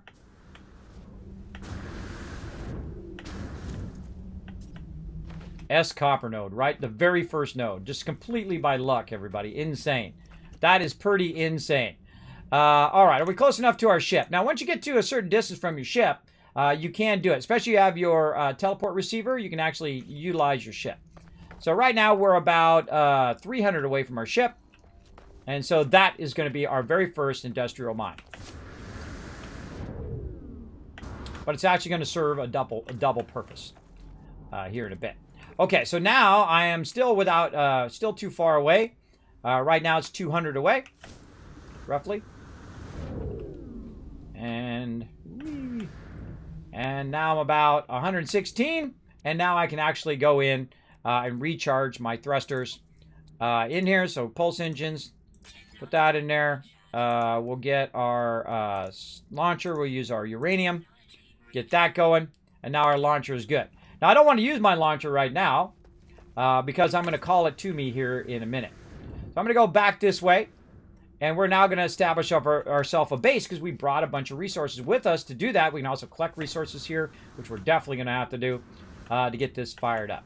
Now, you can put your stuff on the ground level, but I'm going to go ahead. The only thing I'm going to have on the ground level is my base. Now, I strongly suggest that now that you know where that other one is, right? You know where the other one is, way off in the distance here. If we go to search for that hotspot, we know it's way off over this way. We can see it in our radar up there at the top. And if we angle here, we could probably find it. It says it's up. But we know it's in that direction because it's showing us in our radar. So I highly recommend putting your base computer up on a high point like this and put it away from there because that's where you're going to be building out a bunch of extractors and whatnot. So I'm going to put my base computer in the direction of this to give me just a little bit of extra wiggle room. Now remember, it goes 1,000 in a gigantic circle. So it's actually 2,000 long if you think about it from the center point. So it's 1,000 this way and 1,000 that way. And that's your actual base. So let's do it. Let's claim this S node. That's my S node. That's my S node, everybody. That's my sucker. LOC, play game, coming in. Hey, Kismet, what troubles have you been up to in the universe today? We've been crushing it today. We got a bunch of nanotites. We got a bunch of gold, or a bunch of units, and gold. We discovered a bunch of new planets. We've gone to new systems. We've named new space stations. And we now found, we unlocked all of our industrial stuff, including our industrial scanner, our survey device, which is in our multi-tool. And on our very first outing, to find an industrial node to mine, we found an S-class copper node. So we've been having a pretty good day. That is it. This is the very first node we tried, and is the very first node we found, and that is fate lending you a hand right there. That is an S copper node. We're going to be rolling in copper. We can make plenty of bases after this. So the first thing we want to do, though, is have the ability to upload this particular base and also to have somewhere to hide should there be storms or anything like that. So we're going to start with just a very easy basic shelter. Now I'm going to build it up here, up on the top, like this, just to get me started. I'll make it a nice 4 square. And then, now for the person who said that they never used the gas extractors, you're going to cry by the end of this stream, for sure. For sure. Because what I'm doing right now, using carbon, you could be making crazy tons of carbon. Crazy tons of it. Easy mode. Easy mode. I'm going to show you how to do that. Actually, we'll go ahead and just, since I don't have enough carbon, we're going to make this half size. Half size of this. I'm going to make getting carbon so easy for you. It's going to be crazy. Let's go ahead and do half size. There we go. That's all we really need anyway. This will save us from getting some carbon for right now. All right. There we go. So now we got our base built. And we go ahead and, I wish we could move our base computer. That would be awesome. You know, it still has the same central point, but then you can move it. Now this is going to be the copper farm. Bam! Right there. We're going to go ahead and upload that base. That's my base. That's my base. Now down here, we've got some copper. We want to fire this up as quickly as possible. So what I'm going to do is go ahead and use the high side. Now, probably a good idea to remove some of this resources while I'm thinking about it. A little extra carbon. Those are some nice condensed carbon. We'll grab that. Then we'll go ahead and do this. Now, we also want to look at this planet and just take a look and see what our sentinels are. Our sentinels are pretty spread thin, so we're looking pretty good. Now, when you're doing something, you don't have to put the extractor on there. And I have the extractors already unlocked. We'll go ahead and take a look at those. Over here and in our industrial. Boom. So I have the extractors unlocked, and you can't put them right on the ground. I highly recommend you don't. I just RP that you cut a hole in the bottom of it, and you drill down in the thing, and you're collecting all this stuff. Just do that, just like you would in Satisfactory or any other game. Just roll with it. Roll with the RP, everybody. And so we're going to go ahead and build out a little bit of an area that's going to take us right over the top of our main thing here. And I probably want to take out some of this so I don't have to collect a bunch of carbon for right now. And so I'm just going to kind of walk it at that level over here. And then take this out. And walking it literally right over the top of my marker. Now, I did a little extra because usually what I find is that I put it not exactly on the thing. See, it's right there. So it's right about there is actually the center. If you really want to know what the exact center is, here's what you do. You look over here at this number. Right now it says 91. Max density is 100%. If we move closer, 97, 95, 90, go this way a little bit, 98, 98, maybe back this way, 99. I rarely ever find 100, by the way. Usually I find 99. Now I'm standing on 99, so I need to back up just a little bit and then hit the beacon. That is 99% right there. So sometimes it's forward, sometimes it's backwards, but you get the idea. Let's go ahead and now take these out over there, and then we'll put this in so it matches up. And I try to match it up, obviously, to the exact center of the concentration of resources. And there we go. Now, we need some carbon, and if we look around over here... Oh, we need to go to our other survey device. There we go. We look around over here. Do we see any carbon? Well, let's go ahead and get this right here. Most likely going to be ferrite dust. Carbon's going to be your toughest thing. I got some dehydrant in these rocks, too. That's kind of nice. That's kind of nice. Oh, so yeah. Ferrite dust and some carbon. Look at that. We found some carbon in those little rocks. That's what we're going to need. Let's grab them. Now, because there's low sentinel activity, it's not really going to bother me. We're going to grab a little extra carbon in our small little ferrite dust rocks here. Oh, that one we didn't analyze yet.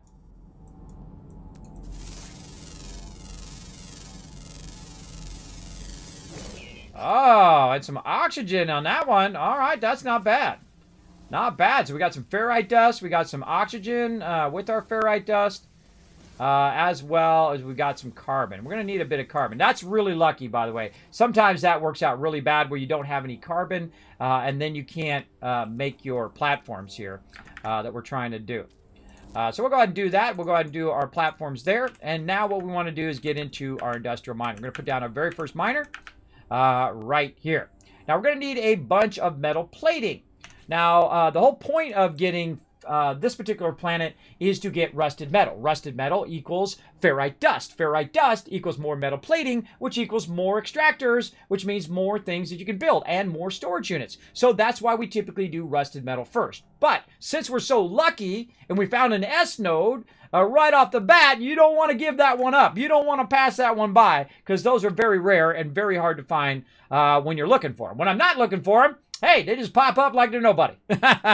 Again, that's Kismet's rule of finding stuff, is when you're looking for it, you can't find it. But when you're not looking for it, boom, there it is. All right, we got 2 of those. We're going to need a lot more ferrite dust. And luckily, we got a whole bunch of rocks over here. We need to get our regular ferrite that we can go ahead and extract that from. Now, here's the cool thing. In just a bit, when I have this done on this planet alone, I will no longer have to collect ferrite dust, oxygen, carbon, copper, as well as something else that I don't want to give away, which we'll go and we'll do here in a minute.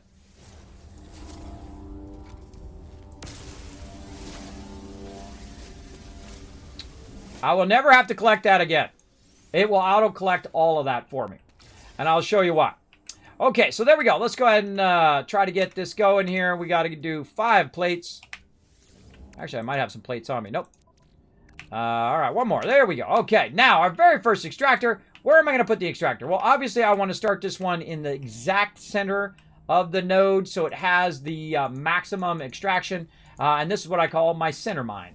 My center mine is the one I key all the rest of my mines on. It's at 99% density. It's an S-class node, which is the greatest thing ever. It's also a copper node, which I need so I can make more bases and makes more items. So just an absolute win. A big fat win today. And we're just going to be making tons and tons of copper. Now, how does that make us money? Well, here's the thing about copper. If I have enough copper, I can make stuff that makes me money. So later on, when I get into the other systems, like the blue systems, I can go ahead and mine activated idiom. Activated idiom, one of the most valuable things in the star system or in the universe.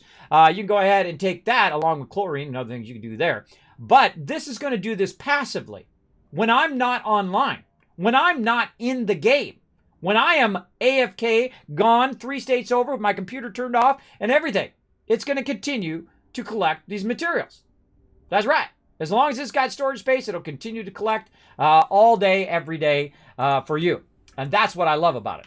I love that. Okay, now it needs some power. Now I could power it by going in and using my power right here. I can go ahead and use some solar. Power it up that way. Make a little base here. Put some solar on it. Be good.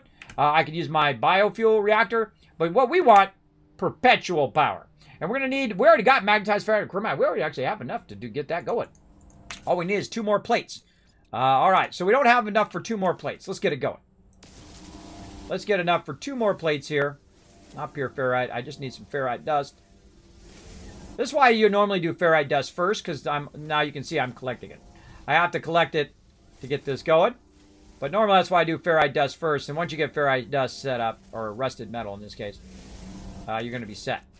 All right, how much we got? Ferrite dust, 111. Okay, there we go. So now we should be able to build this by making 2 plates.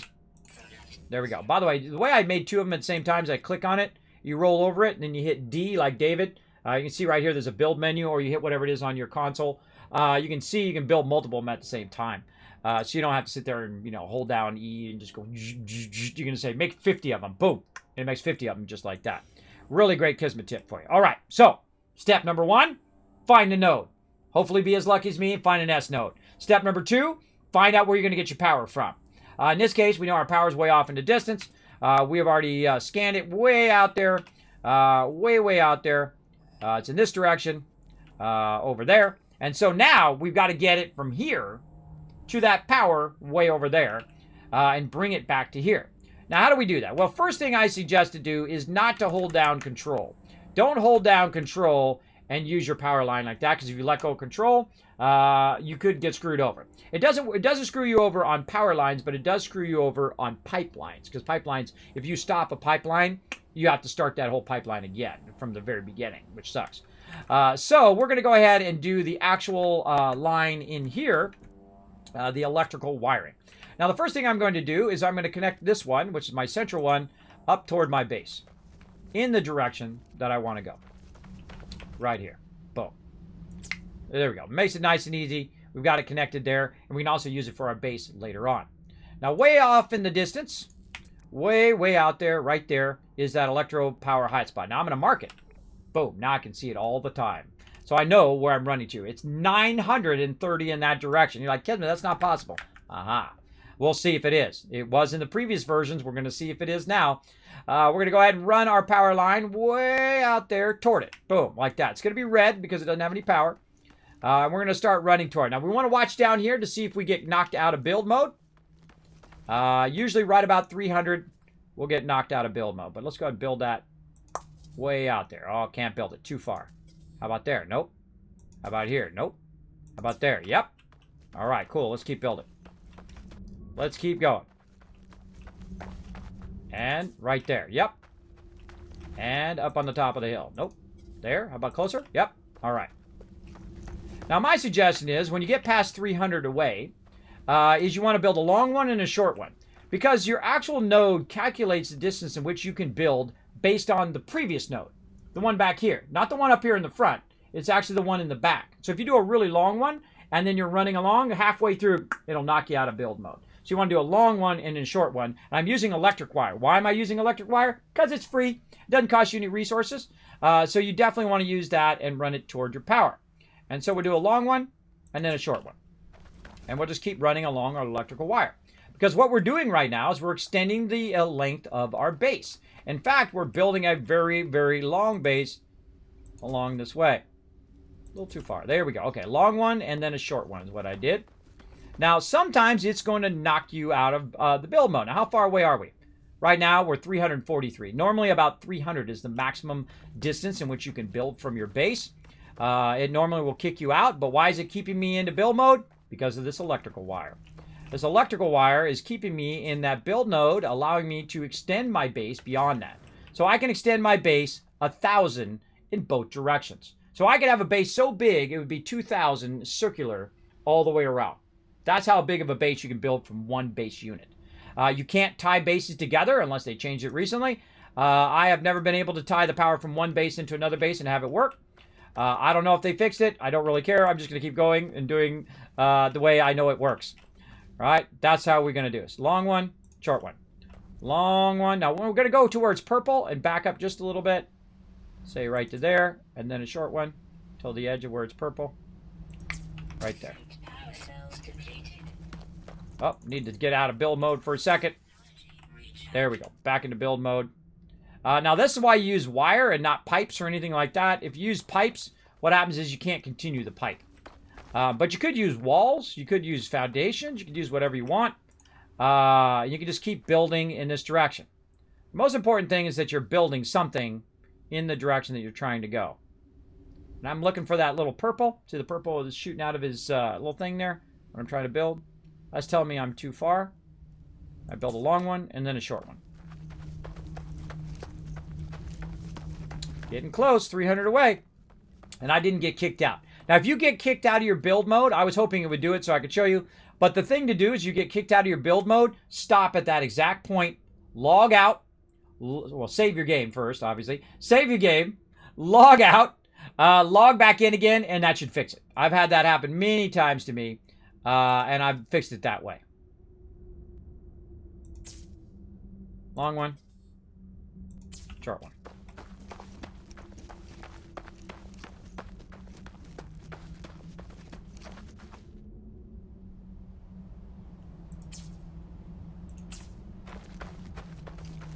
Keep on keeping on.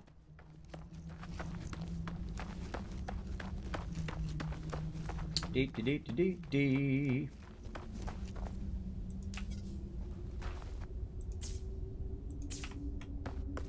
And when it goes up a hill, I'll just make them whatever is convenient for when I'm going up a hill. Like this, right? When you're going up and over, just so it's on the surface level. You can actually run all these lines underground if you want. It's actually kind of cool to do that. They're all buried lines like you would do in real life. But me, I just run them across the top of wherever I'm running. And just in case you didn't believe me that you could go 900, let's just turn around and see how far I am. I'm currently 947 away from my base, yet I'm still in building mode. See that? There you go. Now, that is one of Kismet's best tips I can give you guys. I think it's going to help you a lot in your playthroughs. And now you can be a space tycoon just like me. Now, let's go ahead and hook up this power, though. Because now we can also build over on this side. And we're going to, again, look where our power node is. And we're going to go into power and we're going to walk forward until we're right at that 73%. Because the max fill strength is 73% because it's only a B node. But we're going to try to get as close as we can. Usually 72 is going to be enough. 72 right there. Back up just a little bit. E to make a marker. And there we go. That is the center of our power. And so we're going to go ahead and build myself a nice little flat structure. I'll probably bring it up a little bit just so it's not way down there on the ground. Let's say right here. When you put that down, it actually cuts out the dirt around it. And so we'll again build toward it. And then we've got the center right there. And I'd probably just go back here and go into remove mode. Take these out. Now we only need one. We only need one to get this started up, right? Because we can look at how much power each thing takes, right? So we need to get this right there in the center. Oh, I'm too close to it. Right there in the center of that concentration. And so we go in and we look. It's generating 216 power. How much power do we need? Well, we don't know because we didn't look when we were there. Well, that's okay. We'll go look here in a second. Now, all I need to do now is to take this power wiring and connect this power wiring to my actual power source, and it now is just run the power all the way over there. And you're like, Kismet, now you got to walk all the way back. Well, no, I actually smart that time where I put my thruster there. I filled up my thruster so I don't have to walk all the way back once we got this done. Now we just get in our ship, call our ship to us, and we'll fly along the now lit up line that we have going. Oh, let's go and turn around here first. All right, where's our line? Oh, we can barely see it because it's blue. It's blue on blue. You can't see it. That's a bummer. But sometimes you go along and see your actual line. There it is. You just barely see it right there. There's my line right there, running along. We know it's blue now. Blue means that it is getting power. And so we just fly right back over here and just test and see if our thing is going up and down and going boom, boom, boom. Like that. We'll check it out.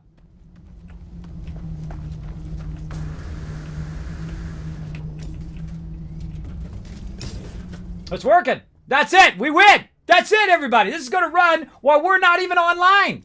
This is going to collect a bunch of copper for us. This is an S node. It's going to collect it in no time at all. Check it out. In the next 22 minutes, it's going to collect me 620 of those. Now, they did nerf the heck out of this, by the way, everybody. If you have played the game before and you come to this, know that they have nerfed the collection of the industrial. But still, that's 620 I don't have to collect. And it's going to do it within the next 22 minutes. It's going to give me a ton of loots right there. So that's basically time left in this particular cycle to give me 620 copper. I will never have to collect copper again. Now, how much power is it using? Don't really know.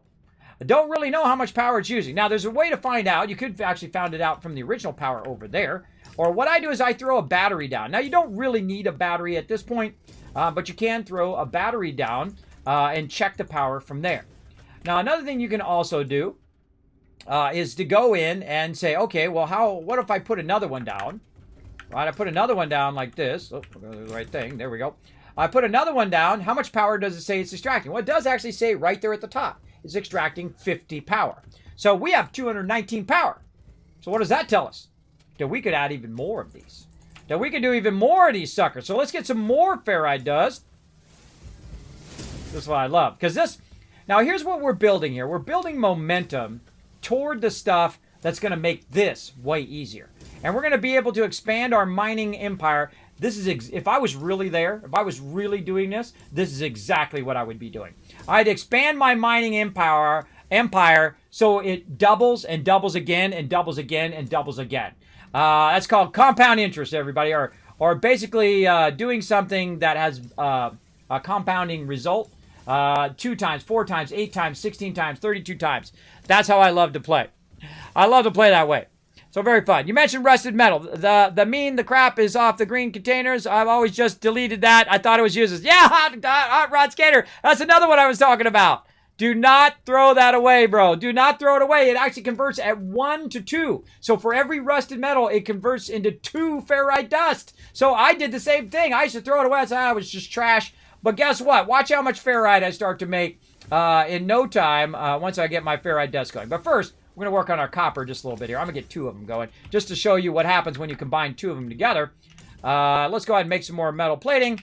We can make 3. We got to get some more. Again, remember you bring a lot of oxygen before you come here. Or doxorite, which you can get from frozen planets.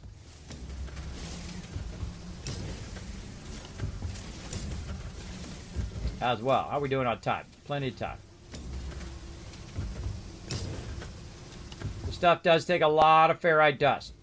So that's why you got to prioritize. I prioritize 3 things at the beginning of the game. And I'm about 8-10 hours into this playthrough.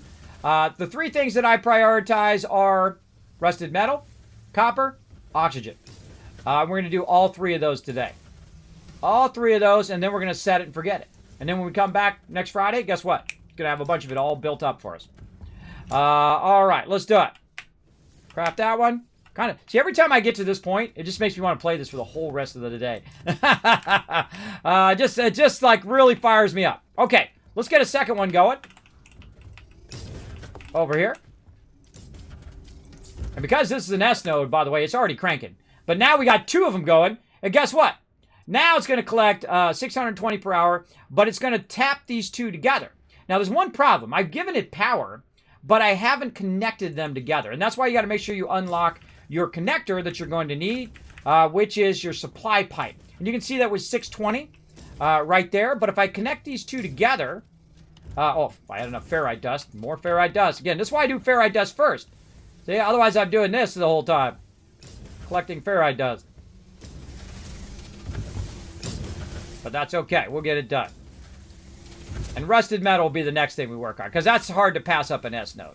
And we'll come back and we'll do our gas extractor in a bit. We'll either do it here or we'll do it elsewhere. If we find an S gas extractor, we'll do it over there. All right, so that should be hopefully enough. Let's try it. We got our pipe now. Let's run our pipe from here to there. Boom. Now we've connected those two things together. And now when we go and look, instead of it being 19 minutes and being 620, it's going to extract 1,187 per hour, and it's going to take another 9 minutes. So we just cut the time in half. I could add another one. Then it's going to be like 4 minutes. Add another one. It's going to be like 2 minutes, right? And that's going to fill up all of those, which is 620 per hour. Now, here's the thing. You want to get a bunch of ferrite dust so you can put storage units here. The reason why you want to do storage units is because if you're offline, it's going to eventually fill this up, and then it's going to stop. But the more storage units you add, the more it can continue to extract, and thus, in theory, extract an unlimited amount. Forever. Endlessly. It doesn't run out of resources. So, you could be collecting it forever. This is how I make $500 million every time I log in. It's this exact process I'm doing right here. Power, extractors, storage. And you win. That's it. You rule the universe. Just like that. And let's go ahead and do our ferrite dust in just a second. We're going to do our rusted metal, which will become ferrite dust, in just a second. But first, let's do this battle.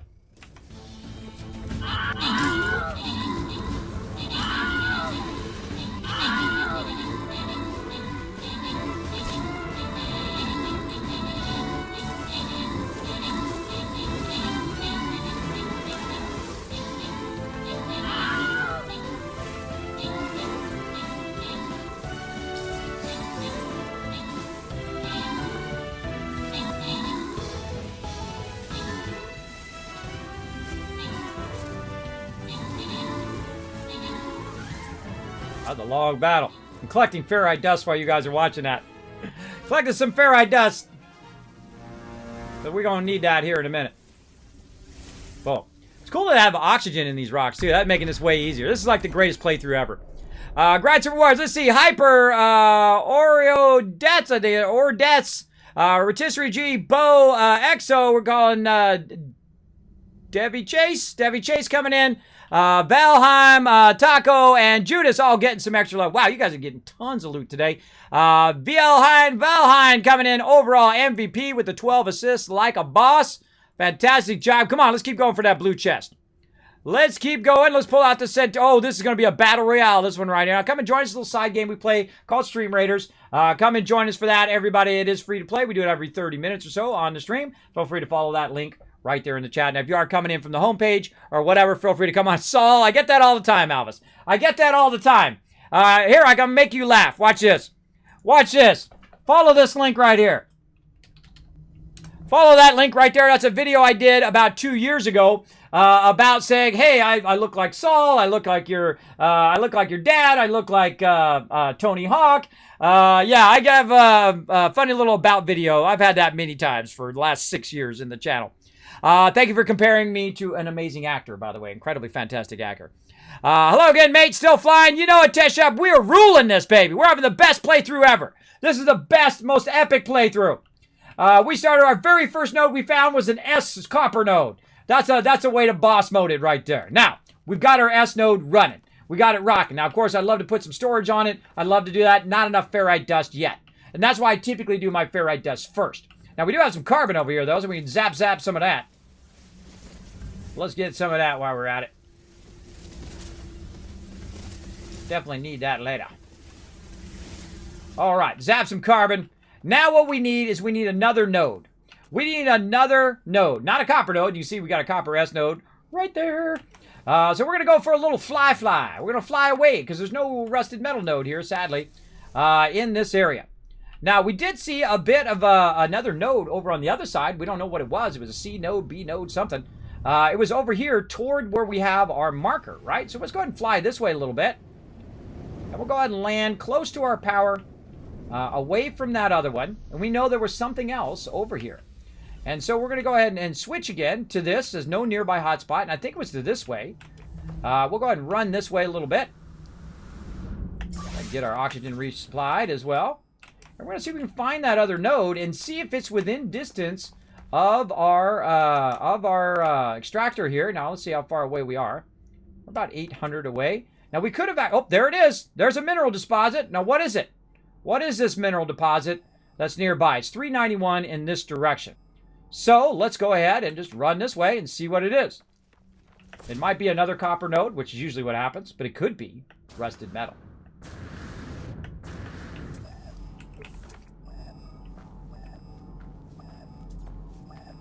And that's what we're looking for now. It's not an S node, which is kind of a bummer. Now, there's actual rusted metal right there I could extract, which actually isn't too bad of an idea. Now, here's the thing. This is not the node that goes to the industrial. The industrial nodes are underground. These are surface nodes. Surface nodes, you can go ahead and just extract like that. Right? Now, also, I can go in and go make them smaller so I can extract even more. Now, again, why am I worried about this junk rusted metal? It's just trash. Wrong. Wrong. It's one of the greatest things in the entire game. It's one of the greatest resources in the entire game, and you've been neglecting it. That's right. It's ferrite dust. The very thing that I'm using to make those extractors. The very thing I'm using to make plates, which goes to just about every single thing in the game. This is one of the most important resources in the entire game, and you've been throwing it away. And so Kismet's going to give you the inside scoop here. So we're going to get a bunch of this rusted metal the old-fashioned way here. Probably the last time we'll ever have to extract rusted metal like this. Now, for every one of these extracted rusted metal, it's going to be 2 ferrite dust. So I'm collecting it 2 to 1 right now. Instead of collecting ferrite dust, I can just be collecting this and be collecting it twice as fast. Now, if I had my really nice multi-tool and I had it upgraded, it'd be extracting even more. But I'm just going to save us a bit of time. Instead of running around and having to pick up a whole bunch of ferrite dust, we'll just go ahead and do that until our weapon runs out. We'll call it there. Now, let's keep going. Let's see what else we got out here in this direction. Let's hope it's rusted metal. If it is, then we are styling. If not, then we'll go find another spot. Let's see if this is the most insane playthrough ever. It already is. This is a pretty credible. I've found 3 paradise planets, and I've only been to 3 systems. That's pretty insane. I've played sometimes 25, 30 systems. Found no paradise planets. Ah, what a bummer. That's copper. We already got copper. We got a copper S node. We don't need another node for that. Sadly, no. All right. Well, we got an gas cloud nearby, but that's not what we're looking for. We are looking for our rusted metal. Let's call our ship back so we don't have to walk back. Make sure you keep your ship nice and thrusted up. Good example when it's landing is to go in here and work on your thruster. Make sure your thruster is nice and charged up with that uranium. There we go. Nice. Okay, so sadly, none over there. Okay, let's go ahead and do a little bit more survey. We're going to head back toward our base. Let's go ahead and run a little wide here. We don't want to be too close to that copper node or it's going to recognize the copper node instead. And so let's go way off over here. Way over here. We're just going to circle around to see if we can do it all in one base or if we do 2 separate bases. Now, if we don't find an S node for our another mineral deposit, B. This direct. Oh, gosh, I'm literally right next to it. If we don't find an S-class rusted metal, that's okay. That's fine. I'm literally right next to it. What's this one?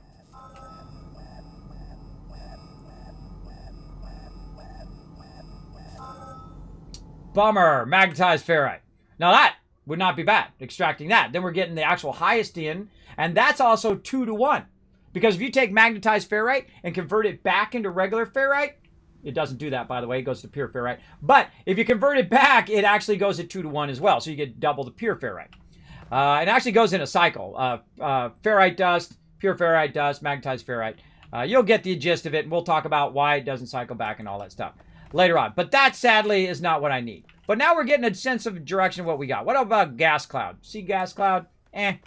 No S-class gas cloud nearby. All right, a little bit more scavenging, and then I'm going to show you how I jump forward. I call it the jump forward technique, where you jump forward and look for resources. So let's wander out here. No, I see some copper on the ground there. Let's go ahead and land, say right here. And again, we're staying away from that node, because otherwise we'll detect that node over there. Oh, B node. This way.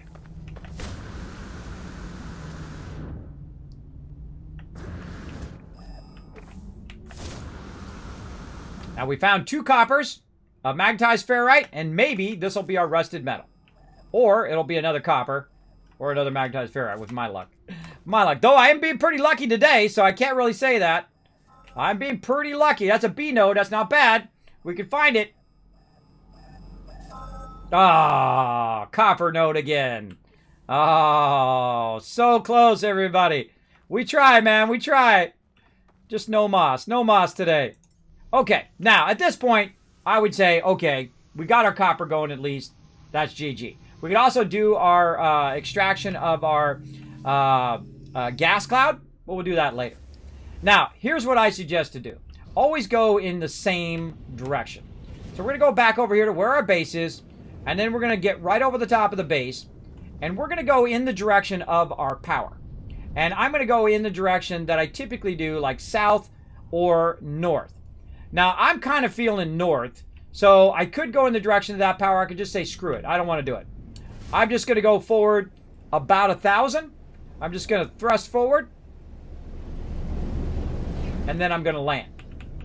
You can walk or use your exocrafts to do this as well. But always keep going in the same direction so that you don't end up going over the top of the same ones. And now all I'm going to do is look for this. Magnetized ferrite. That's the one we already found.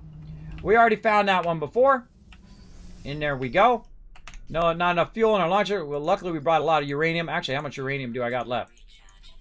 How much do I got left? 27 left. So we can only do so many launches here. But that's okay.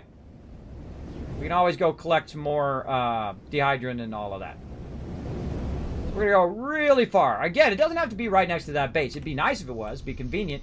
But if it's not, no big deal. Jump forward. Right here. Now, you can also get some stuff to upgrade your base so that it... there's a C node in this direction. I don't care what level node it is for the rusted metal. It doesn't matter. Rusted metal, you just want it to collect as much as it possibly can. Of course, eventually you want to... If you run across an S node, you'd want to tap that one. And that's what I do. I grab the first node, whatever I can find. I just got lucky on that S node. I find the first node I can find of these particular materials. And then all the rest of them, I just don't bother. I don't bother to go search out S nodes. But if I run into them, then I'll definitely use them. I keep running past it. It's right here in this little cubby. Right here. Yeah. Right here. Come on, rusted metal. Come on, we need you, bro. Even if you're a C node, I still love you. Magnetized ferrite. Bummer. We try. We try. Back we go. I love the low weight. So cool. Whoa, does it make the train miners smaller? Really giving you more resources from a node? It gives you the based on the class of the extractor is how much resources come from the node. So it actually extracts faster. Gives you more. If you're an S-class node, that's the highest class node, you're extracting at maximum level, at 100%. Or 99%, as you saw there. All right, more to the north. It doesn't matter where I go on this planet, as long as I find that ferrite dust node. Or find that rusted metal, I mean. Rusted metal, which is ferrite dust. We will find it, everybody. We will find it, and we will get it going on. Again, using our survey. Oh! Ooh, I'll take an A rusted metal node if I can find it. Now, this is going to be hit and miss. You could be doing this for an hour, but it'll be worth it. I've been doing it for about an hour. It'll be worth it. I'm telling you, in the long run, this is a good investment of your time, and your time is your most valuable thing that you have. That's worth more than anything else. And this is a good investment of my time. You'll see why here in just a moment. Oh, I would love an A node. I'm not too greedy. I'll take an A node any day of the week. Ah, magnetized ferrite. That'd be a good one to extract magnetized ferrite, but sadly, no.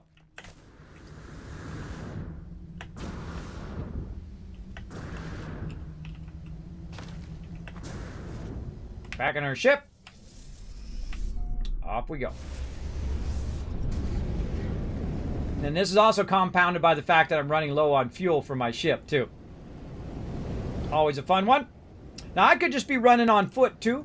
But I find that this is kind of more fun. You just kind of thrust forward a little bit, thrust forward to get away from that. Because you got to remember, it's going to have a radius around that center area where it's not going to have another node.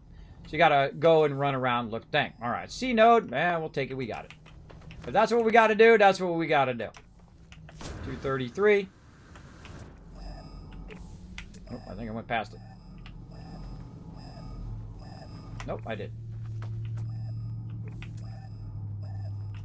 130 up over this rock. Maybe right about here.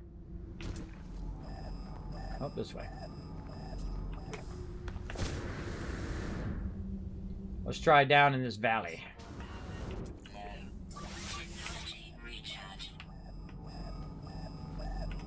Dang, went past it. Oh, no, don't be down in this hole. Sometimes I do find nodes that are down in a hole like that. I really prefer if they're not. Oh, this one's not. No, this one's over here. Oh, went right past it. Right on the edge of this hole. There it is. All right, you going to be rusted metal? What are you going to be? Ah. The lack of luck today. I've got to make sure there are blue. Yeah, there are blue. Okay. Well, this is how luck works, everybody. You have a tremendous amount of luck in one thing, and then the other thing will be very unlucky. As you can see, we were super lucky on our copper. We found an S node on the very first try. And now rusted metal, we're about 6 or 7 in. Have not found even a C node of it yet. And that's really the one I want first, is the rusted metal. But such is how it goes. All right, forward we go again. Again, I could just run around and just keep running in the same direction looking for nodes. But you'd have to run 300 distance and 300 distance and 400 distance and 600 distance to get away from those things. And I'm going to really go a little bit of a way here because I'm running low on fuel. So we're going to go really far out here. And let's say right here. And it's just a guessing game. I'm just guessing whether I run into it or not. Oh, no minerals at all. Now this one I would run forward. Oh, actually before you run forward, make sure to put some stuff in your thruster. Before you run forward, so you can call your ship to you. Now at this point, I'm out of fuel, so I need that thruster fuel to take off. Get back. Oh, hello. Hey-oh, look at here. Yeah. Come to Papa. Oh, wrong one. Now this right here, oh, it's depleted. These are floating crystals. They give you glowing material. Or you'll see what it does when it drops into my inventory.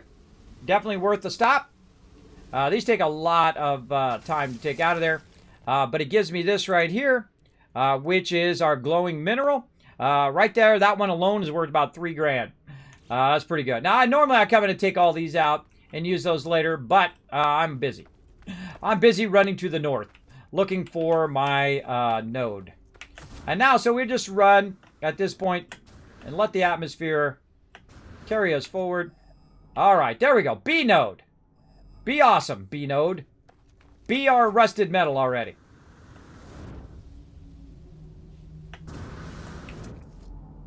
Getting close. Oh, back that way. Now, I do have some dioxide you saw right there that I could grab. It's going. Got to make sure the number's going down and not up. It's this way. And I try to jump. When it's like 200, I do a big jump. Sometimes I'll pass it up. Sometimes it'll change direction too. We're getting there, everybody. Come on, industrial mining for the win. Oh, literally went right past it. Where are you at? When I get to about 20 or 10, I'll just walk. Come on, baby. Give me that rusted metal. Come on. We need it. Give it! Give it up! Ah! Magnetized ferrite. Dump!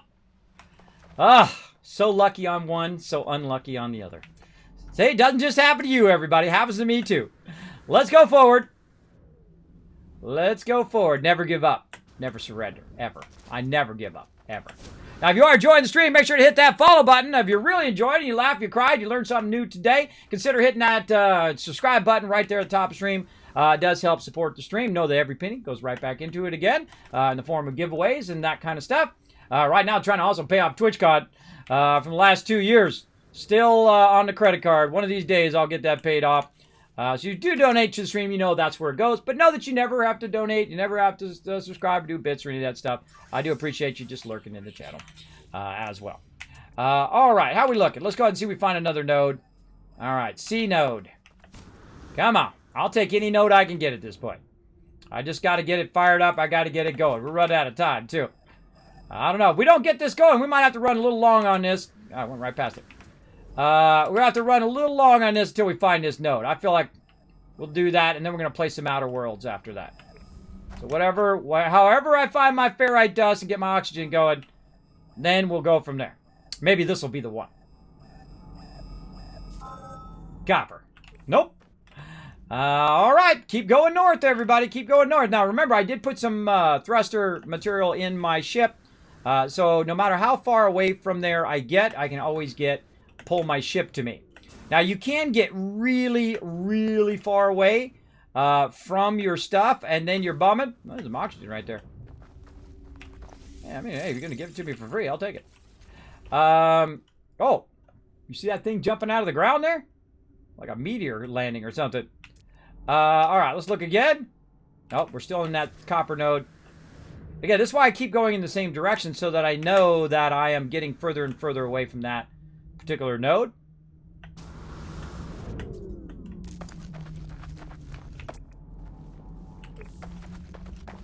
And this is why I usually use my spaceship, so I can get away from the node faster.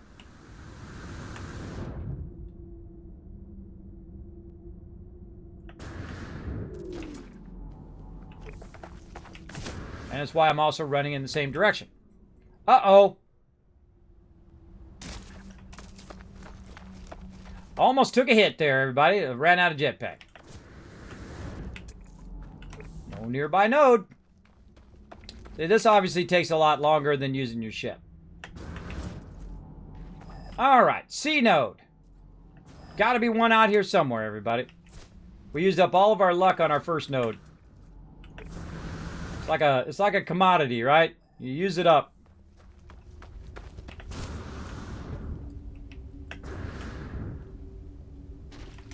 And while I'm waiting for my jetpack to go up, I just run in the direction. Use my running.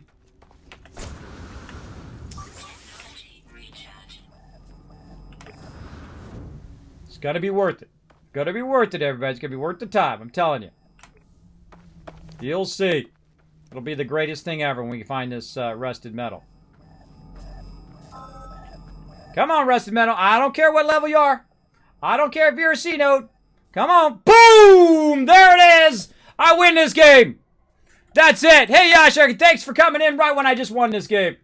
I mean, I already won at the very beginning because I know how to get to this point no matter what. But boom! There's our rusted metal, everybody. Doesn't matter. It doesn't matter what level the rusted metal is. Forget about it. The copper one's nice, but the rusted metal doesn't matter. It doesn't matter in the beginning. You got to get your rusted metal fired up. So we're going to go ahead and fire up this base.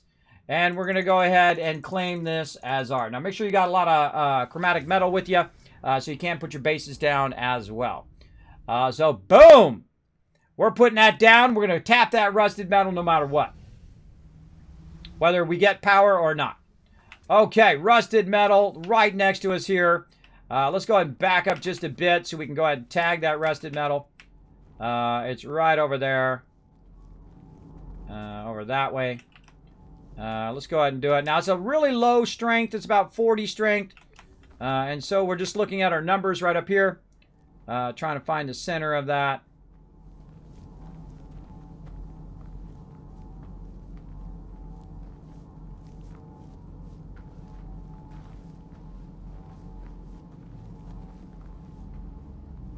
It's actually right over here.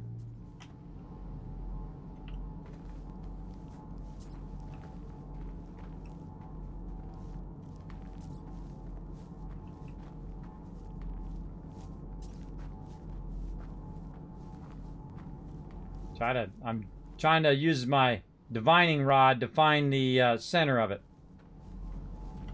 Yeah, see, that one's a little trickier. There it is, 38, 39, right there.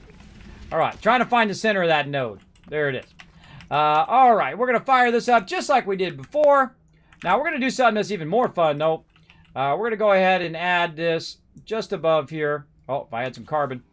Let's go ahead and fire up some carbon. What? Why can we not take out these rocks? The weird thing, it's not showing me... There we go. It's not showing me the materials of it. Ferrite dust we're not looking for. Some of these rocks we can't extract. Oxygen, no. These are just surface rocks. We're looking for rocks with resources. Come on, where's our carbon one at? There it is, the big rocks. The big rocks are our carbon. We scanned those earlier. So we're going to get some ferrite dust. We're going to get some carbon. And then we won't have to extract ferrite dust again. And in a minute, we won't have to do carbon either. It's going to be awesome. But first, we got to get our basics going. And you'll do a lot of this kind of starter stuff. Let's try to find the high side. Let's say about there. All right. We'll put that right over the top of that. Like this. And we're going to do the same thing we did before. We're just going to put it on a platform like that. And now we're going to go ahead and do our extractor, which we're going to eventually run out a ton of resources here. And we'll have to keep collecting and redoing it. But that's what we're building up here. We're building up the ability to not have to collect this stuff again. So we got 3 there. We need a little bit more ferrite dust. So we'll just zap whatever we got in the distance. There's one there. Let's try to get some carbon while we're getting our ferrite dust as well. Now again, this game starts up kind of slow. As you can see, I'm like extracting stuff and I have to keep collecting. But what I'm doing right now is making it so I don't have to collect that anymore. That's what this is all about. That's what all this industrial mining is that you can set it up so it goes and collects it for you. And that's what it's going to do. It's going to collect me ferrite dust, aka rusted metal, right there. All right, so we got our first one fired up. And now we want to go in and survey again. Is there any electric power? Oh my gosh. We found it right off the bat. 300 away. Not very far. 300 away in the distance. So what I'm going to do is I'm going to say, okay, it's off, say, that way. I'm going to go put my marker way out there somewhere, if it lets me. There we go. I'll put my marker in that direction. Instead of going there and finding it and coming back and going all of that, we're going to actually start building our way out right from the very beginning. So we're going to go ahead and start building in that direction using our power. And I'm going to show you how to extend your base 1,000 in both directions. So you can have your base basically 2,000 wide. Very humongous base you could build. So first thing we do is start with a power pole. And then we do a long and then we do a short. And we're going in that direction. So long right here and then a short. Now really you only have to do the long and short when you get past 300 away from your base. Right now we are right about 95, but I get into the habit of doing it. And so we're going to run it there. Now we don't know exactly where it's at, so we kind of have an idea that it's in this direction, but we don't know exactly. So you have to check in. You have to check in every now and again to make sure that you are going in the right direction. So I highly recommend to stop every so often and do that. But let's go ahead and just get into it. Let's go ahead and get our... power going in this direction. And we'll get it going. Man, I know my nose is itching today. Someone's talking about me. Somebody talking about me in chat. Another base on the same planet? Yes, another base on the same planet because they only go out maximum of 1,000. You can put multiple bases on the same planet. Since when is this possible? Mind blown. Been impossible for, I don't know how many years now. 2 years? For sure. 2 years? Absolutely. Absolutely for sure. Because I've been doing this forever. This kind of technique. All right, we'll go ahead and bring our thing over. And we'll go ahead and run it like this. And then we'll recenter ourselves on that power. See, yeah. Our power is now this way. See? Now, it's a little bit harder when you don't have it already. You don't already know which direction it is. But we'll go ahead and put our marker again. That way. Now, of course, if it's going easy in a certain direction, it doesn't really matter which way your wires go. But it is nicer to have them go straight so you can run straight from your base over to there. But it doesn't really matter. You can just keep going in this particular direction. And keep extending your base. Extending your base. I feel like it's going to be on the other side of this. Let's go to the top of this hill here. And we'll get out of there by hitting right click. And it's literally right here. Right down on the base.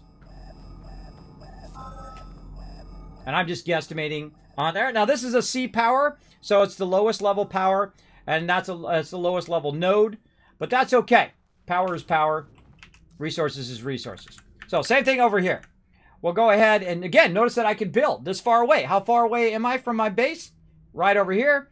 Where'd you go, base? There you are over there. I'm currently 295. Now, normally you could do that, by the way. Normally you're about 300 away from your base. You can do... but I use the power cord to extend it up to 1,000. You cannot build beyond 1,000 of your base. That is the max limit. But you can build 1,000 in two different directions. So you can build, here's your center, 1,000 this way and 1,000 that way. So it's really 2,000 circumference that you can build around the center of your base. So there's no real reason to make multiple bases unless you're creating separate areas in which you're building, which is what I'm doing right now. I'm actually creating separate areas for that. Now let's actually do our power here. Let's get into the center of the power and mark it. So we get that 49. If not, no big deal. Yeah, 49 right there. That's going to be the center of our power. Now, based on how much power I think I'm going to build here is how high up I will build it, right? Because you need to have room to build. So I'll build it up a little bit higher and whatnot. And it'll still extract it and all of that. You'll be fine. Let's see, ferrite dust there. We need our other one. Nope. What we got here? We gotta analyze some of these. Analyze it. Looking for more carbon. Right there, yep. There we go. You gotta analyze it so you get that second resource. Well, that's dehydrin there, nice. Otherwise you don't get the second resource. That's oxygen. Carbon here. I'm basically just getting some more carbon so I can extend this. Now again, remember, when I'm done doing this, I will not have to do ferrite dust. I will not have to do carbon. I will not have to do oxygen. And I will not have to do another one, which we're going to do later on, but probably on another planet because it's not on this planet.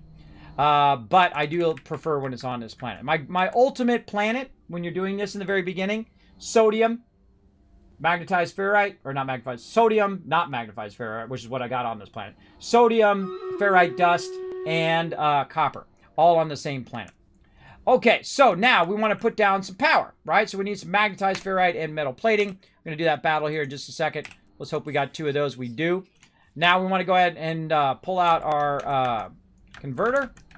We're going to need some magnetized ferrite. My headphones just died as well. Go ahead and put our portable refiner right here. And let's go ahead and work on, use that condensed carbon we picked up earlier. How much pure ferrite do we have? We got 12 magnetized ferrite. That ferrite dust. See, this is why I usually do ferrite dust first. Because you see, look how much ferrite dust I need. And I need a lot of carbon. So normally I do ferrite dust and I work toward getting my carbon going just because this requires a lot of that to do it. But once I get it going and I have an infinite source of carbon and an infinite source of ferrite dust, I have an infinite ability to make mines. All the mines of all the resources in the entire universe. And that's what we're setting up right now. The ability to make an infinite amount of money and to collect an infinite amount of resources. Just on these three things that we're doing right now. Ferrite dust, carbon, and copper. It'll lead to an infinite amount of cash and an infinite amount of resources. There we go. That it collects for us, by the way. It collects all that for us. All right. Portable refiner over here. And let's keep this converting while we go ahead and do another battle. Oh, we crushing it today, everybody. We absolutely blowing it up. Let's do it. I can do just over 6 over ore and 1 base in mineral node and power node with the actual base itself in between, or at least that's how I do it. Yes, I've done over 500,000 ore in one place. $500 million every time I log in. I log out. Don't log in for a little while, a couple days, come back, $500 million. A couple more days later, $500 million. A couple more days later, $500 million. Could be $1 billion. Could be $5 billion. Can't hold $5 billion, but I could make it whatever I want it to be. As an infinite expansion. Once you get this beginning part done, you have an infinite expansion. You'll see me do it. I'll do it again, but for the 20th time. Super Ted coming in. Stacco, Subi, Bo, Nifty coming in. Christy and Exo all getting some love. And Bat coming in. Baptiste coming in, getting some love with the 25 assists as MVP. All right, how we doing? Oh, no! Did I go the wrong way? I can't see. It's too far away. No, I didn't. Oh, okay. Second there, I thought I went the wrong way. We got to go up. We got to go up there. Okay. Remind me on the next one not to blunder that one. We got to go up into the mystery one. All right, let's go ahead and do it. Now come and join us, everybody. StreamRaiders.com. Find a link in the chat. Find me, your Captain Kismet. Come and join us. Okay. What do we got? Magnetized ferrite. We got plenty of that. Put that in there. More ferrite dust. Convert that into pure ferrite. Let's do it. Oh, I'm like, why can't I hear it? I can't hear it because my headphones died again. Man, I haven't taken a break in a while either. I've been going about 5 hours with no break. I want to get this done. We get this done, that's it. We rule the universe. Show you all my best tricks. All right, get my headphones on. More pure ferrite. Let's convert that. Magnetized ferrite. We need a bunch of magnetized ferrite. Now, the funny thing is, we have a bunch of magnetized ferrite on this planet. We'll probably tap into that as well, so that we have an infinite amount of that, which allows us to make an infinite amount of these, and so on and whatnot. Now, I could also, instead of doing this, by the way, is I could just look around and say, okay, where's there a magnetized ferrite thing? And that does kind of help. If we could just find a node that's nearby. Of course, we won't find one now. There's one, 800 away. Anything closer? That's a rusted metal there. There's one at 400. All right, we'll tag that one. Anything closer than 400? 200. All right, that's good right there. So instead of me converting that, I can just go get some. All I need to do is get this power in here, and we're off and running. So that's what we want to do. And then we come back and we can add more as it collects the resources for us so we can expand our collection of resources. And there it is, everybody. There it is. The most epic start ever. Let's do it. Let's go ahead and take our line that we ran from our base, which is over here somewhere. Who knows where the heck it went? There it is over there. You can find it real easy when it's not powered because it's red. Then we go ahead and run that up here. Find our power over here. Tap that into our power. That extractor's running over there. That's collecting us a bunch of ferrite dust over there. So, while we're here, I see some dihydrogen crystals. Let's grab those. Oh, why you do me so wrong? Why you do me so wrong? There we go. Nice. Now, also, we do have some magnetized ferrite, so what the heck? Let's go grab it.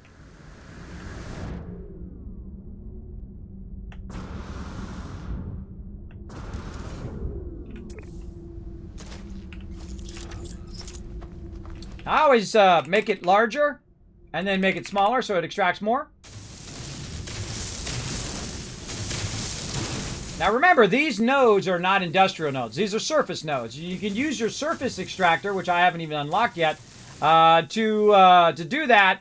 But the problem is they don't run when you're not online, where the industrial does. I go straight for the industrial. I love doing the industrial mining. Now, of course, as I upgrade my my extractor here, my multi-tool, I'll extract better. But why do I have to extract it? I mean, I can just have it extracted. Look at that. Look at the shooting stars. Cool. Cool shooting stars. All right. So now we go ahead and run back. Let's go ahead and call our ship. We're going to oxygen while we're coming down. And we out. Now we got a base that way, and we got a base this way. Now, earlier, one of you said, Kismet, what do the gas extractors do? Well, I'm going to see if I can find a gas extractor that's by this power, and we can double up on this in the same one. And I'll show you what it does. Gas extractor, C node, close by. 300 in that direction. All right. Now here's what we're going to do. Since we already have our base computer here, and this is probably where I'm going to put my teleporter and my main base, we'll go ahead and put it right here. But nearby, in that direction, about 300, there's actually a gas cloud. Now, it's only a C node, and we'll replace all of these with S nodes later as we find them as we go through the universe. No reason to sit here and spend 5 hours looking for that S node. I might find it in 5 minutes, or I might find it never. You can literally run around this entire planet and never find an S node. I got real lucky on that other one. I'm not going to lie. It's very, very lucky. So what we're going to do is we're just going to take our power with us while we're going in that direction. So we'll just say, okay, let's just tag it up there on the hill somewhere. There we go. And do the same thing we just did, but for the gas node. So here we go. In this direction. Let's do it. Again, the reason why I use the power is to extend the distance of my my base, but also to help me find out the direction where it is. Allows me also to connect the power when I get to the other side. And again, stop about here. Double check you are going in the right direction. Yes. Then back to my power node. And notice, by the way, that I'm using the actual power thing and not holding down control. I highly recommend not holding down control because it can mess you up in the long run. Unless you're really good at not accidentally clicking. Oh, there's a good time to use control when you put it up high like that. Got some dehydrogen crystals there. Okay, how close are we? Pretty close. 70 out there, maybe over the top of that mountainside there. I would say roughly it's about that. So let's say we'll run one right to there, run a small one. We've been crushing it today. Crushing it. How do I improve my units? You use your upgrades on them. You collect scrolls in Stream Raiders. And when you collect those scrolls, or you can buy them from the store based on how much gold you've collected by doing battles with us. And you should get a crazy ton of gold and a crazy ton of stuff with us because we're going to be doing battles all day long. Yesterday, I had 12 hours of battles. The day before that, I did 13 hours of battles. So if you want to get some gold, you want to get some loot, you are in the right stream. Because I'm going to be doing it all day long. So yeah. So that's what you do. Use that gold to buy them scrolls in the store. And then that will help you get even more of your guys upgraded. Uh-oh. Did I go past it? Huh, I think I went past it. Too far, too far. Now I take it back out again so I don't have this extra line run, but I actually went past it. It happens. I went way past it. What the heck? It's not on the top of that hill.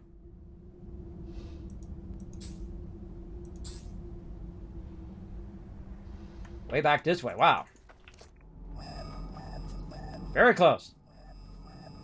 30 this direction.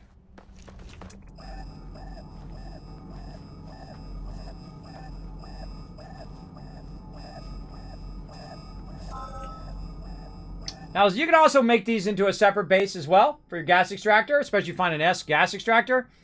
Oxygen. That's right. We can extract oxygen on a planet without oxygen. I know, right? It seems odd, but hey, I just work within the game mechanics. So here we go. So we need some carbon to start our oxygen extractor. So let's go ahead. Oops, switch to our mining beam. Would be helpful. There we go. Let's get some more carbon. Now, in a minute, I don't need to get more carbon. You're like, well, Kismet, you're going to be extracting oxygen. Oxygen becomes carbon. That's right. I just blew your mind. If you've never been using these extractors, you've just been collecting oxygen your entire playthrough and carbon your entire playthrough for no reason. You could have been extracting oxygen and turning oxygen into carbon, which allows you to extract more oxygen, which allows you to make more carbon. Right? That is what I'm showing you right now. Something that should just absolutely blow your mind at this point. That you could go in and be collecting all of the materials in here and converting it into the material that you actually need without having to do anything when you're not even online. There's the center of our oxygen right there. And again, let's go ahead and go up on the high side a little bit here. in case we want to do a bunch of these oxygen extractors. And we'll go ahead and just run. Oh, we need a little bit more carbon there.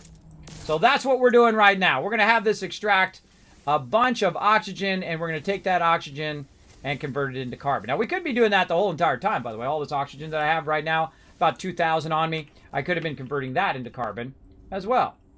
So it's good to know your elements, and I highly suggest not looking it up online. I suggest do what I did, and that is trial and error. Go and try to figure it out by putting it in the thing, see what it converts into, write it down into a spreadsheet like I did. I find that way more fun. Way more fun than shortcutting and looking it up and finding all the charts of what everything makes. Unless that's your jam. If that's your thing, if you like to look up the chart, just know everything from the very beginning, hey, more power to you. It's your game. You play it however you want. Me, I don't like to know that. I like to go in and discover things as I go along because that's the funnest part for me for any game. Now, I need 5 more metal plates. Now, by the way, right now while we're doing this, is extracting a ton of this rusted metal. I have 369 rusted metal on me right now.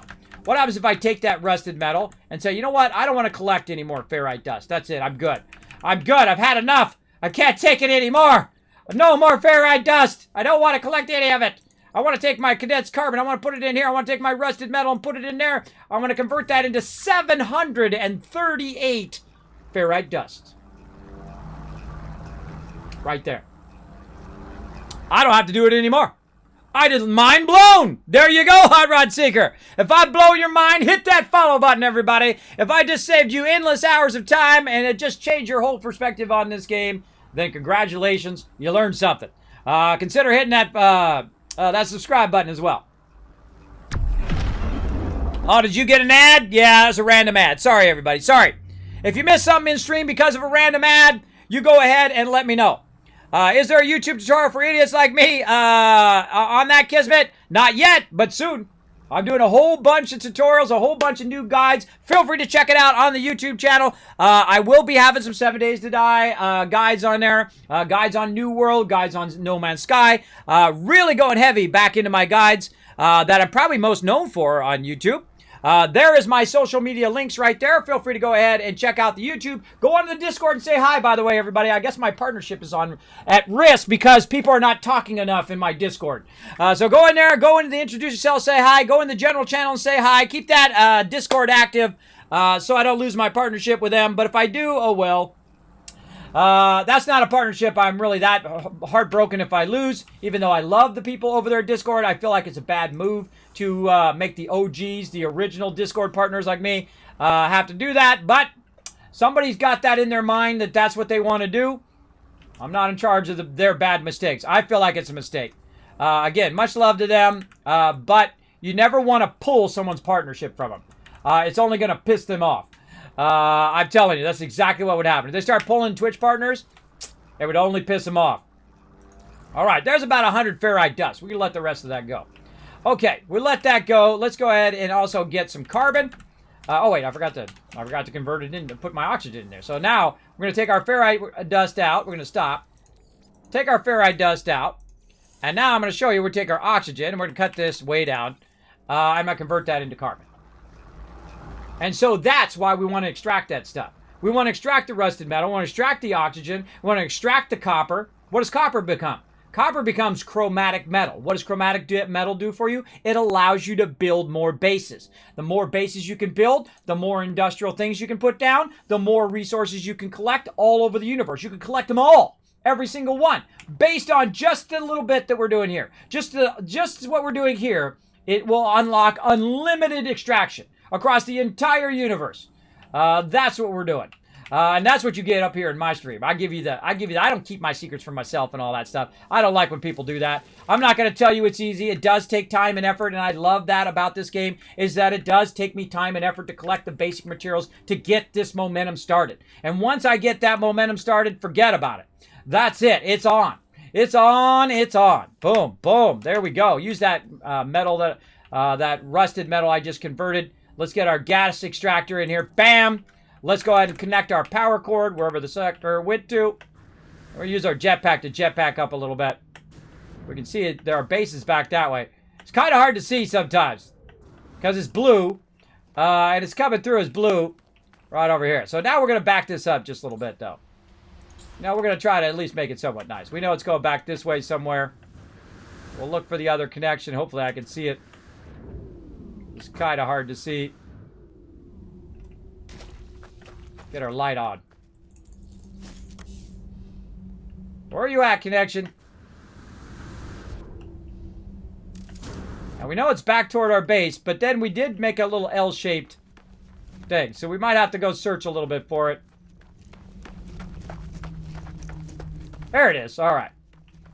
See, sometimes it's going through the ground and you can't see it.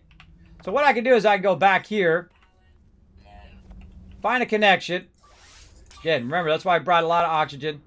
It's going through the ground in this direction. There it is. Try to find a connection that we have and then center it off over there. Again, remember, I've been able to build this far out away from our base up to 1,000 out. You cannot build beyond 1,000. So let's go ahead and now aim it inside of our base.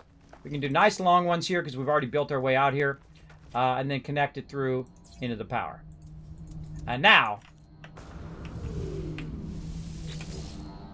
we're extracting oxygen.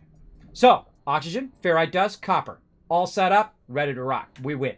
The only other thing I would say to extract is sodium. Sodium is great for when you go on planets. You need to work on your defenses. But magnetized ferrite's good too. Now, how can I make this go better? How can I make it go faster? How can I collect more materials when I'm not online? And that's what we're going to talk about next. We actually got that done pretty close to time, too. 1:49. It was going to go out at 1:30. Let's go ahead and call in our ship, if we can, which I think is out of, yeah, launch thruster's not charged. So we can't call in our ship, but that's okay. It's not too far away. It's about 300 in that direction.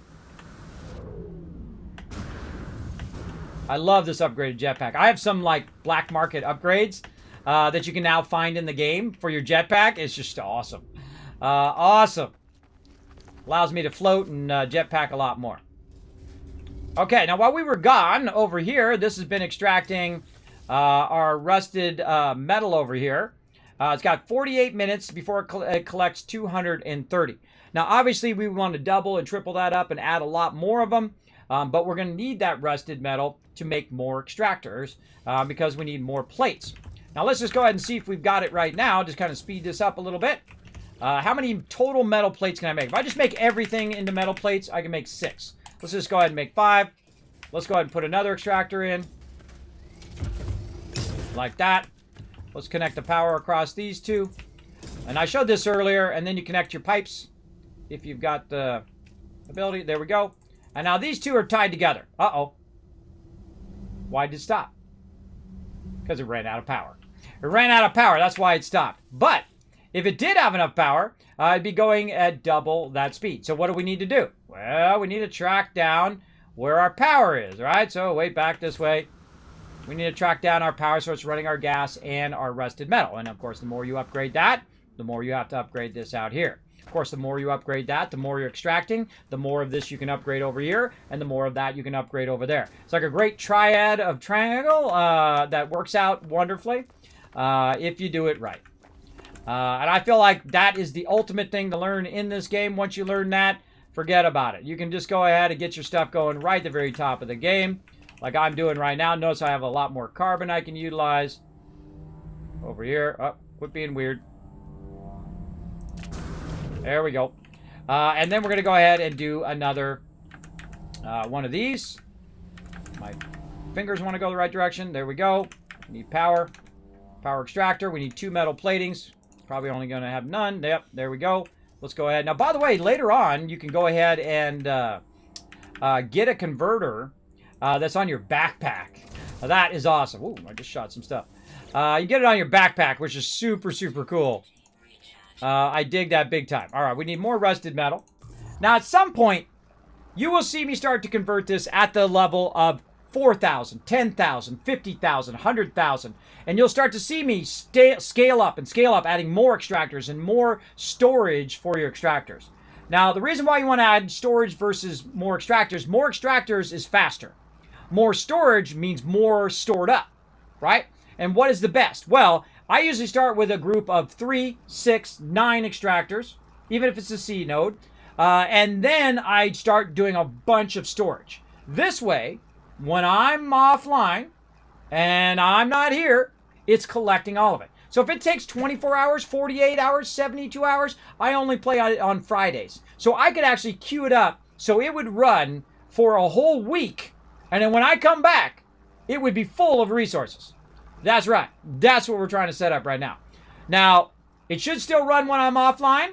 And we're going to try it and see.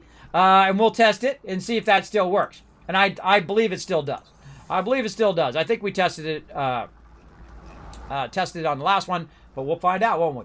Now, again, we're converting some ferrite dust here so I can make some more plates and make some more power. Now, if you want to know how much power is being currently used by your thing, you can check it out right here. How much extraction, oxygen extraction. Oh, this is oxygen. Hold on. This is my gas extractor. I went to the wrong thing. I need my power, not my gas extractor. That's okay. Let's pick this up. Let's stop this. I'm going to need that anyway for more power thing. Anyway. Wrong thing. Wrong, wrong, wrong, wrong. Make sure you pick this up because it gives you back your carbon. There we go. So that wasn't it. That was my gas extractor. I need my other thing. I need my power. I followed the wrong line. That's okay. That's my line right there. This is the line I should have been following. Again, that's what's so nice about running the power lines. Also, is that you can use it as a thing. Now, normally I would just fly over there on my ship. Actually, I should just do that. Hold on. Let's just do that. But I don't have any more uranium. So probably the next thing I need to work on, uranium extraction. So I have an unlimited amount of fuel for my ship. But you can also use dehydrant as well for your ships. You can go in and say, okay, I want to go ahead and make a fuel thing. It's going to let me. I got to go in my starship here. I need to make a fuel thingy thing. Oh, there. Where is it? Right there. I need to make this. So I need some metal plating. So again, ferrite dust is the center of the whole entire, everything that you build. Nearly everything. Launch fuel, launch thruster. See, ferrite dust is the center of everything. It's the center of the universe. It's the most thing. And of course, rusted metal is a 2-to-1. So rusted metal is the most valuable resource in the entire game. And I feel like that's neglected on a lot of people. A lot of people don't realize that that's the basis foundation of every single thing that you're doing. And if you master the rusted metal, you master that ferrite dust, forget about it. You win. You're the best in the universe. Let's go. Let's follow our line out here.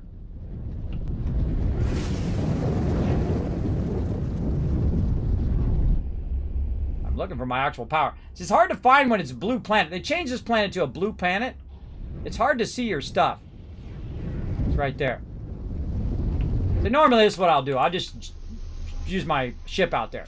Now I highly recommend later on actually switching your oxygen to its own base. This way, because you can only have one teleporter per base, but I can do a site-to-site teleporter over here, which will help me later on. Oh, and I left my thing over here anyway. Oh, well, hey. I got a bunch extra one of those.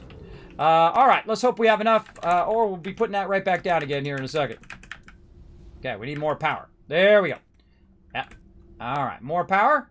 More metal plates. We need 2 plates. More power. Now, again, you just go off the central one. This is going to be the one. Oh, that's not close enough. That's not close enough, everybody. Come on, we're going to do it. Let's do it right. Let's do it as close as we can. Get my big fat butt out of the way, though. I'm going to hit C to fly around for our fly camera. And we're going to get nice and close so we can cluster these together as close as possible. Is that necessary? Not really. But it does give you more power if it's close together. Now, look at the line showing blue, which means that it's now functioning and working. And back to our ship.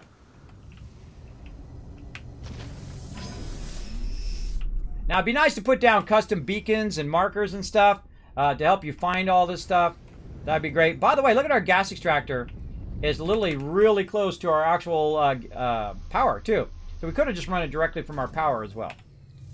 But I like to run it over there so it reminds me that, hey, I got one thing that way and I got one thing this way from my central base. That's just me. All right, how are we looking over here? We got power? We got power, baby. So in 1 hour, I'm going to have 240 oxygen there. Now, it doesn't seem like a lot at this stage, but believe me, it starts to compound very, very quickly. And what is the #1 thing I want to compound right now? What's the #1 thing I want to go faster? Is it copper? Is it oxygen? Is it carbon? Is it magnetized ferrite? I'm saying all the wrong answers. Those are all the wrong answers. The number one thing I want to go the fastest it possibly can is the thing that I have right in the center of my base, and that's ferrite dust, aka rusted metal. Let's do it, baby. All right, we've doubled it up, and let's do it. How many we got? 24 minutes. We're going to have 212. We're going to get that done. Now, how can I tell how long it's going to be before it actually fills those up? Now, that you need to use a different container for, and we're going to need a lot of plates for those. We need 10 plates per, and thus why we need so much of this, right? Why we need so much. Now, this is also your ability to build an endless amount of cash. This is your endless cash right here. This is where you make easy money. Easy money all day, every day. Now, you can just take that and sell it, too. Get money that way. I wouldn't do that. I'd convert it into ferrite dust first, and then keep upgrading and keep upgrading and keep upgrading. Now, we're going to go ahead and do another one right now. Making that easy money up here, everybody. Again, if you're liking this, throw one in the chat. When you say site-to-site teleporter, referring to small teleporters, not the kind you find like in Starports. Right. There's a smaller teleporters, which actually allow you to teleport from place to place. And I've never, I think I've used them since the very beginning of the game, since when they first came out. But I might use them in this playthrough just to show you guys. But let's go to it. Now, we need another extractor. Let's do it. We're going to triple up on this extractor. And now usually I start with 3 because it's not so cumbersome because you're not making 15,000 metal plates. But let's go ahead and start with number 3. So again, more ferrite dust. We need more of it. We need the ferrite dust. And now this is where I will actually leave this. But you know what? Hey, screw that refiner, right? Didn't we unlock our medium refiner? Didn't we unlock a much better one? We did, right? What's so great about this is it doesn't use any of your carbon. So you don't have to actually power this. So we need dihydrogen jelly and a bunch more magnetized ferrite. So let's get our dihydrogen jelly going on right down here. We can go ahead and make some of that right over here. Oh, we need more dihydrogen. Now, you always need something. You always need something. You're always out of something until later game where I have tens of thousands or 50,000 or 100,000 or 500,000 of each and every resource. That's where this leads to. This is where this goes. This is why I do this first, because it always leads to that in the later game. So let's go ahead and work on our dihydrogen. That's easy. Boom. Scan for it. Where's it at, bro? Where's my dihydrogen at? Oh, right over there. Let's get it.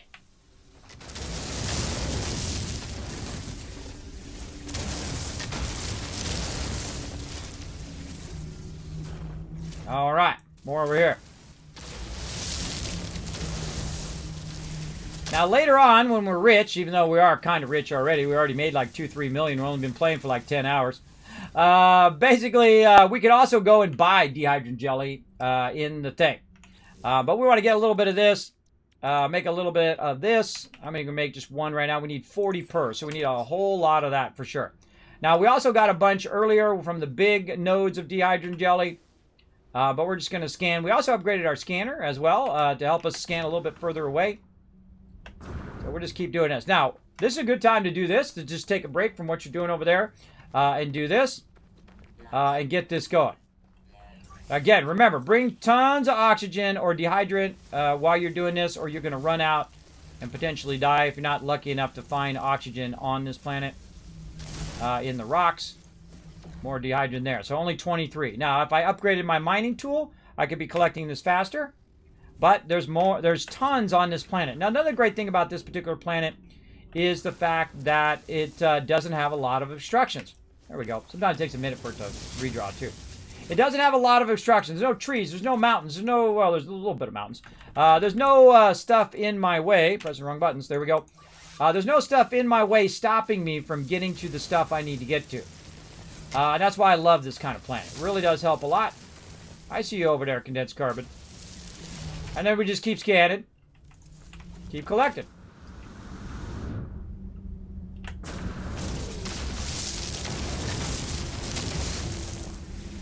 Gonna be worth it. Definitely worth your time. In about a couple hours here, we have converted our game into an infinite source of income, an infinite source of resources that go and work while we're not online. I have a Minotaur, so I don't need oxygen. Well, look at you go. I had over 1K hours in a save, but then I got corrupted, so I had to... Oh, sorry to hear that, Yasha. Sorry to hear that. I start over a lot. This is like my 20th playthrough. I start through a lot. And that's the reason why every time they do a big major update, I typically will start over so I can play through that update and see how it is and see how it is from the very beginning of the game. I love doing that. My last playthrough, I was making about $500 million every time I logged in. We had explored all the planets, all the different things. We'd done most of the main storyline. Did we finish the main story? I don't think we finished the main storyline on that last one. But I finished the main storyline multiple times and whatnot. I have played a bunch of hours in the game. I love to do this thing. I call it the economic or the space tycoon style, where you crush it by economics, right? You master the economics of the game, and then you go buy the S-class ships. You go buy yourself 25 frigates. You go buy yourself an S-class multi-tool, 3 of them. You go buy yourself every single ship in the game that's an S-class. You go and work on your exotics. You go work on all your stuff. That's how I play. Now, there's a bunch of different ways to play the game. There is no set one way that's the best. I find you play it however you enjoy the most. I'm just giving you some options if you want to play that way, right? Oh, and hello.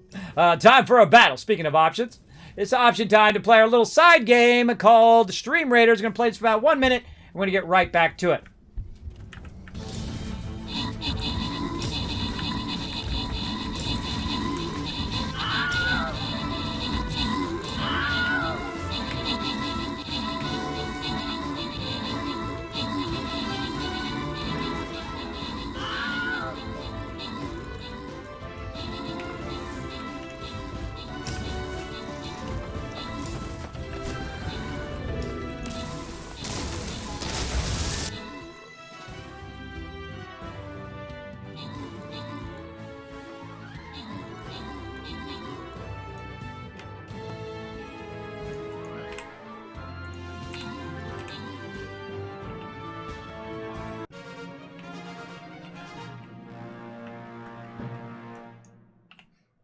Making me smile. I'll show you why here in a second.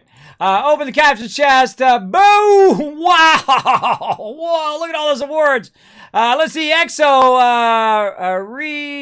Reagan Nation coming in. Yasha. We got Or Death coming in. Rotisserie G, Bo, Lean On Me. We got Nifties coming in. And Devi Chase all getting some bonus loot. Man, that's a lot of bonus loot right there. Rotisserie G yet again coming in. MVP with 18 assists. Very nice. All right. Come on, everybody. We're going for that blue chest. We're going to try to get that blue chest. We got a mystery one coming up. Probably going to be pretty tough. Oh, my goodness. That's it. Calling out the big guns, everybody. Calling in the Wasteland Tycoon. I feel like we get right here in this little corner right here. We nuzzle up with each other. We got this going on. Come on, everybody. Let's do it. Let's put down the battle plan right here. Hardcore. Everybody together. Everybody together as one. Let's do this. Let's get you guys the win. Let's get you guys the loot right down there. Boom. We're going to go right here. All as one. Going together. Protecting each other. Pulling out the big guns. The max level tank. The heavy tank. I'm going to take a beating for you guys. Now, if you guys want to shake it up like New Tack there, throw it in the center. That's up to you. But we definitely need to keep our support safe. So gather behind me, everybody. Just go ahead and create a nice little L shape, reverse L shape. And we're going to push our way into there and try to bring in the win. And then we're going to go to the next one, which is going to be the blue one, which is going to get you guys potentially some skins. So we'll get into that as well. Thank you, Hot Rod Skater, for the follow. Sci-Fi Guy, thank you so much. Valheim actually finally followed my channel. Thank you so much. Appreciate that. We've done a lot of battles together. Appreciate you hitting the follow button. The Pirate coming in. Small Snack.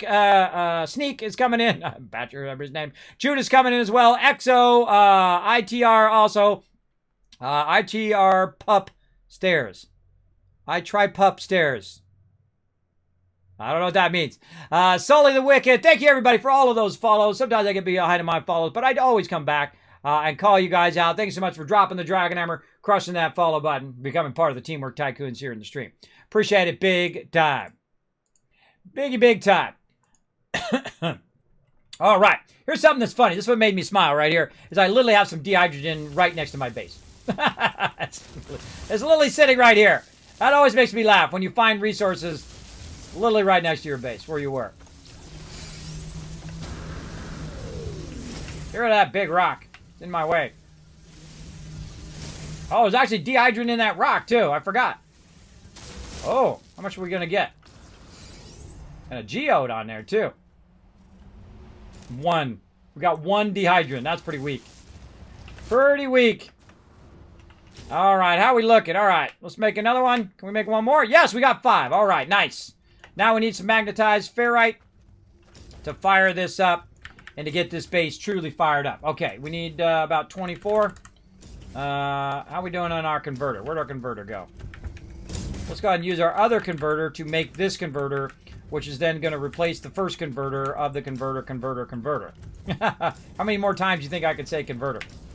All right, let's get into it. Boom. Put that condensed carbon in there, so we don't use our other carbon. What are we building? We building. We need magnetized ferrite, so we need to convert our ferrite dust. That might not be enough. Hold on. Let's convert our rusted metal first. Now, as you see, as I continue to scale this up and up and up, but don't worry, we'll play a little bit of Outer Worlds, everybody. Probably a little bit less than we normally would. But I feel like we're on a roll here, so we just keep this roll going. How do I get new units? Buy them. Yes, you unlock them in the store. You also sometimes unlock them by playing the events. That's why I'm doing so many battles right now, is because whenever there's an event, I go above and beyond for all my peeps, and I run battles all day long for all of you. And again, thanks for hanging out here in the stream. How do I get new units? Yes, buy them. Grab them. How you doing, Kismet? I'm doing awesome, Bright Steel. How you doing, man? I hope you're having a great Friday, because we are absolutely crushing it. Crushing it big time up in here. No Man's Sky is such a great game. Almost got 1K hours in it. Hoping you're having a good day. I am, Bright Steel, having a good day. I always like that you explain why you're doing and what you're doing and why. Exactly, Stickland. That's how I like to. I like to watch streamers who do that. I've watched some streamers before that I've gone in and I go, oh, whoa, that was really cool. But they did it so fast, I missed it. So I typed it into chat and said, oh, wow, what did you do? And they said, go Google it. Not lying. That is exactly what they said. And I never went to that stream again. I was like, wow, I'm never going to be like that, bro. That's a real jerk thing to do. I can't believe it. I can't believe someone would do that. It would be that rude to someone to come in their channel and just ask him, oh, I asked really politely. I said, oh, wow, what'd you just do? I just missed it. And he's like, go Google it. I'm like, oh, bro. That's how you do people wrong right there. I don't do people wrong. You come in and ask the channel, I don't care if I explained it 1,000 times. I'll explain it again. I don't care. That's part of the fun. That's my favorite part of being a streamer is actually is talking to people in the chat. I feel like people miss out on that. They miss out on how fun it is to talk to people in the chat about games and game mechanics and all of that fun stuff along the way. I forgot to convert my ferrite dust into pure ferrite and then into magnetized ferrite. We got to do that. Let's get it going. That's how streamers lose followers. Exactly. Now, if people are disrespectful, I will ban them instantly. They're gone. Disrespectful if you're being like homophobic, racial slurs, if you're not following chat rules, start getting political in my channel and all of that stuff. I don't have time for that. I'll warn you first, usually, unless it's really bad. If you're just bad right off the bat, you're gone. That's it. That's why I have such a great community, because it's all the people who are left over are a bunch of awesome peeps. So, yeah. So I don't do that. I don't do that. I love to talk about it. And this is what I'm doing anyway.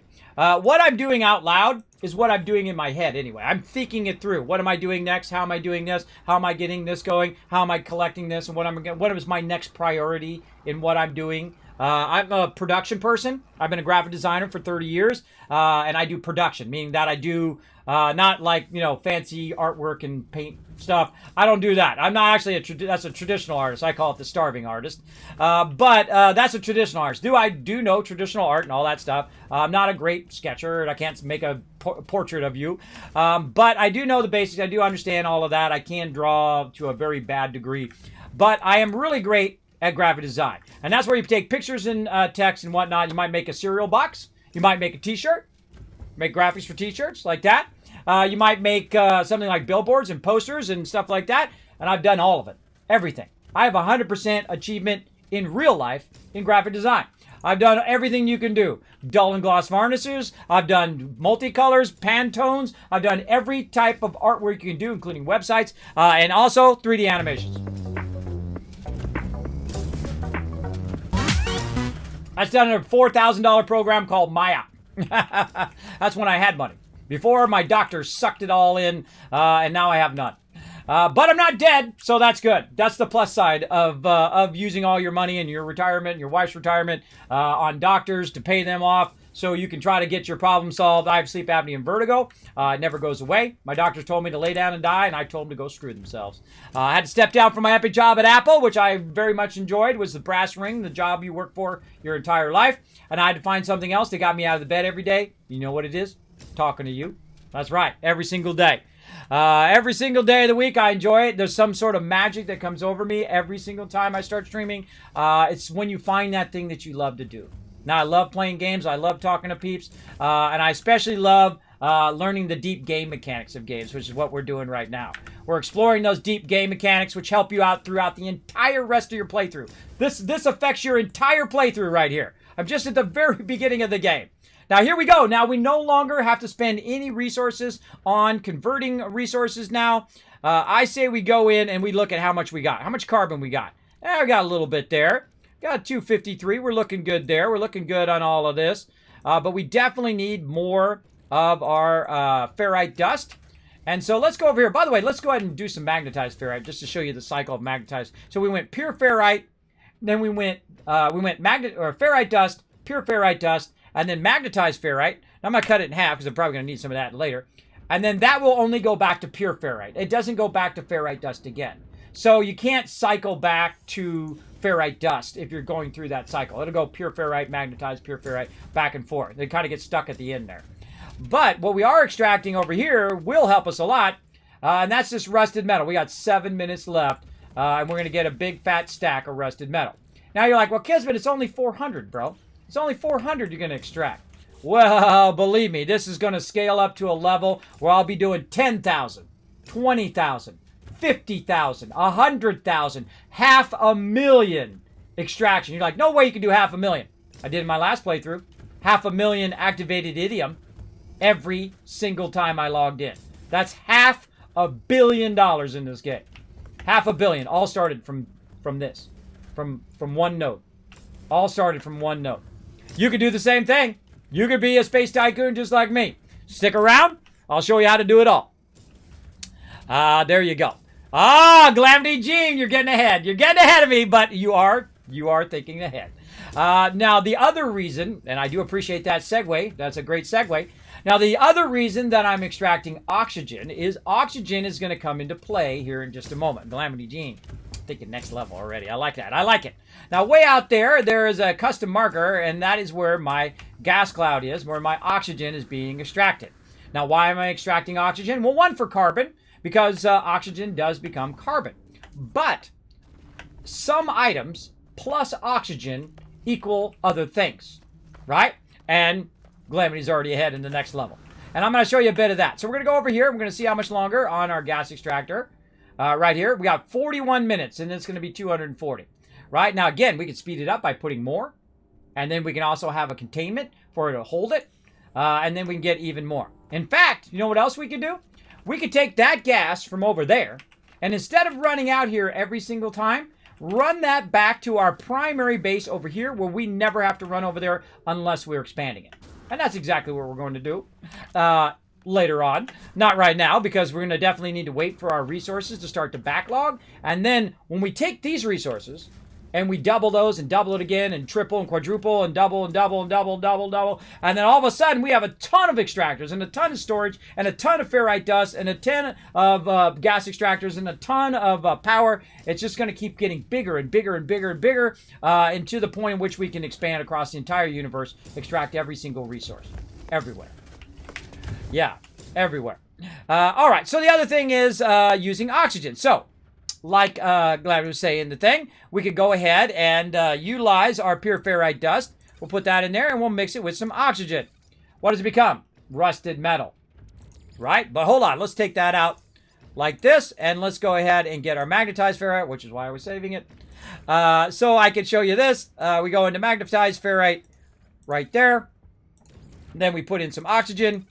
What happens? It doesn't work. It doesn't work. It doesn't actually convert it back. But watch what happens. Watch what happens if we actually use ferrite dust. We don't have any. We got to convert some of our rusted metal back again. Hold on. Let's get some of our rusted metal fired up here. Now, let's go ahead and put some oxygen in here as well. Does oxygen plus rusted metal equal something? No. Take that out. Don't have enough rusted metal to get it going. Maybe just a little bit. There we go. Take that ferrite dust, put that in there. Then take the oxygen and put it in there. What happens? How many is the output? Right now, it went from ferrite dust to rusted metal. They changed a lot of this, by the way. We haven't played in a while. So they changed a lot of this so it equals different things. So good to test it again, right? Don't trust those charts. So as you can see, ferrite dust plus oxygen equals rusted metal. Pure ferrite dust. And this is how I learned. I didn't look it up. I don't like to look it up. I don't want to know. I want to do this. I want to know what that equals when I do that. Pure ferrite dust and then magnetized ferrite equals nothing, right? And there's a lot of combos. You get another one that does 3 later on. But what is really good to put in there that'll boost it into more of that particular thing? Well, what if we took something like, say, gold? That's going to be pyrite, right? But what if we take it out? What if we take the oxygen out? Well, look, it went down 1 to 2. So if I have 86 gold, I can make 86 pyrite. But if I take my oxygen and I put oxygen in there, then it's now 1 to 2. So now I can make 172 gold. Or 172 pyrite from the gold. Sorry. 172 pyrite from the gold. So I just doubled my output by using some of my oxygen instead. And that works for a whole lot of stuff. So say you got gold. What else? How about sodium? Sodium nitrate, 26. Take this out. Now it's 13. So you can double up your sodium by using your oxygen. And so on and so forth and so on. And you're welcome. You're welcome. Yeah, there you go. So now I've not only showed you how to collect an infinite amount of resources, an infinite amount of cash, I've also shown you how to double up on even that. Did you know within the first like 5 hours of playing this game that I figured out how to make $1 trillion in the first 5 hours of playing this game? And you're like, whoa, how did you do that, Kismet? Well, there's actually a thing where you can convert it into something else. And I'm not going to tell you because I feel like it's cheating. You convert it into something else. And then when you convert it back, it's worth more. And then you convert it into something else and you convert it back and it's worth more. And so on, and so on. And so you could just keep doing that and you can make trillions of dollars. Quintillions of dollars if you want. An infinite amount of money. I don't do that. That feels like not right. I feel like it should diminish over time. But I don't mind if I combine it with another element. Then I think it then should go up. That seems reasonable. But if you take one element and then convert it back and forth, back and forth, back and forth, it shouldn't be more of that element. That's just me. That's just me, so I don't ever do that. I didn't even do it then. I said, nah, that's too easy. That's too easy. I don't want to make it too easy. I want to earn it. And that's what I'm doing right now. I'm earning it right now. I'm going and collecting magnetized ferrite. I'm collecting this stuff so I can get it going. And then when this gets going, then I'm earning the right to have just an infinite amount of rusted metal and ferrite dust and oxygen and all of that. And we'll get that going later on. Now, I'm going to leave this here. Its job is to convert my rusted metal. But there's a little problem. And that is I don't have a way the heck out of here. Just in case I do run out of oxygen. Let's go ahead and use some of our carbon over here to extend this out. Now we also need to make ourselves a little bit of a base here. I typically don't like to make my base right next to where it's bouncing up and down.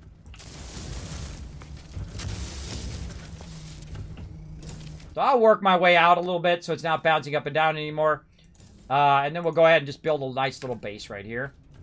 And later on, what we're going to do is we're going to make it come to us. Instead of us going to the resources, all the resources will come right here to this spot. Let me go first person here, a little easier. And then I'll go into fly camera. I love the fly camera. The fly camera is the most genius thing in this whole entire game. Absolutely love it. And we'll give ourselves a little bit of room.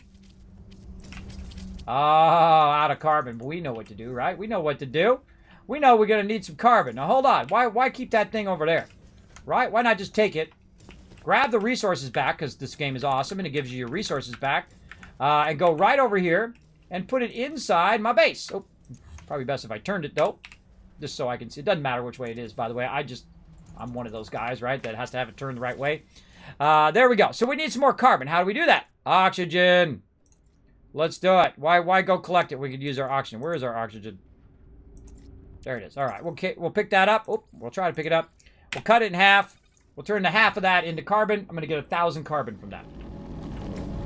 And that's going to allow me to finish out my base. Now, you can't double up on oxygen, by the way, because I know some of you are thinking, hey, Kevin, just grab this out of here and cut that in half. Cut it in half. And cut it in half again. Put it there. That would be cool if that worked, but it doesn't. That doesn't work. But it is cool to do. There we go. Let's see. I haven't played the game in a long time either. Yeah, Glammy James, they are going to be switching around. I'm doing good. I hope you're doing good, Glammy James. Thanks for coming in. I knew you were thinking to the next step. That's exactly where I was going with that line of explanation. So very smart. Very smart. And they've changed a lot of that stuff too, because I know that when you played it, that's the way it worked. But now it's changed a little bit. And they actually changed a lot of the industrial stuff in the latest Origins update. All the industrial stuff has a diminishing return. All of this actually takes longer to do than it did before. But that's okay. I don't mind it being a little harder. I don't mind at all. All right, look at all that carbon we didn't have to go collect. Yay us. Okay. Tons of carbon. Now we can just build and have a good old time. Let's get into it. Now, I could have went and bought it from the store as well, so I didn't have to collect it as well. Because I do have a good amount of cash on my character right now. I've already spent about 1.4 million. I have about 1.1 million on me. I could have just went and bought it from the auction hall. Now, speaking of the auction hall and all of that, I can actually bring the auction hall to me if I have it unlocked. Did I unlock it? I'm not sure if I did yet. I don't think I did. No, I think it's right here. It's in this one. Yeah, I don't see it there. Don't see it there. All right, we haven't unlocked it yet. Okay, that's fine. That is fine. We'll go over here. Go ahead and bring our base computer here. Oh, I don't have enough magnetized ferrite, not enough carbon. So you're going to be constantly out of resources all the time until you spend all the time manually collecting. Now, some people don't like doing the industrial. They say, Kismet, I'm old school. I like to just go and just collect the materials without doing the industrial. And if you like that, more power to you. It's your game. Do whatever. Yeah, you're right, Yash. Watch this. We take the dehydrin crystals, if I got any left. I think I burned them all up. There we go. Dehydrin. Over here, we take some oxygen, put it in there. Now you're going to get some salt. Going to get some salt, bro. There you go. And again, I would retest all of this. I would retest all of that because they have switched them up. For sure, for sure. So if you think it was one thing before, make sure to go and test it. I would not trust any of those charts now because they're going to be a little bit different. There we go. So now I got myself a little house in here, and I'm on this planet. Now I'm not using up my oxygen anymore because I'm in my little settlement. And so I can do a lot of things from within my settlement here too that are going to help me down the road.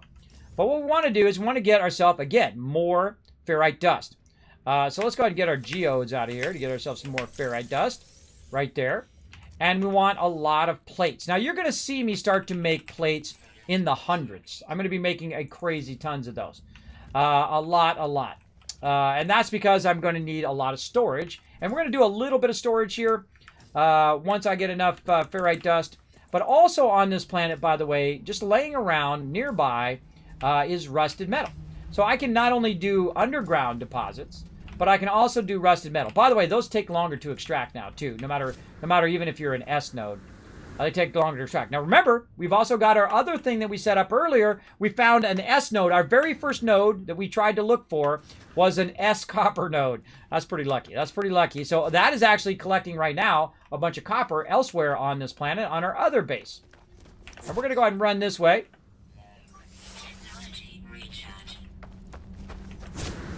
And we're going to run over here. Just save ourselves a little bit of time. We're going to do this old school.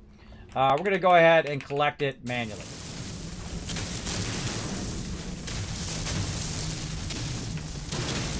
Now, some nodes are bigger than other nodes. So sometimes you'll luck out and sometimes you won't. We need a lot of ferrite dust. So while I'm waiting for that to run, while I'm waiting for all that stuff to do its stuff, I can run around, grab some stuff. One of the most awkward ones to get they're on the side of the mountain. These are usually the most awkward ones to get because sometimes they do this stuff where it doesn't really take the rock out. And it becomes like an edge. Now, I can't see it from up here, but I can tell you it's still there. See? Becomes an edge like that. Just roll it, everybody. No game is perfect. All right, and then we'll go ahead and look for another node. What do we got up here? Oh, there's some dehydrin right there. I don't even know what it is. What is it? Abandoned planet. I don't want a planet. I'm looking for a node. Copper node, rusted metal. 600 that way. Oh, hello there. We'll take that condensed carbon, thank you. Now, this is the early stages of the game. This is one of the few times that you'll find me collecting resources. After we get this set up over here, very rarely do I collect resources anymore. I will basically be setting up industrial extractors to collect all those resources for me. Oh, it's a magnetized ferrite. Get some of that too. Sometimes it puts that thing on large every time, so you gotta shrink it down. The reason why you want to make it smaller is it'll extract more from a single node. But it does take longer. So we're establishing our base resources. Our resources that will make it possible for us to make an infinite amount of extractors. And this is the way I play. This is the Space Tycoon way of playing it. You beat it economically, right? It's kind of like playing Civilization, right? If you play Civilization, put a 1 in the chat. You know how you can win that game different ways. You can win it by conquering. You can win it by going in and winning it economically, religiously, whatever it is. By the way, Civilization 4 and 5 is amazing. Amazing, amazing. Can't wait for them to come out with a new Civ. Love that game. Very fantastic entire series. Not what I want. There we go. Mining B.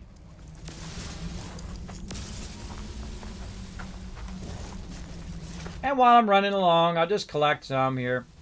Now, again, eventually I won't have to collect rusted metal and all that, or all this stuff. But while I'm here, and while I'm waiting, we'll get this going.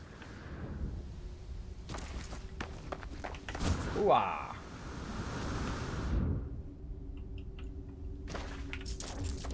Now, I always like make this bigger and make it smaller just to make sure. Depleted? No problem. We got plenty of ferrite dust. Why? Because we're collecting tons of rusted metal. You're like, Kismet, this rusted metal is trash. Nah, you guys learned the secret. Ah, Sasumi knows what I'm talking about. You guys know the secret of the entire game. It's rusted metal. Rusted metal is the secret. The stuff that other people throw away, now you know. Now you know. I have all the secrets. With a medium refiner, there's an infinite loop. Exactly. Exactly. Yeah, there's an infinite loop that you can create. I highly suggest you don't do it. Don't do it. Just because you can do something, if it feels wrong, then it most likely is. I don't mind using this because I feel like this is a reasonable thing.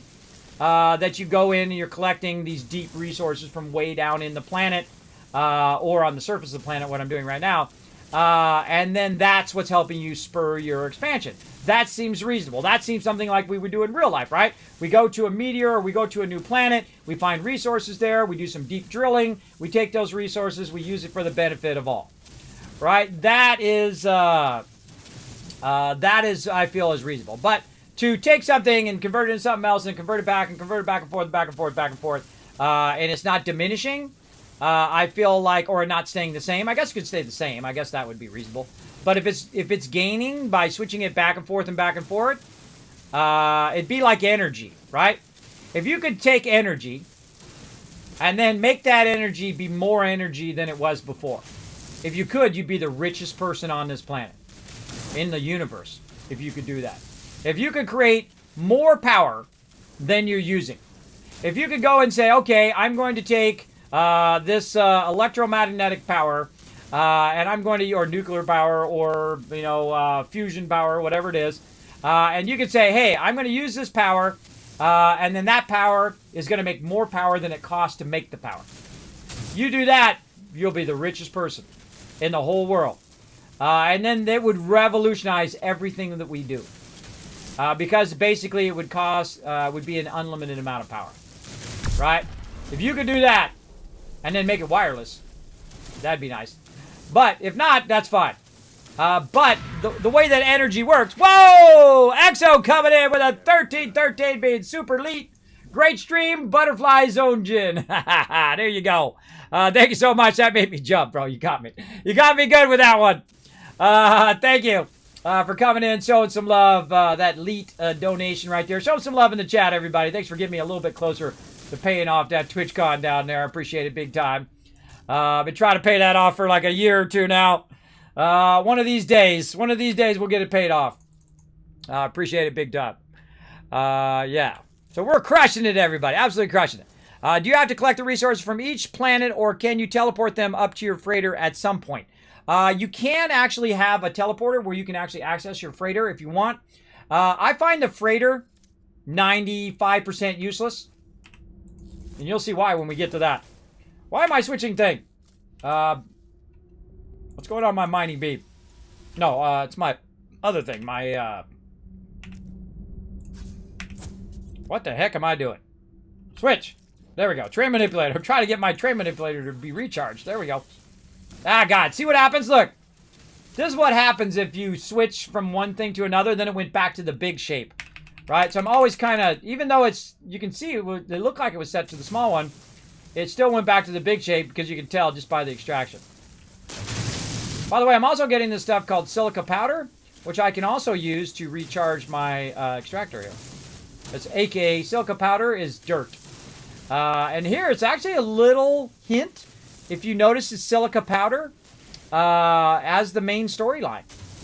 Right? For all you people who've done the main storyline, if you think about it, silica powder is kind of giving you a hint for later storyline stuff. I'm not going to spoil what it is, but keep that as a hint, everybody. Keep that as a hint for your storyline. Okay, I feel like that's good enough. Where's our ship? Get over here, ship. I have a program number 3, so I press number 3 on the side of my button, my mouse with the 12 buttons on the side, aka Razer Naga Chroma Epic 2735. I know the rest of that was, I'm just kidding, but it has a lot of names. All right, again, we need a fuel thruster. Let's hope we brought enough fuel to get it going on. We need some more dehydrant in here. We got to get that fired up. Oh, bummer. Bummer. Ah, how convenient. There's some right here. See, every planet has the basics, right? It has dehydrant. It has sodium. Oxygen in different supply levels. But you never get trapped on a planet, I find. You always can find some resources and find your way off that planet if you can find enough of that thing. And if you don't, of course, die before that happens. If you don't die of lack of oxygen before that happens, or die because of lack of defense against the elements, aka sodium, then you can find enough dehydrant to get it going on as well. And again, remember that a lot of the conversions that you did before have been changed. So don't rely on those previous conversions or swapping one thing for another thing as well. There we go. Okay, right in here. Boom. Where'd our ship go? Hello, shippy ship. It's in the radar somewhere. There it is. Do that battle here in just a second. Oh, that landing, bro. That landing. Perfect. All right, let's go ahead and put that into our launch thruster. Now, when we get uranium, we don't have to do that anymore. Just get a bunch of uranium, throw it in there. Much easier. Ah! Get back in there. Come on, we got to go work on our base. All right, we're running over on No Man's Sky, but I feel like it's worth the effort. Worth the extra time versus doing some Outer Worlds. And we'll do some Outer Worlds here maybe today, or maybe we'll push it off into the next one. All right, we're going to do that battle here in just a second. Let me go ahead and get this going. What was I building over here? I forgot what I was doing now. Let's get back over here. We went out there, to rusted metal. All right, let's get our rusted metal converting first. So you guys can see that. 797 is going to become 1,594 ferrite dust. We crashing it! That is it. We are destroying it up in here. Now, again, if you are enjoying the stream, hit that follow button. Yeah, battle time. That's right, Yasha. Let's do it. Battle. Get it going on. Now, if you are enjoying the stream, hit that follow button. You're really enjoying it. You've learned something. You've won something. You battled. You had a good time. Press that subscribe button right up there. It does help the stream. I put every penny right back into it. Let's go. Grab it. Blow it up.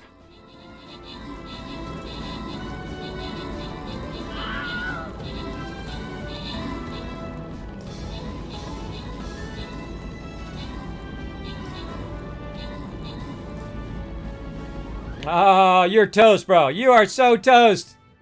He's out of there. Holy mackerel. That's 220 units left over. That was leftover units. Holy moly, we started with 262. Come on, everybody. We're going to try to break our record, which is 360 units. Plus, I think it was like 365. We're going to try to do it today. Subi, Hyper coming in. Rega Nation. Exo, we got Akronog coming in, Belheim as well. Who we got? Lamont Trade. Hey, congrats. Whoa, look at those numbers he's putting up on the board. 31 kills, MVP.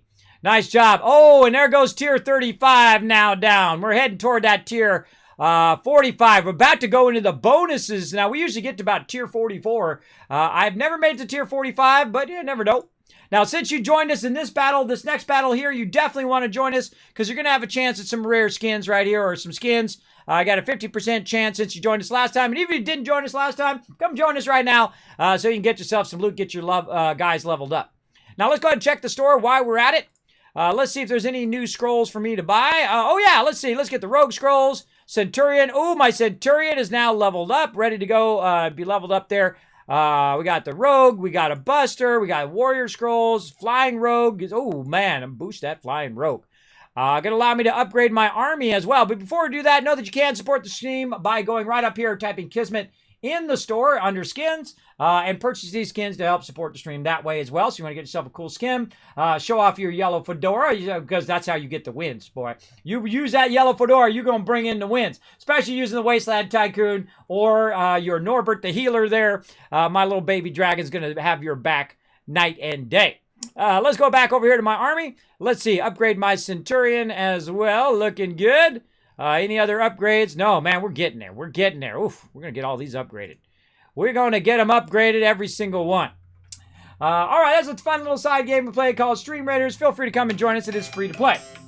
Oh, hey, I got to take a quick AFK break to let my kids in because I do like to keep my door locked. I don't like to have it unlocked all day. That's just me. So I'll be right back, everybody. I'm going to do a stealth boy. I got the coolest AFK anywhere. Watch this.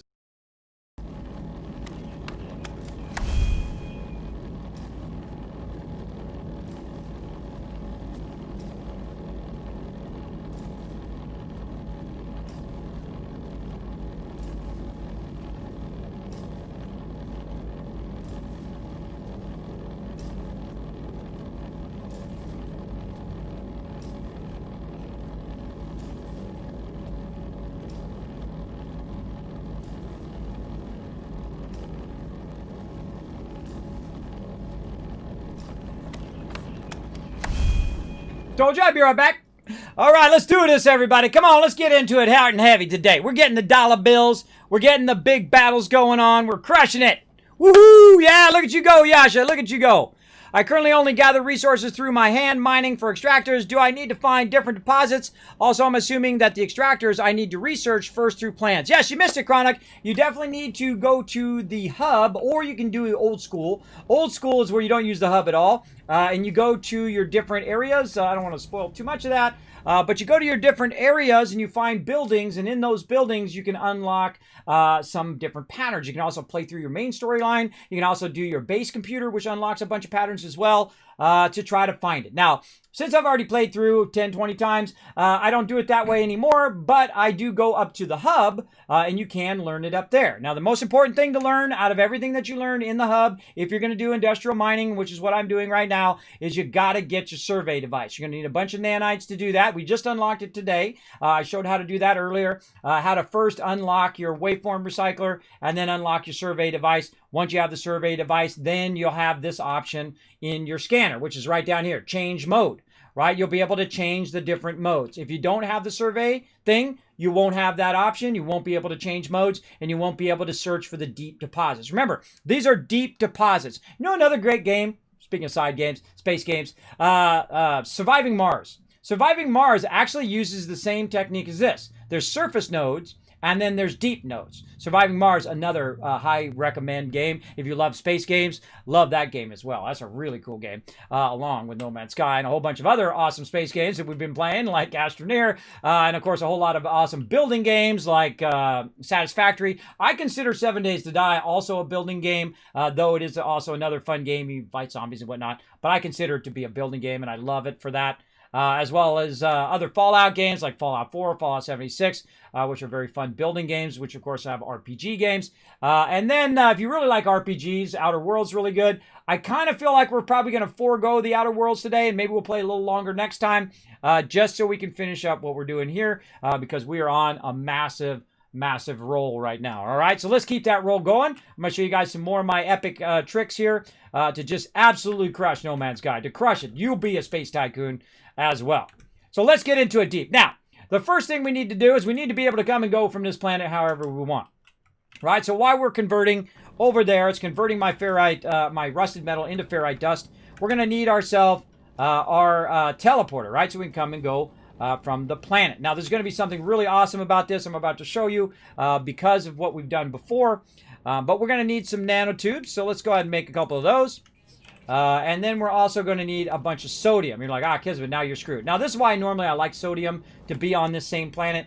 I think in every single playthrough I've ever done, typically sodium, rusted metal, copper, and oxygen. Those are the ones I typically get at the very beginning. This time, not, and I'm going to roll with it. I'm going to roll with it, and we'll make a little adjustment because we got magnetized ferrite instead of sodium this time. That's okay. We'll still make it work. We'll get sodium elsewhere. We're okay. Plus, we found 3 paradise planets already, so we don't need that much sodium. We don't need that much, but we'll go ahead and just do it old school here by just searching, and we'll look around and see if there's any sodium. Now, if you notice that on this particular planet, you got some oxygen, which is good. You got some hydrogen, but not much sodium, right? So you're like, dope, no sodium, what a bummer. So we can go ahead and just kind of run in a certain direction, see if we can find it. I usually go in, oh, look at this. Oh, well, look what we found. See, this is how you get distracted in this game. Look at this. The metal fingers. The metal fingers of gold, baby. That's a whole lot of gold right there. Now my little wimpy multi-tool I've got right now, which is actually pretty decent for the beginning of the game, is not going to extract as much as it should, but boom! That was 100 gold right there. That was 100 gold for just a few minutes or a few seconds of my time. And you know we're getting all of those. You know we're getting all. You know why? Because that's solar power. That's solar power for later. Also, you can take your gold and silver, combine it together, make platinum, take platinum, and then turn it into nanotites. I do it all the time. Now, why would I want to do that when that's a diminishing return when you're actually cost you a lot of resources? Because it's going to be collecting gold by itself. It's going to be collecting silver by itself. It's going to be collecting ferrite dust. It's going to be collecting sodium. It's going to be collecting all the resources that I normally would go around and manually collect. And some people love to manually collect. And again, more power. If that's your jam, that's what you like to do, more power to you, go for it. I love doing the industrial mining. That's my jam. That's what I like to do. I like to set it up, have it extract while I'm not around. I'm setting up all these multitasking things going on at the same time. That was a whole lot of gold right there, everybody. That was a crazy ton of gold for early game. All right, so we're looking for sodium. So we're going to go ahead and scan again and see if we find ourselves a little bit. We've got tons of dehydrin, tons of oxygen, but no real sodium. Now, you can probably find more sodium on a planet that actually has sodium than to do this and run around and try to look for it, right? So this is the planet we're on right now. We got silver there, copper, not much sodium, but we haven't gone to the other planets yet. But I know back here in some of these other ones, we've got a little bit somewhere. Oh, maybe not. Could have sworn I saw it on one of these. But that could have been my last playthrough. Yeah, there it is. I saw it on the starter planet. There's that sodium on that radiated planet. So we can go back to this planet and we can actually find a node of sodium and grab a bunch there. So you're like, well, Kismet, how do you get back there? Well, I need my teleporter. And to do my teleporter, I need some sodium. So I can get my teleporter, so I get the sodium to make the teleporter, right? It happens to me so often, everybody, that you need the thing to do the thing that makes the thing, right? Put a 1 in the chat that happens to you too. That you always need the thing to make the thing to get the thing. It happens to me quite often. But I think we got just enough thruster here to get up off the planet. Let's go out of here. Let's let that run. We'll come back to it here in just a moment. We're going to need a little bit of sodium. And there's an even easier way to do it. If you are a space tycoon like me. Let's get it going. Now let's go ahead and check out our pulse engine. Ooh, our pulse engine is full for once. Wow, that's amazing. That's amazing. So we're going to go ahead and head over here to the space station. Now you can also buy, oh yeah, Hot Rod Skater knows what I'm talking about. So I go in and basically collect resources in the beginning, and then I make tons of cash, and then you don't need to collect resources because it's going to collect the resources for you, as well as I'm going to go ahead. And now, by the way, if you don't want to fight these guys, and I could blast these guys out of the sky if I wanted to, but if you don't want to fight them,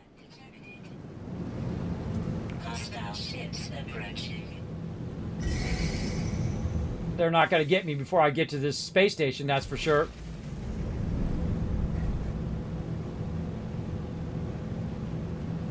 Later, suckers!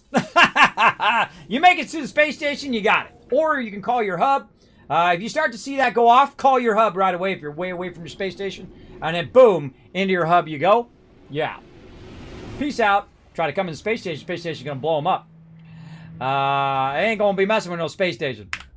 That would be funny, though, if they came in here and they start chasing you around. That would be a funny change and not tell anybody about it. And all of a sudden, it's like, oh, my God, they're chasing me. Ah, oh, God, oh, God.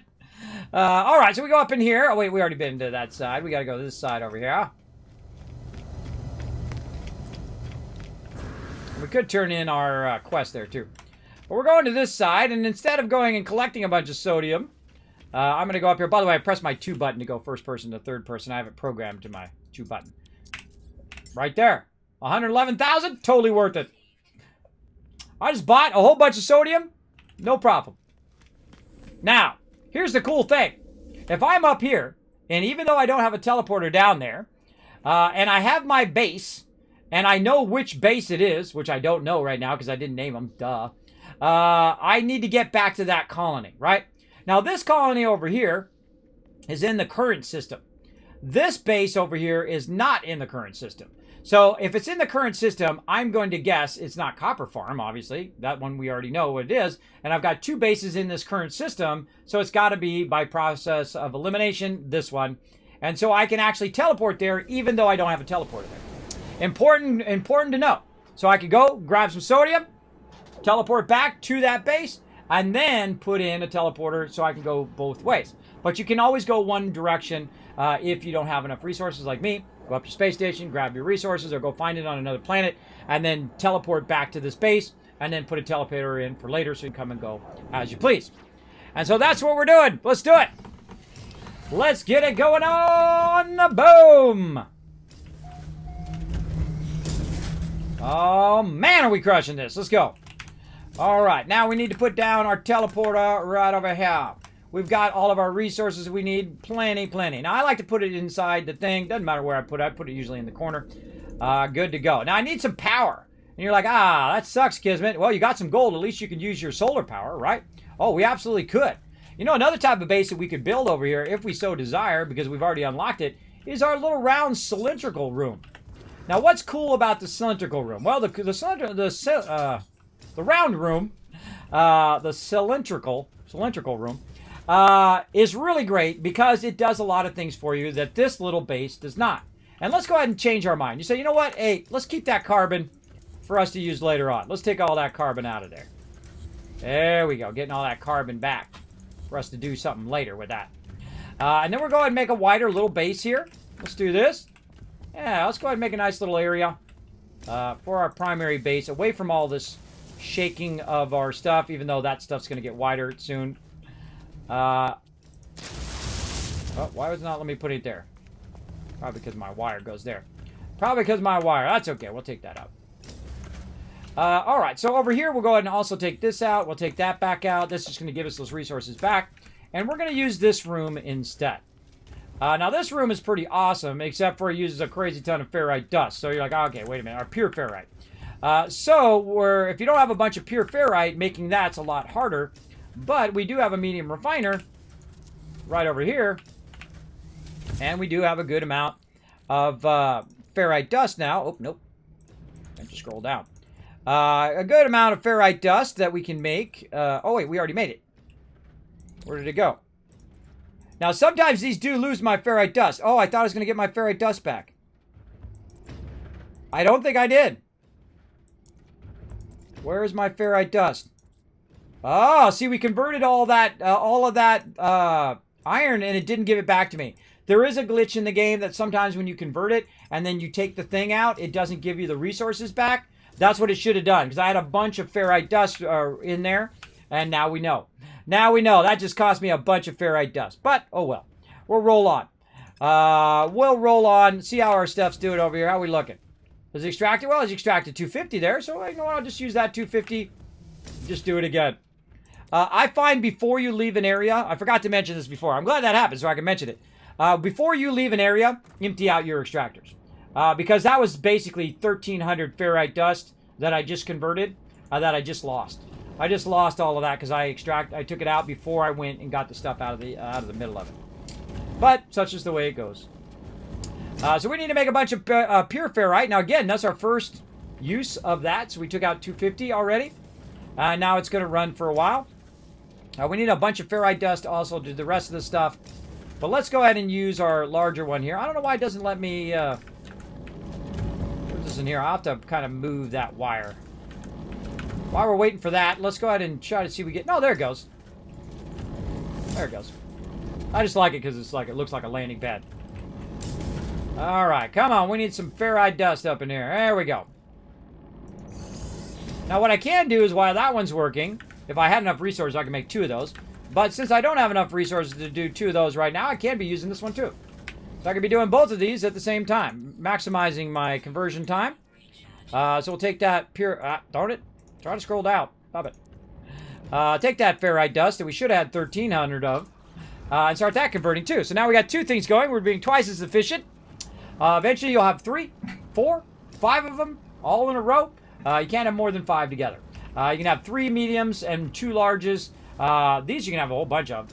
But once you have too many of those together, it won't let you build any more next to them. Now me, I would just build a huge long row of them and just go next one to next one to next one, which you used to be able to do, which you can't do anymore, which is a bummer. All right. And then while that's still converting that, we'll tell this to convert. Take that. Get this over here. God, what is with my mouse today? What is with my mouse? It's getting crazy. Getting crazy in here, everybody. My mouse is fighting against us here. All right, so we're going to go ahead and put down our cylindrical room. Now, I highly recommend putting this down everywhere once you get past this stage where you've done a lot of ferrite dust and you're doing all of that. I really want it to be in the center. Now, when you're doing this also, you want to use your fly camera. It's just easier to center it, right? Because I want to center it right there. I highly recommend. I need about another 100 pure ferrite. And we know we're going to get 100 because there's 100 there and it's 1-to-1 conversion. And there's already 100 there. So we good. Okay, so again, get it going. Hit C for your fly camera. Line it up. And I know it's a 3x3 grid. See? 3x3 grid. I know that's what it fits on. Right in the center. Boom.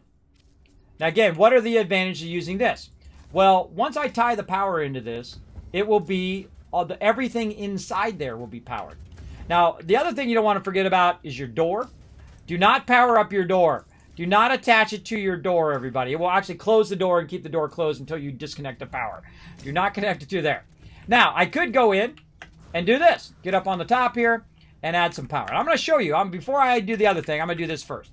I'm going to go ahead and get some solar. And right now it's not working. Obviously, it's nighttime. But we're going to put it right there. Oh, we're going to try anyway. Put that right there. And we're going to watch that kick in a bit. Now, while we're waiting for that to kick in, we're going to go ahead and put some more stuff back down in here. We're going to put our converter in. Now, our big converter here, we could put it right here in the center, which I kind of might leaning to this time. Oh, we lost our dehydrogen jelly, too. Oh, that's a bummer. But we could put it right here in the center, like this, which I'm kind of leaning to do that. Maybe we'll do that in a minute. But let's go ahead and put our teleporter in, which you can also put in the center, which I don't like doing. It just blocks everything else. So I'll kind of put this in the back. Missing some metal plating. By the way, even if you build that on your ship and your ship is nearby, you can actually use it from your ship. There we go. Got that going. All right. What else? We want to get that thing going. We lost our dehydrogen jelly. That is a big, big bummer. We're going to have to work a bit on that again.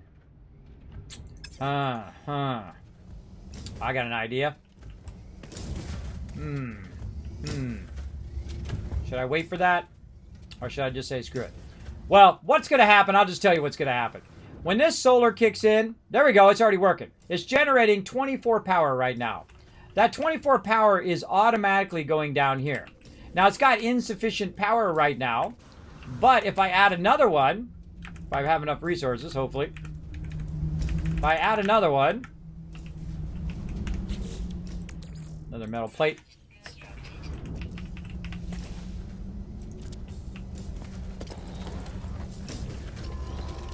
See how it's on? I ran no cords. I ran no connections. There's nothing connected to that. The only thing that's connected is these two are on top, and it automatically connects to the building. That's why this building is awesome, is because you can connect your power that way. Now, that's a foolish thing for me to do. And you're like, what do you mean, Kismet? Why is that foolish? You got power. You can use your teleporter now. True. But you know what's even better? Is that I have perpetual power right here. I have perpetual power running right by my base. So why would I use that power when I could have a power that never ends? For sure. So I definitely want to do that. Now, of course, I could overload my power system here. Let's see where our connectors are. Our connector's way over there. Wow, that's a really long way out there. But that's okay. We'll go ahead and make its own separate connector here. And then connect it. Boom. Still got enough power. As long as those things are still going up and down, you know it's got enough power. Now, look. Now, that's never going to go off in the dark or in the light because I've got the perpetual power that I built up way over there, and now it's running this, and now we good. That's it. GG. And now we just need to get our dehydrant back again. So we need some dehydrant jelly. Well, now we have our teleporter. So now we can go to any space station that we feel like doing. Let's go ahead and go to this one. Level 3. Actually, it's 33 because I accidentally mistyped it. And we'll need some dehydrant jelly. And I've got $1 million. So if we've got some in the auction hall, I can just buy it instead of actually making it. Or I can buy the dehydrant and convert that into dehydrant jelly or whatever I want to do. Mastering the conversions is one of my favorite parts of this game. Very fun. Also, mastering the industrial extraction is very, very fun as well. I have a good time, everybody. That's what it's all about. Having a good time playing some games. Let's get into it. I see you over there. Don't think I don't see you. I see you right there. Encrypted nav data. Boom. Give me those nanotites. Oh. All right. What you got for me?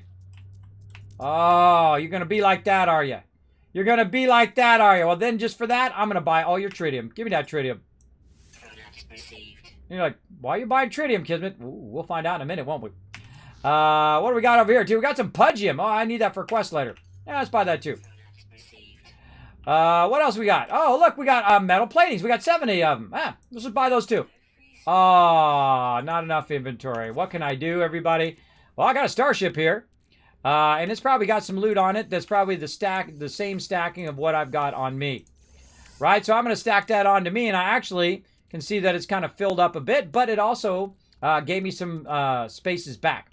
Now, metal plating, you should keep that back here. Now, I've got 2 drop pod coordinates in there that I can see that I can just take out of there. I'm going to put that on my starship for now. I'm going to go ahead and take my metal plating here, and I'm going to put it in my cargo slot. Salvage data is there. Probably put that on the starship. Right there, yeah. See, that's not giving me extra room. What is going to give me extra room, I'm going to pick this up and split this stack, put that over there. And when I get those platings, it's actually going to drop here in my cargo. And then that's going to hold double the amount of platings.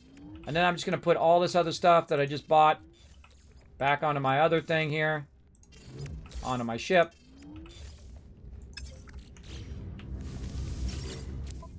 And so we can wait around for the ferrite dust. Right, all this ferrite dust. In fact, I'll buy some ferrite dust. Boom.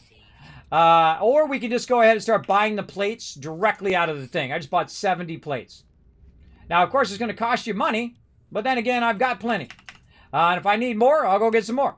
That's how I am. I play until I run out of cash, and then I go get cash. And then I play until I run out of cash, and I go cash. Cash alone doesn't do you any good. If you're not using it for something, it is useless. And the same thing in your real life. If you have money, and you save it the whole rest of your life, and then you die, and then you got to use it for nothing, it was worth nothing. You spent all that time collecting it, didn't use it. Now, Be smart about your money. Don't waste your money. Save for retirement, like I did, because it saved my life because I was able to use it on these doctors.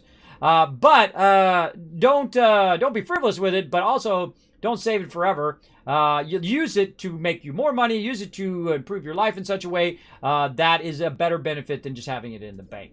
But not everybody does have surplus income. I know I don't. I don't for sure. All right, back to where we're going. Back to here. We know the name of this now. We should actually really change the name to Rusted Metal Farm or Rusted Farm. We'll try to do that when we get back. And you got to build so much stuff to make it happen. Having a good time watching you. You have a good time. I do. I do enjoy playing some games and hanging out talking to you guys. Shh. Shasha. Getting ahead of me. I know you're getting ahead of me in the chat. People thinking ahead. See, we got some pros in the chat too. All right, so we got some tritium here. We got a bunch of other resources, but the exact reason that Yasha's saying in the chat there, we got some tritium because watch this. We go in there, we grab all that tritium. Then we can also just fly up into outer space and grab it. But we take that, it goes into dehydrin. Now here's the thing. Later on, you're going to get a freighter. And that freighter and all those frigates that you get along with it, friggin' frigates, all those frigates will cost a lot of fuel. And so, if you want to make a lot of fuel, instead of collecting a lot of dehydrin all the time, though I would definitely buy that dehydrin jelly every time you see it in the bank, or every time you see it in the trade unit, you can also convert it from tritium over there. Now, hold on, let's stop for a second. What happens if we take oxygen and we add it? Nothing. But you should try it on every single thing that you stick inside here. You should put whatever it is plus oxygen equals something. Sometimes you get more of that thing. In this case, no. But it was worth a try, right? Worth a try. So we're just going to convert all of our tritium over so that we can then make a bunch of dehydrogen jelly. So we'll let that run. Let's go over here and look at what we got going on over here. Anything? Nope, nothing going on right now. We'll let that convert. I really want to make a second one. Actually, let's stop this for now. Let's take this out. Let's go ahead and move this one. I knew that was coming. I knew that was coming. All right. Now, before we come back to that, because I just bought all these plates, I'm about to make myself the greatest person in the universe. You ready? Watch this. This is when the game really takes off. This is my favorite moment, when I start putting these down. Now, I'm going to put a bunch of these down, but I don't want to block my extractors here. I'm going to do 6 extractors. I want to make sure that I have them far enough away. Now, I'm going to go ahead and put down my very first supply depot over there. And then I'm going to run a line from over here to my supply depot. Now, what that's going to do is allow my supply depot to tell me when this is going to be full. This is going to have 452. Notice how much longer it takes, by the way. This is a C note. It takes a lot longer in the new update. But it's 2 hours and 35 minutes.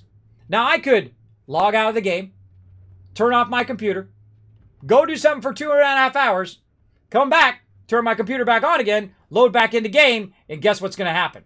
All that stuff's going to be sitting there waiting for me. That's right. That's why the industrial mining is the best. That's why I love it. It runs when I'm not around. You know what would be even better than just having that? Is just going in and making another one. And another one. And foundations first. Yeah, it doesn't like that one right there. There we go. And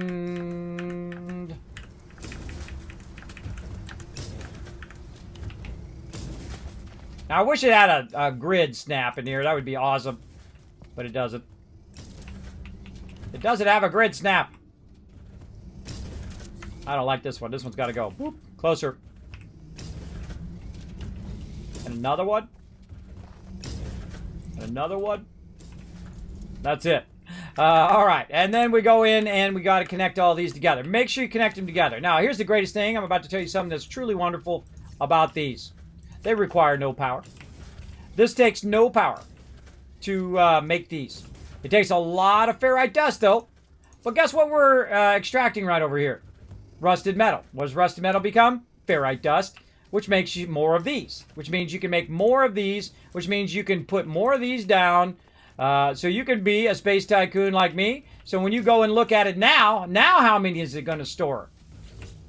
Now it's going to store up to 7,500. 7,500. So in 15 hours from now, I'm going to have 7,500 ferrite dust without lifting a finger. Without doing anything. I'm going to log off, turn the computer off. 15 hours from now, it'll do that. If I add more extractors, it's going to do it faster. Right? If I add 2 more extractors, it'll be half that time. If I add 4 more extractors, it's going to be a third of that time, and so on and so forth. It's going to be even more. And then I add more storage and more extractors, and more storage and more extractors. The more extractors I add, the more power I have to add, though. But the more storage I add, it adds 0 power. No additional power is necessary to add more storage hoppers. You just keep adding those babies and let that sucker run. Now, with 7,500 rusted metal, which is going to be double that, by the way, it's going to be 14,000 plus ferrite dust. Imagine how many more of these I can make with 14,000 ferrite dust. Imagine how many more extractors I can make with 14,000 ferrite dust. How many more gas extractors I can make. Again, this is the foundation of winning the entire game. And that timing was perfect. Timing was absolutely perfect. Bam! Let's get to it. Go for it, baby. True, true. That's right, Clairvoyance. Sodium also does double stuff. We'll get into that in another stream. We'll get into our mixing and matching, our little chemistry set of doing that in another stream. But right now, we just want to crush this, start mining.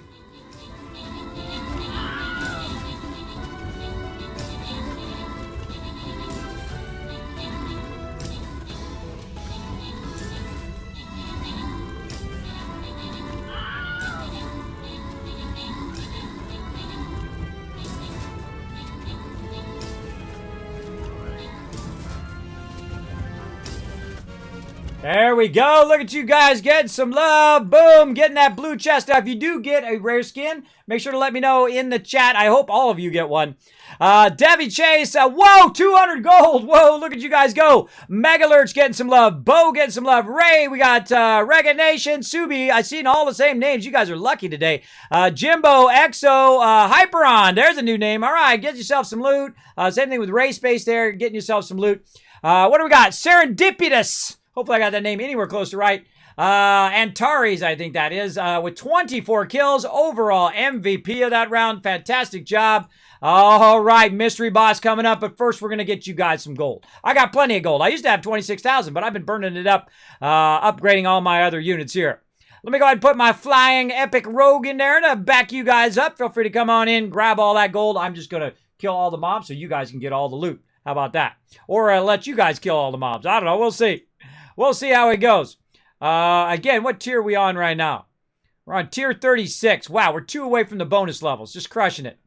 Crushing this thing. Now, usually we get up to like tier 44 every single event. This time I'm a little behind, but we'll try to get it going. Try to get it going. So here we are. We're just letting it extract and extract and extract. Now, one of the fun things that I like to do, I'm going to take this last one out right here just to show you an example. It's not really far. I can walk right to it. But I'll show you an example of what you can do. You can take that out and put it right next to where your entrance is. Let's say right about there, where you can see it from inside your base. Like this, right? And so we can go in and we can go ahead and add our pipe from over here. So make sure this is all connected together. So when I want to come and collect my rusted metal, I just run right up here. I just turn like this and take the rusted metal right out of there. And I never have to go outside.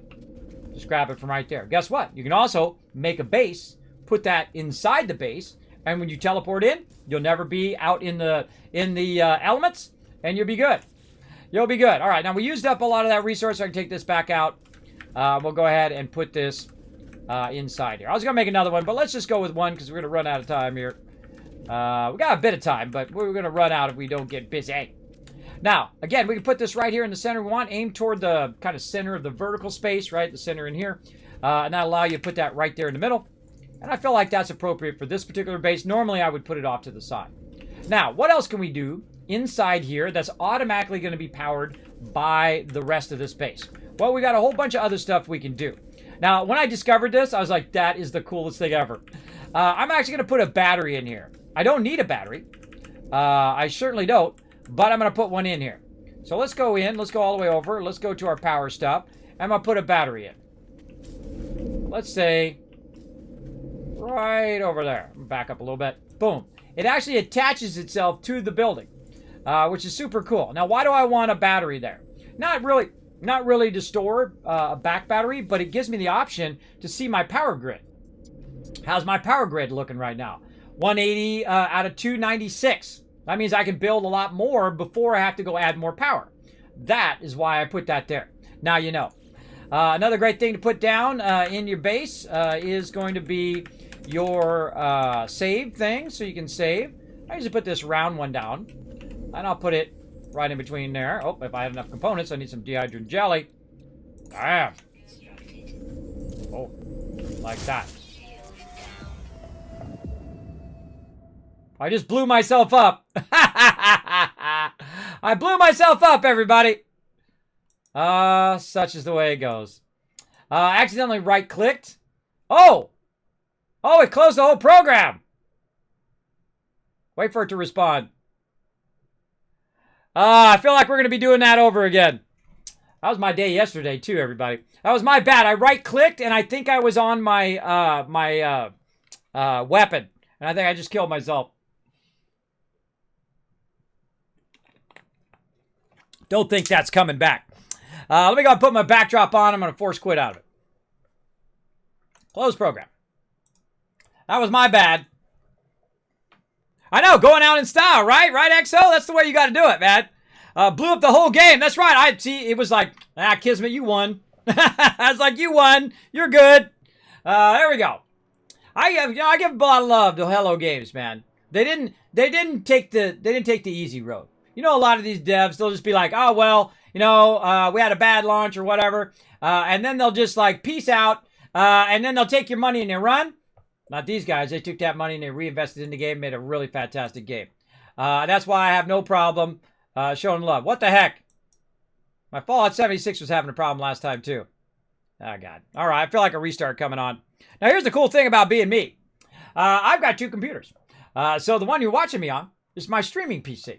And the one we're playing games on is my gaming PC. So I can actually restart my gaming PC. It was working fantastic all day today. I got a bit of Space Invaders yesterday, which is really scary. If you don't know what Space Invaders is, that's a symptom of your card going bad, of your video card going bad. So we'll go ahead and switch around over here, everybody. We'll go ahead and let it restart.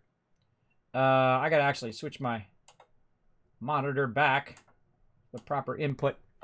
There we go. And this is what happens when you screw around with your setup, too, because I've readjusted my setup, redid everything, reran all the cables, redid all the stuff. This kind of stuff happens every single time. Boom. All right, we'll let it load back up again. And I feel like there's something definitely going on with my machine, because yesterday we were having trouble in Fallout 76. Though we did go a long time there. That was 6.5 hours with no trouble. Gotta wait for all my stuff to load, my stuff for my mouse and keyboard and all of that stuff. That's why I do this stuff. You know, it takes me about 30 minutes to 45 minutes every time before I start to stream, doing this kind of stuff. Firing up all my various different components of my office. Eventually, by the way, I'm going to do a panoramic of my entire office and then point out what all the stuff does. And then you guys will be able to see the behind the scenes. Grenade launcher is awesome yet deadly. Yeah, I totally blew myself up. That was my bad, everybody. I don't blame the game for that. I blame myself. I blame me. All right, let's try it again. So again, big love to Hello Games for not taking off and taking the money and running, but coming in and making a fantastic game. All right, there we go. Back into it. Let's get into it and have some fun.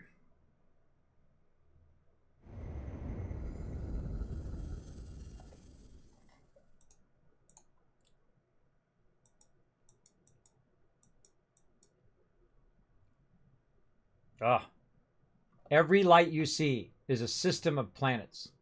Every single one. It just, every time I see that, it just like, I think of that. I think you could spend your entire life and your real life, not just in game. I'm talking real life. You can spend the rest of your, I have a shorter life than a lot of you. I'm 50 years old, so I'm gonna have a lot less time. But I could spend the rest of my life trying to go to every single one of these planets, and I would never be able to do it. Whoa. Oh, my previous inventory. That's my grave. I blew myself up in my own base. Well, you know, adds a little excitement to the day, doesn't it? There we go. Get all my loot back. I don't mind if I die. If you lose all your stuff, you start with nothing anyway, right? Okay, let's try that again with less things. Now, here's the thing you immediately do. You immediately take that off of there, so you don't do that again in the future. So I'm going to take that off that multi-tool. I normally don't put it on the multi-tool ever, for that very reason. The reason why I would hit right thing is because I was going to save my game. That's what I was going to do, and by trying to save my game, I blew myself up. Which I think is a funny irony in that. All right, more rusted metal. Let's go, baby. Go. Maybe some more ferrite dust. Go to it. Now, again, if I go in and I say, hold on, stop. Let's go ahead and try it with some oxygen. Let's try it with some different stuff. Let's try it with oxygen first. That's always a good start. Nothing. Let's go ahead and try it with some sodium. Someone mentioned that earlier. Where's all my sodium? Right there. Nothing. But it's good to try different things out. You might try some dioxide. I love learning this way. I don't like to look it up. I like to learn it that way. But for me, I'm just going to let the ferrite dust run. Run that rusted metal. Now, again, I can just poke my head out of here and grab that. Now, somewhere on this very same place is my base computer.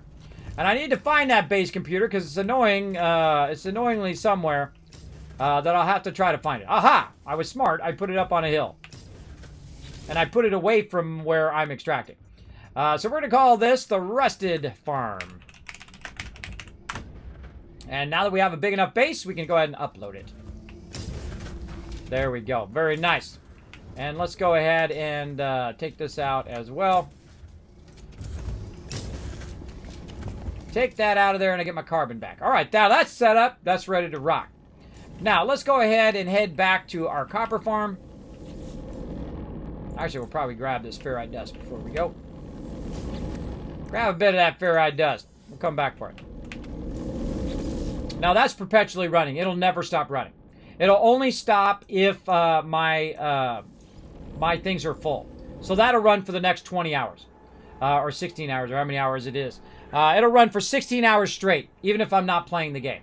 Did you notice that it was still running even though I was out of the game? Did you notice that? I noticed it. I noticed it for sure. Thank you so much for that follow. I am going to try very hard to say your name. Let's see. Aero Mori. Is that close? I butcher everybody's name. Consider it part of my charm. Welcome to my stream. Thank you for dropping the Dragon Hammer, crushing that follow button, becoming part of the Teamwork Tycoons here in the Kismet channel. My name is Kismet. They call me the Teamwork or the Space Tycoon or the Wasteland Tycoon. I play a lot of games based on economics. We try to conquer those deep game mechanics, and we crush the games. We don't just play them, we crush each and every one. Now, we're over here at our base, and you're like, oh, this base kind of sucks, and look how I parked my ship. Probably not the best. But over here, we got something going on that we kind of let run over here, and this is a great one right here. This is the very first node that we did in this very first, in this new playthrough. And in our very first node of this playthrough, it's actually an S node. It's an S node.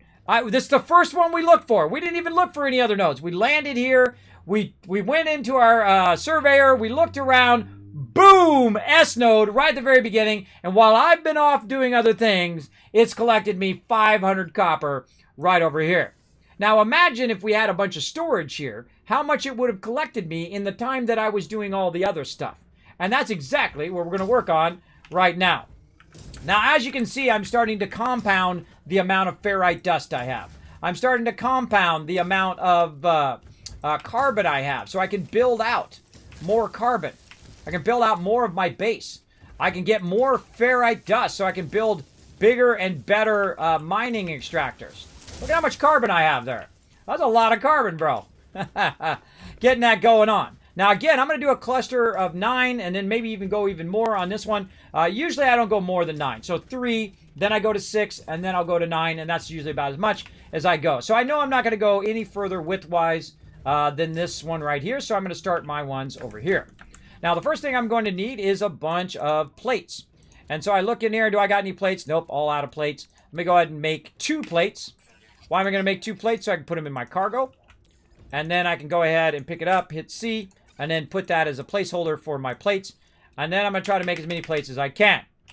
Now, I wish you could hold down the thing. Now, remember earlier when I could only make 1 or 2 or 3 plates? I'm going to make 30 plates at the same time. Right? Do you see how I've compounded it? Now I could only make a couple, and I can make a couple, and I've invested that into something that could make more of that thing, and more of that thing, and more of that thing. And eventually I'll be collecting 5,000, 10,000, 50,000 ferrite dust. I'll be collecting 100,000 gold. I'll be collecting $500 million worth of activated idiom. And that's where we're headed to. That's where we're headed. But right now, we want to go ahead and put some storage on here. So the next time I come back and we go to look at this and we go to collect this, we're going to have a ton of copper all lined up. And why do we need copper? Chromatic metal. Chromatic metal allows you to build bases, which allows you to build more extractors, which allows you to get more resources. And we're going to go in here and get this fired up. We're going to make as many of these as we can. We're going to make 3 of them for right now. Now make sure you leave a little ferrite dust so you can run your lines. And then just going to go ahead and run that. And just run it to the side. And so now this is going to tell me how long it's going to take to fill all this up. It's going to take 2 hours and 54 minutes. I'm going to have 3,500 copper. Remember, I'm at the very beginning of the game. I'm at the very beginning. I've been to 3 systems. I've probably seen 9 or 10 planets. And I've already got an unlimited source of copper, an unlimited source of ferrite dust, and soon an unlimited source of gas. But the better thing to do is to add these than to add more of these, right? Unless you play every single day and you play all day. If you're playing actively every single day, all day, I usually only play on Fridays. But if you're playing actively all the time, then you want to increase these. But then you're going to have to increase your power. So that's going to cost more resources. But if you don't play all the time, you're not going to play it for 24 hours or 10 hours or whatever, then you want to add the storage. Because the storage is going to be able to run this longer, and it runs when you're not on, so you'll be able to collect more in the long run. So definitely worth it. Now, again, if you are enjoying the stream, consider hitting that follow button right up there. I do appreciate each and every one of you who do. And now what we're going to do is we got that done. Let's go in here. Uh-oh, we got no teleporter. No teleporter to speak of. We're going to need another teleporter. So let's get our teleporter going on. Now, here's the thing. You don't actually have to do your teleporter inside your base. You can actually put it outside. It's just fine. Just as fine as putting it inside. So we're going to go ahead and make a couple carbon nanotubes there. We need some more ferrite dust. Now, right now, you can see that I don't have enough ferrite dust to make it, I don't think. Oh, I do, right there. I do have enough for a few more plates. I thought I used it up, but I didn't. All right, so we can just put that right outside here. Ooh. And then we'll go ahead and hold down Control, go to our wire. We'll connect our wire from here to our perpetual power. And now we got a teleporter. Just like that. Very nice. Very, very nice. Okay, now back to our rusted farm. We got a rusted farm going. We got our copper going. And you could probably guess what I'm going to do next. Guess in the chat. What am I going to do next, everybody? You guys probably already got it by now. Didn't know there was going to be a quiz, did you? What am I going to go upgrade next? Kismet, I never really understood what uploading a base does. Can you explain it? Absolutely. Uploading your base allows you to teleport to that base and also allows you to, well, first building a base so you can upload your base allows you to teleport to the base. It allows you to give the base a name so you can remember what the heck that base is later on. Right? That's really important. Right? Having the base have a name so you're like, okay, that's this is that, this is the other thing. But the real reason of uploading it is so that you can have a name when you're in your teleporter. That's what I feel the main purpose of it is. You don't have to do that. You can have it just be whatever random name it is. It's up to you. Me, I like to have it have a name. And sometimes it doesn't always kick in right away, by the way. Like if I call this Rusted Farm, sometimes it took a couple times of me uploading it or coming to the base and going there and coming back before it actually kicks in. It actually kicked in right away. So I feel like they actually fixed that potentially here in the game. So we got that done. We got one more thing to do, and I think we call this a win for today. I call this a mega win. This was the most incredible start ever. Insane. Absolutely insane. So we got 2 lines running here, right? We got 1 line coming from over there. We get up here with our jetpack on top of our house. And we got another line running from over there. So what's over that way? Well, heck if I remember. What's over this way? Heck if I remember. Well, I can kind of see it from here, though it is kind of a giveaway. But I can also just go into my survey and look for where my power is at. And it's saying it's in that direction, so I can tell you that. But notice, by the way, that it's been a question mark. It doesn't retain. If you go and scan it, it doesn't retain that. If you leave the planet, come back, it's not gonna retain that you scanned that earlier, because we scanned all that earlier. But I can kind of see it's there, and I can see it on the mountaintop. I can see it on the hill right there. You can see the power from here. So that's a dead giveaway. So that's telling me that this direction over here is our gas extractor. That's what we're looking for now. Let's see if anybody got it. Expand. Yes, we're going to expand our oxygen collection now, so that we have our 3 basics. Our 3 basics: rusted metal, aka ferrite dust, copper, oxygen, which is also carbon.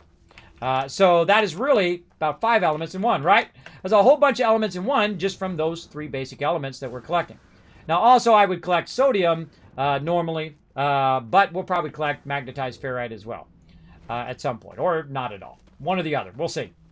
That's the way it is in my stream. I'll either do it or not do it ever. That's usually the way it goes. Okay, so we need to boost our extraction of our gas extractors here. So first thing we want to do is make another gas extractor. We're going to need some more metal plates. Luckily, we have a bunch of ferrite dust. So easy peasy. There we go. Now, again, I usually start with up to 6 of them, but we're just going to start with 2 this time. And then we want to connect them together. Oh, no, we're out of carbon. What are we going to do? I know what we're going to do. We're going to go right over here, take this oxygen out of here. We're then going to take that oxygen by using our small converter over here. If I can get to the right one. There we go. Put our small converter down. Come here, you. Get in there. And use our oxygen for the very thing that we need to make more carbon, which is use our oxygen right over here. We'll cut that in half. And boom. That's why I collect oxygen. Because oxygen equals carbon. Carbon equals platforms. Right? For making platforms and making items like more gas extractors. Ferrite dust, or rusted metal, becomes ferrite dust. The ferrite dust becomes pure ferrite and magnetized ferrite, so I can build stuff, as well as it allows me to make more of the extractors. And it makes me more of the storage units. And thus, why I work on that first. And copper allows me to build more bases. That's what copper does. Copper is chromatic metal. Chromatic metal will allow you to build more base. I will actually collect more rusted metal than anything else in the entire game. Except for something like activated iridium, which I'll collect a crazy ton of just to make money. But ferrite dust is the #1 thing that I collect. It's the absolute center. Are you in normal mode? Yes, I am. I'm in normal mode, though I have played through in survival mode. Really enjoyed it. Really good. They have a kind of a missed opportunity, I think, in the survival mode. The problem with survival mode is if I convert something, it's going to be 250, and then the max output will be 250, right? And then if you go to the medium one, 250, 250. The large one, 250, 250. That's it. That's the maximum you can convert.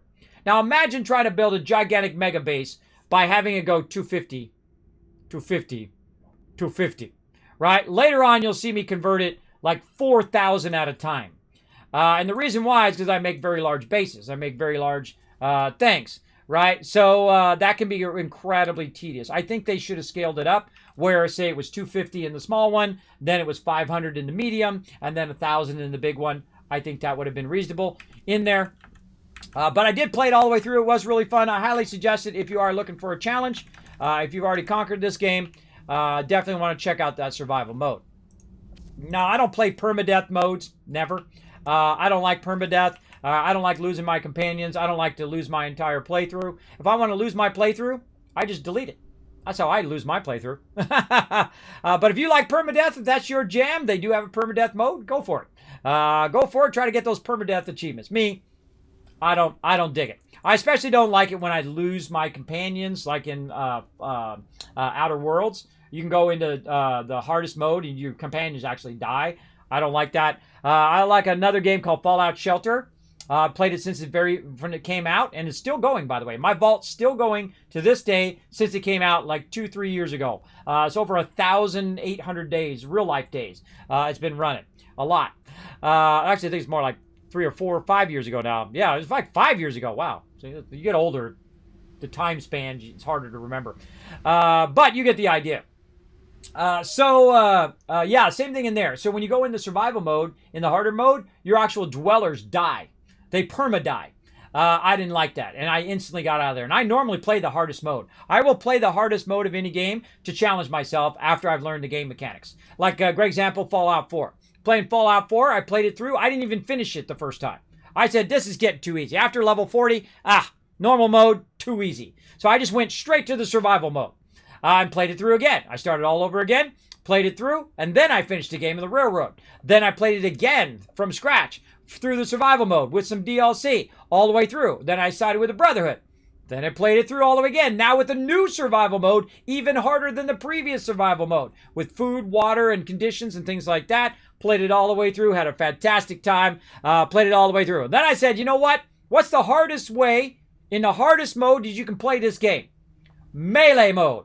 Melee mode in survival mode, in the new survival mode. So I started all over again, and I played it all the way through and crushed it again. That's right. That's how I like to play games. But I don't like permadeath modes. That's just not my jam. I don't like speed runs either. I don't do speed runs. Some people can. I could have already crushed this whole game. If I wasn't telling you this stuff, I would have already been 10 times further than I am right now. But that's okay. I'm never in a hurry in a game. I love to learn game mechanics. I love to learn efficiency. I love to learn how to do the deep stuff in there and learn how everything works. But it doesn't make me have to go faster. It just makes me more efficient. And by a byproduct of doing that, I have a tendency to go faster in the game.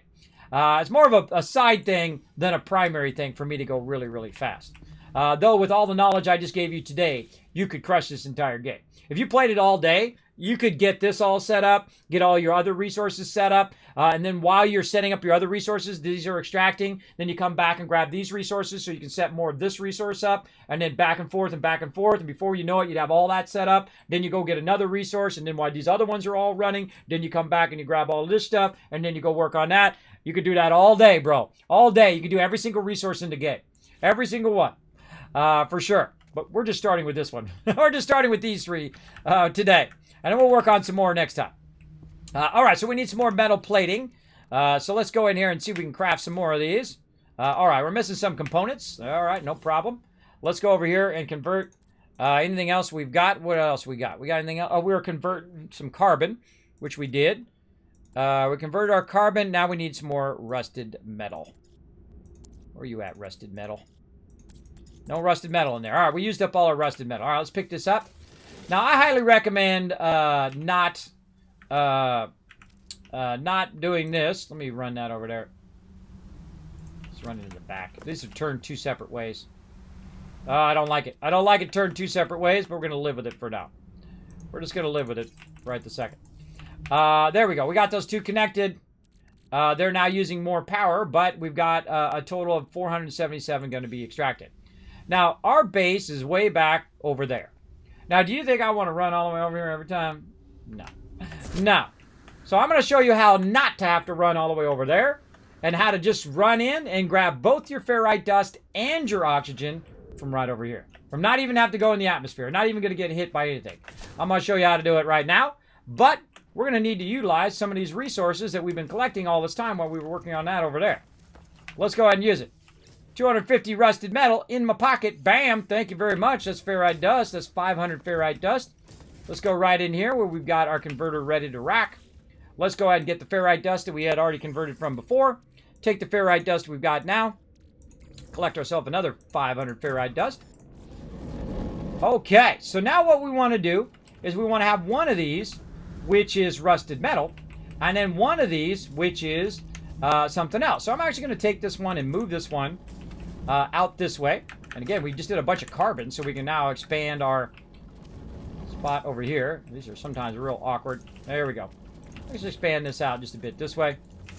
And now what we're going to do is we're going to put one on one side and one on another. Now, one of my bases, which was incredible, I had one of those trade bases, right? The ones where you have the multiple tiers and all the ships are landing on it. I had one of those in my last playthrough, and by luck, right next to that base, even though I'd already taken over the base and I've already established my base and been flying in and out of there and doing a whole bunch of stuff, I said, okay, we're going to go look for some industrial mines nearby. Literally 300 right next to my base, an S copper node. And so I just ran it to my main base. And that's exactly what I'm going to do right now. I'm going to go ahead and take this, and this is going to be my rusted metal. And we can get our thing going. There we go. Get my fingers to cooperate. There we go. And then we're going to run this into that line. Then we're going to go ahead and get our ferrite dust out of here. And we're going to create enough plates for a second one. Right over here. Now, I strongly suggest not creating your storage by your oxygen since it's so far away from your primary base. You actually want to do your storage right here. Right here by your base, before your oxygen. Now, why do you want to do that? Well, the reason why you want to do that... Rock didn't go away. The reason why you want to do that is so that if you do want to expand it, you don't have to run all the way over there. The whole point of this now is not to have to run over there. Is to bring the resources to you.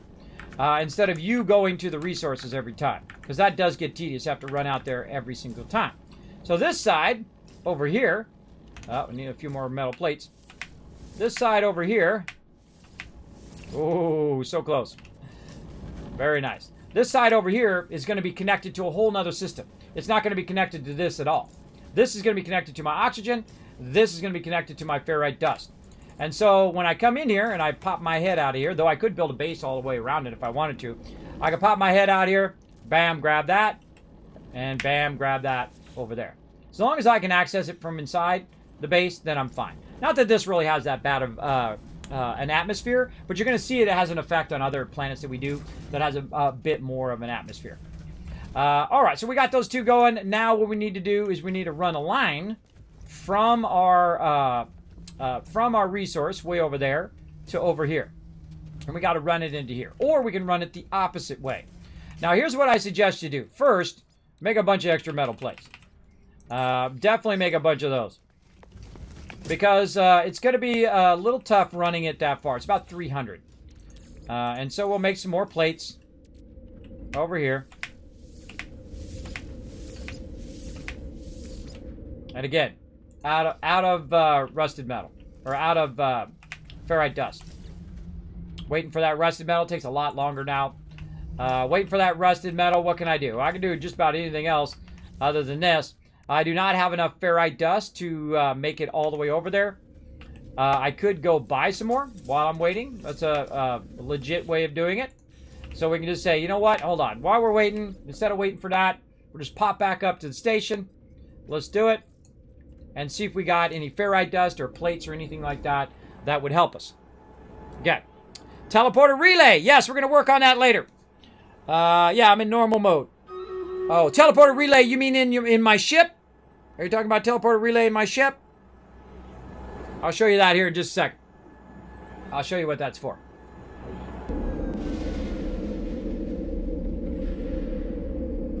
Boom. I think you're looking in my ship. Right here? That's teleporter receiver. Teleporter receiver allows me to get to my ship earlier. Teleporter relay later on is a teleporter. It teleports you from site to site. Let's go ahead and do a battle here while I go look for some ferrite dust.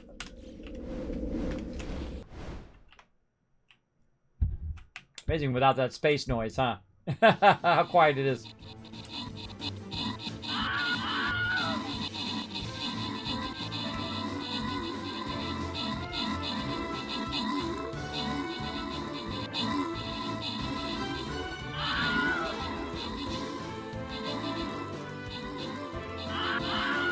Get that gold! Oh, look at you guys getting that gold. Go get it!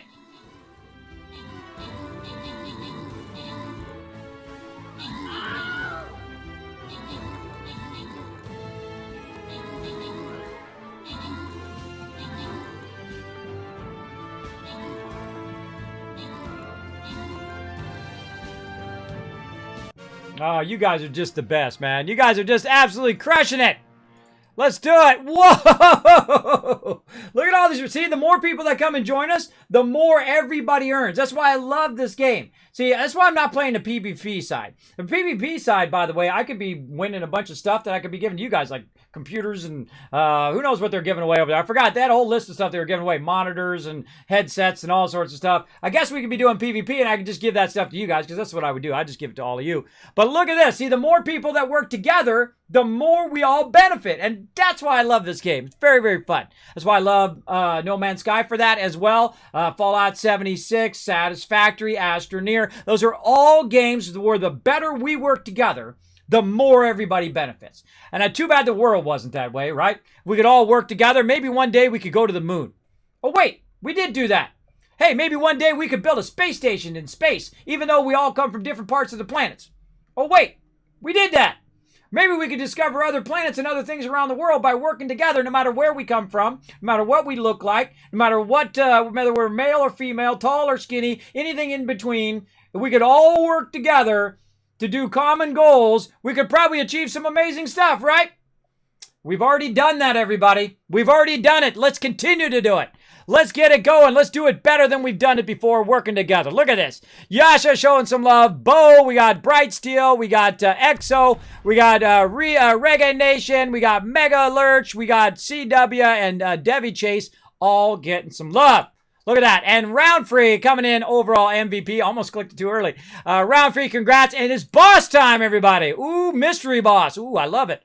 We got a general up in here. What do we got? Ooh, Shadow Flame, Flag Bearer in the middle there, a level 10. Look at him go. Where's the boss? Shadow Flame Archer. Oh, look out.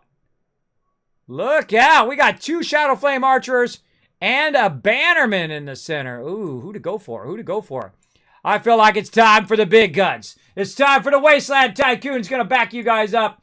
Right over here, pulling out the max level tank. He's going to take a beating so you guys can get all the loot. Let's do it, everybody. Come and join me. StreamRaiders.com. Find that link right there in the chat. Find your Captain Kismet. Come and join us on the battle board.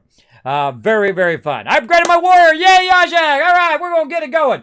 Now, right here, I just wanted to show you guys I'm going to buy some plates. I also bought a bunch of ferrite dust while I'm in there. I got tons of cash. Why not? You know what? In fact, even though that planet has tons of magnetized ferrite I could be getting on it, let's just buy it. Screw it. We got the money. Tritium. Yeah, buy it. This is the way I get later. When I have billions of dollars, I just straight go up in here and just straight up buy out the entire thing. I just buy it out. Why not? That money not doing me no good sitting in my pocket. You know what's doing me some good? Right there. Right there. Make sure to use that money if you got that money. Don't be sitting there collecting resources when you don't need to. Unless you like to. If you like to collect it, more power to you. Go for it. Me? Oh, look, it changed the name of my thing, too. By the way, if you notice, they changed the interface of this as well. They changed the overall interface of the entire game, including your inventory interface, everything. I love everything they did. An amazing job. Now, speaking of, we were just talking about you today, Lonely Trucker. How you doing, man? We're just talking about, there he is, everybody. I want to show you some serious, massive love. Now, participate a little bit in the chat, everybody. I know I've been talking all day, but I want to see some love in there for the awesome Lonely Trucker. Thank you so much for the 10 months of sub love. Yay, 10 months. He's our guy that listens to me like a podcast while he's driving his truck. He's a real trucker in real life. He listens to my stream as he wanders around, taking care of that IRL. Hope you're doing well, Lonely Trucker. Always fantastic to see you in stream. We were just talking about you earlier today about how some people just lurk in my channel and they listen to my channel while they're going about their day, like going and driving from place to place. And we mentioned you specifically. So there you go. How you been, good sir? Oh, you've been good. All right, awesome. I have been awesome. I've been pretty good. Had a little bit of computer problems lately, but that's because I've revamped my computer setup. I'm going to make a video of my new computer setup. It's the dream. It's the dream, everybody. It's the dream of a streamer to have the setup that I have right now. And it's taken 6 years. It's taken a lot of my cash and some of your donations and a lot of love and attention from sponsors and whatnot who have donated things like my green screen from Elgato and my Blue Yeti from Blue over there, who are amazing, and so on. Now, a lot of this other stuff is me spending my wife's money. I'm spending a little bit of my money as well on this as well. Not my stream money, my money that I had from before on this stuff, but it has finally come together, and it is amazing. It is quite amazing, my studio here. I can't wait to show it to you. I'll get around to it, or I will get around to it never. That's what you're going to get. You're going to get that extreme here in the Kismet channel, everybody. You're going to get it where I get around to it. Though I do feel very confident. I did finally get my guides done for Goddess, which is a really fun game. If you've never played that game, make sure to check out all my guides on my social media over there, on my YouTube. Feel free to follow that link. Make sure to go and say hi on the Discord, by the way. I do need some love on the Discord. I need you guys to get in there, be a little bit more active on the Discord, or they're going to take my partnership away. Even though I'm a partner streamer on Twitch, they will actually take my partnership away from Discord if I don't have enough active people on there, which I think is a terrible idea, a really bad idea, because it's just going to piss off everybody that they departner.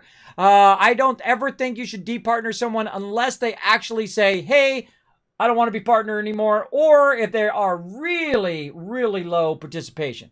I have pretty good participation. I'm right on the line where I get to keep my partnership with them. Now, if I lose a partnership, oh well. I'll be pissed about it, but oh well. Because I feel like their requirements are way too high. Way too high for someone like me who has a lot of people who just love to lurk and hang out in the channel and just come through and read whatever I'm posting. They don't necessarily go in there and post all day, every day. Now, if you do have some cute pets, we want to see them. Throw them on the Discord. If you got your favorite meme that you haven't dropped on there yet, go in there and throw your favorite meme. If you know some games you think I should play, go in there and let me know. That's what the Discord's for. It's for all that feedback that you guys have asked for me to put in there, and I put it in there for you. Spent a lot of time. Working on the Discord. A lot of time. All right, so we got our resources that we need now to get our stuff going on over here. All right, we're going this way. Out this way it is somewhere. That's that. We got to follow this line over here. Man, I wish they'd change this planet back to green. Or gray. It was like a grayish green originally. And so I could see what the heck... Oh, look at that. See, I logged out and now my thing doesn't work. See, the second I log out, my command keys stop working. It's kind of a bummer. All right, let me turn my sound back on. You guys are not going deaf. I had the sound off. I turned the sound off during Stream Raider so they don't just listen to it going the whole time. All right, we're out here at our gases. Okay, we got plenty of ferrite dust now. We want it to go from here straight back to there. Now, I highly, again, recommend building some extra plating. Oh, we bought a bunch. That's right, we bought a bunch. Now, what I'm going to do is I'm going to run about halfway back. So this is about 327. I highly recommend this, by the way. Doing something about halfway. Let's say right about here. That's pretty good. Pretty good. Let's say right there. And then go in and actually just build one right here on the ground. So we're going to go in and we're going to build a storage unit. Now, this storage unit will actually count toward our storage. But if you accidentally screw up your pipeline, because what happens if I start doing this pipe like this, and then I stop, and then I come back to it, I cannot continue it on. So that was a waste of my pipeline. So I have to take it all out again. So imagine if I ran it from over there, I ran it all the way over there, and the very last one I screwed up, I would have to run the entire thing again. So I highly recommend putting one in between to stave off some tears from having to run that for, 300, 500, 1,000, because you can run it up to 1,000. I have some of my power way out in the middle of 1,000. This is actually a gas thing here. So we're going to run this gas thing toward this direction.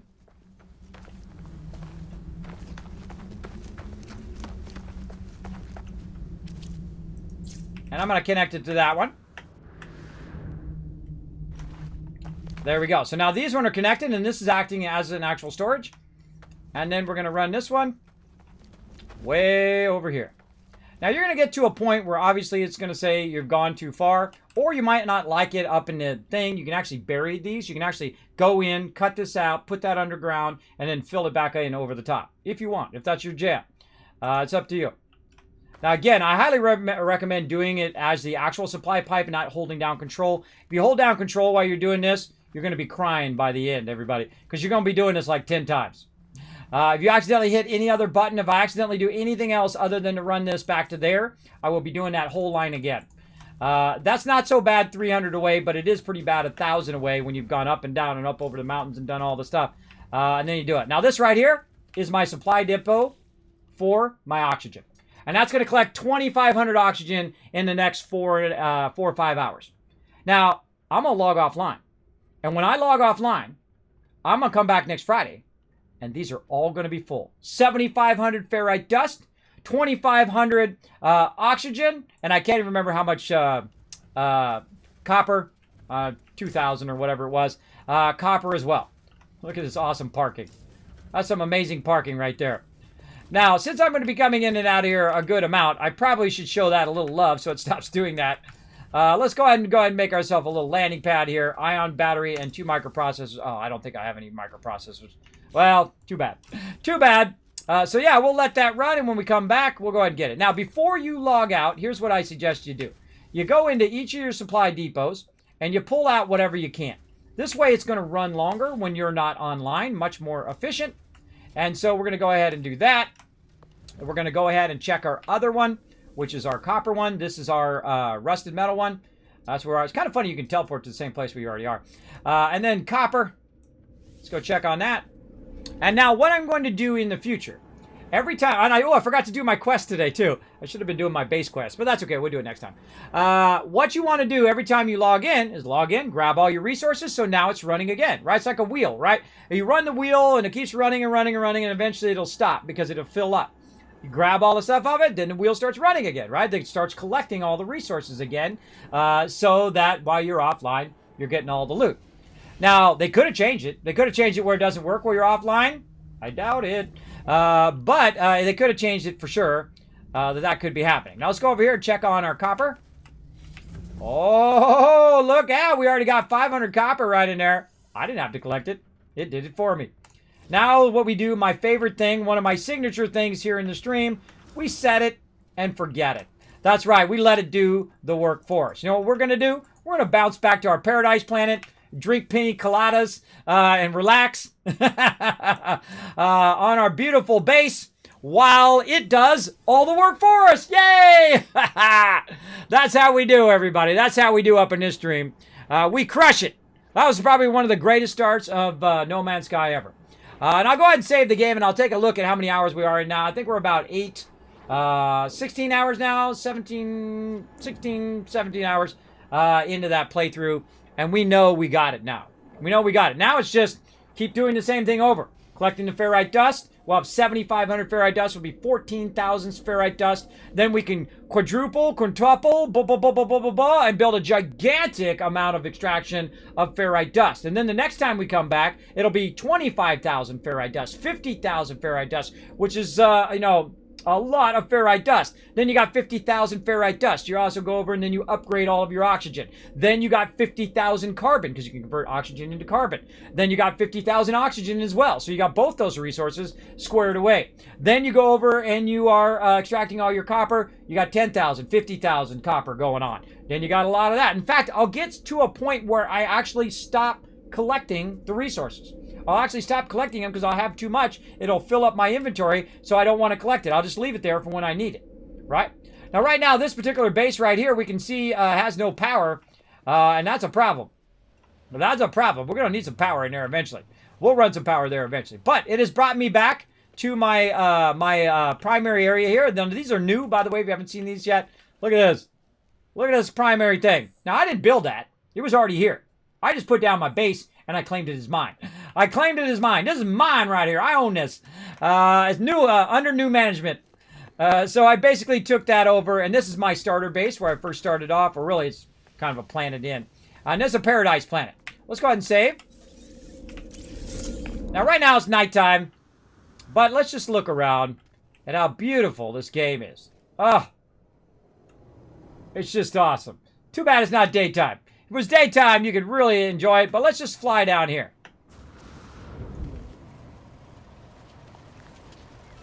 Look at when I'm running through there, how I'm disturbing it. Look at all the little flying things in there. Look at this. Glowing. Oh, so amazing. How did I not get this one already? It's literally within walking of my base.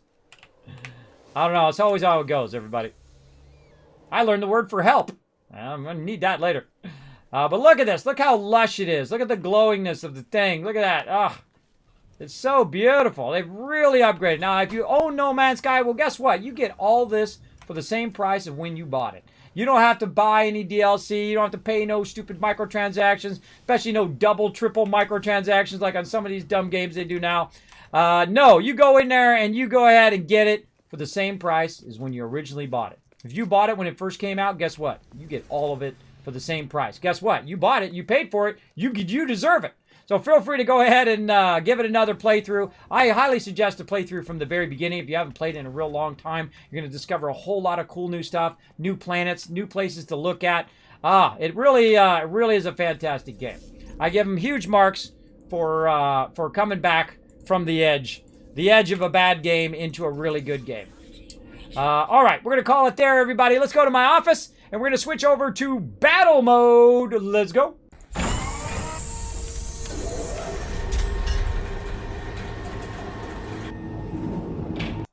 Now, because I'm an awesome dude, and I'm not afraid to say so, there we go. Do you know what specs your PC has? I do clear static. Here you go, bro. You want to know what's on my PC? Just go ahead and follow. Oh, wrong button. I got to press that button in a second anyway. Go ahead and follow that link right there at the very bottom, kismet.gg. Now, I'm above and beyond. I consider myself the mega stream.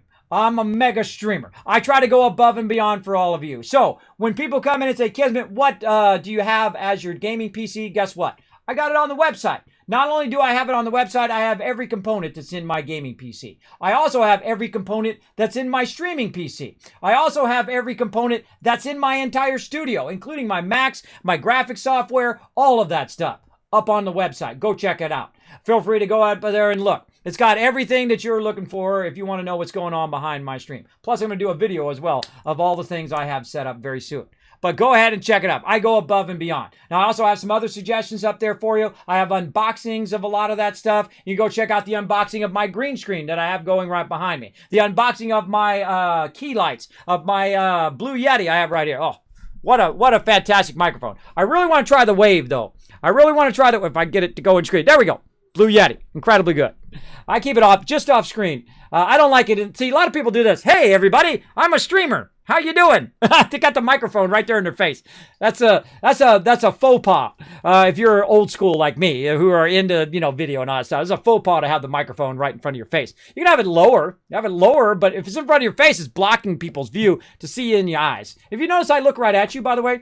I'm always looking directly into the camera because I feel like you connect better with people like that. Some people talk like this. Hey, everybody, we're having a great time, blah, blah, blah, blah, blah. I feel like that's really awkward. I like to look right people in the eye. So there you go. So yeah, feel free to check that out. Tons of hard work that Kismet has put into it. Now, if you want to see more of that, you can also check out the YouTube channel. Lots of unboxings, guides. Every single stream that I've done, almost, except for the ones that got corrupted, thousands of them. Up there as well. I mean, the beginning of this playthrough is going to go in there. So if you missed the last one, it'll go in there. Now, sadly, I can't do VODs or clips anymore because of jerks that have come in and basically made your VODs and clips useless, and they can use them against you as a-holes. I'm not going to mention any names, but we all know who it is. So I can't do any more clips or any more VODs until they get that sorted out, but I do record every single stream. So I put every single stream here up onto YouTube as well, so you guys can check it out over there. Adam knows what I'm talking about. He's like, that's a funny irony to use him as well, because there's a lot of people who didn't show him some love. I thought he was amazing. Total Biscuit. Total Biscuit, the OG, man. Incredibly fantastic streamer. Always a funny guy. He always has a funny take on games and whatnot. Huge love to all you Total Biscuit fans out there. For sure. That's who that is, by the way. That lol, that's Total Biscuit, if you don't know who that is. If you don't know who Total Biscuit is, you got to Google that sucker. I'm telling you. I'm not telling you. You definitely want to know who he is. Fantastic streamer. Sadly, and also YouTuber. Sadly passed away, but incredibly fantastic at what he does. And a great inspiration to me and a whole lot of others, I'm sure to some of you as well. All right, everybody. Now, what I'm going to do is I'm going to go into battle mode. Now, what I'm going to do is to keep running these battles all day long as I can until I get too exhausted and I can't run anymore. That's typically how they go. Now, you can find my schedule right there in the stream. I just put it right there. There it is. Monday through Friday from 9 a.m. till about right now, 4 o'clock Eastern Standard Time. Also on Saturday, I do stream about 9 p.m. till about midnight, sometimes longer. it's a streamer's prerogative how long I go, right? I typically go, I have a start time and my end time is usually up in the air, but around that time. So if you do want to come back for some more No Man's Sky, I'll be back next Friday playing some more No Man's Sky, showing you some more of my secrets. We got a lot more to explore and figure out how to make truly billions and trillions of dollars in the game. We're going to show you how to do that, how to unlock a bunch of stuff to progress through the game, a whole bunch of Kismet tips as well on all of that. So feel free to check that out. How's the next gen update? Incredibly awesome syntax. I suggest start a new playthrough. You're going to love it, bro. I started a new playthrough and I've played through like 10, 20 times. I started a brand new playthrough and it is just truly amazing. They did a phenomenal job. They've already done a phenomenal job of upgrading the game where I feel like I got my money's worth. And now I'm just getting extra profit. They're putting so much extra stuff in it now that I feel like I'm just getting it for free.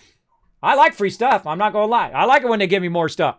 So we're going to go ahead and run this battle offline, though you will see it on here. Now, I'm going to disappear. You won't see or hear me, but these battles will continue to go for the whole rest of the day. Now, here's the smart thing about staying to the end of the stream. I'm going to give you lots of love.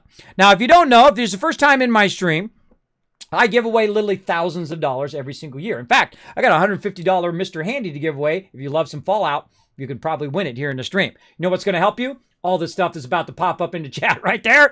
I'm about to give you 5,000 Kiz Caps. That's a lot of Kiz Caps, everybody. I'm going to give you 5,000 Kiz Caps toward the next giveaway that I do for staying here all the way to the end of the stream. Now, I'm also going to go over here and check out how we did on our retweets. And give you guys some bonus caps on top of that. How we do? Oh, you guys crushed it. All right, more Kiz Caps for you guys. Boom, I give an extra 2,000. There you go. Now, those Kiz Caps are used for buying tickets to the giveaways that I do here in the stream. Now, sponsored by Bethesda, Blue Yeti, Elgato, a whole bunch of epic people, Bethesda gear, including Fraser, who give Kismet candy bars, all sorts of killer stuff that I give away here on stream. So make sure to be in the stream as much as you can. Lurking, whether you're a subscriber or not a subscriber, you're always earning Kiz Caps in the channel. Of course, you're a subscriber, you're earning them at 3 times the rate because I do love to reward peeps who are in the stream, but everybody has a chance to win. So just lurk in the channel, play some Stream Raiders. I'm going to keep them going all day long, and we'll keep winning you guys some loot over there, upgrading your units, as well as giving you guys a higher chance of also winning my future giveaways. All right? Whew. That was a lot to say, everybody. That was a lot to say. But thank you so much again for being here. Now, if you want to check your Kiz Cap, just go !loot. That's how you check them in there. If you want to know anything more about my stream, by the way, you can scroll down below down there. Lots of great stuff down below the stream in my panels. Work very hard on those panels to put in all the information you might need. Down there, you're going to find an Amazon link. If you are going to buy stuff for Black Friday, do me a huge favor. Click that Amazon link before you go to buy it because it does help me here in the stream. I'll make a penny or two, but those pennies add up over time. So maybe I'll make $50 over the span of a year. And then I'll take that $50 and I'll purchase stuff to give away here in the stream. I put every penny back in the stream. So it doesn't cost you anything. You're going to buy the thing anyway on Amazon. So you might as well click the link and lend a hand for free. I love for free, right? Because you're going to buy it anyway. You're good.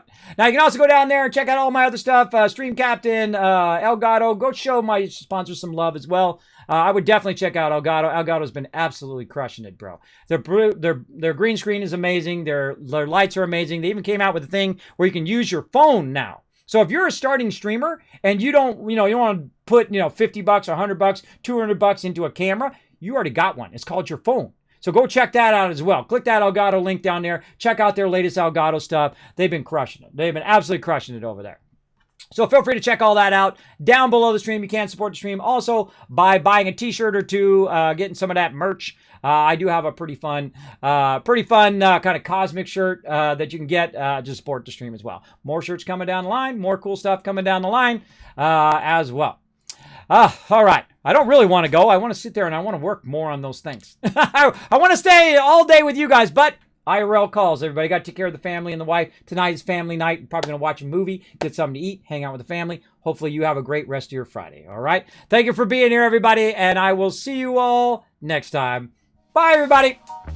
Hey, everybody. Kismet here. Thank you so much for watching this video. Make sure to hit that subscribe button right in the center of the screen. Also, check me out live on twitch.tv/Kismet. I'll see you all next time.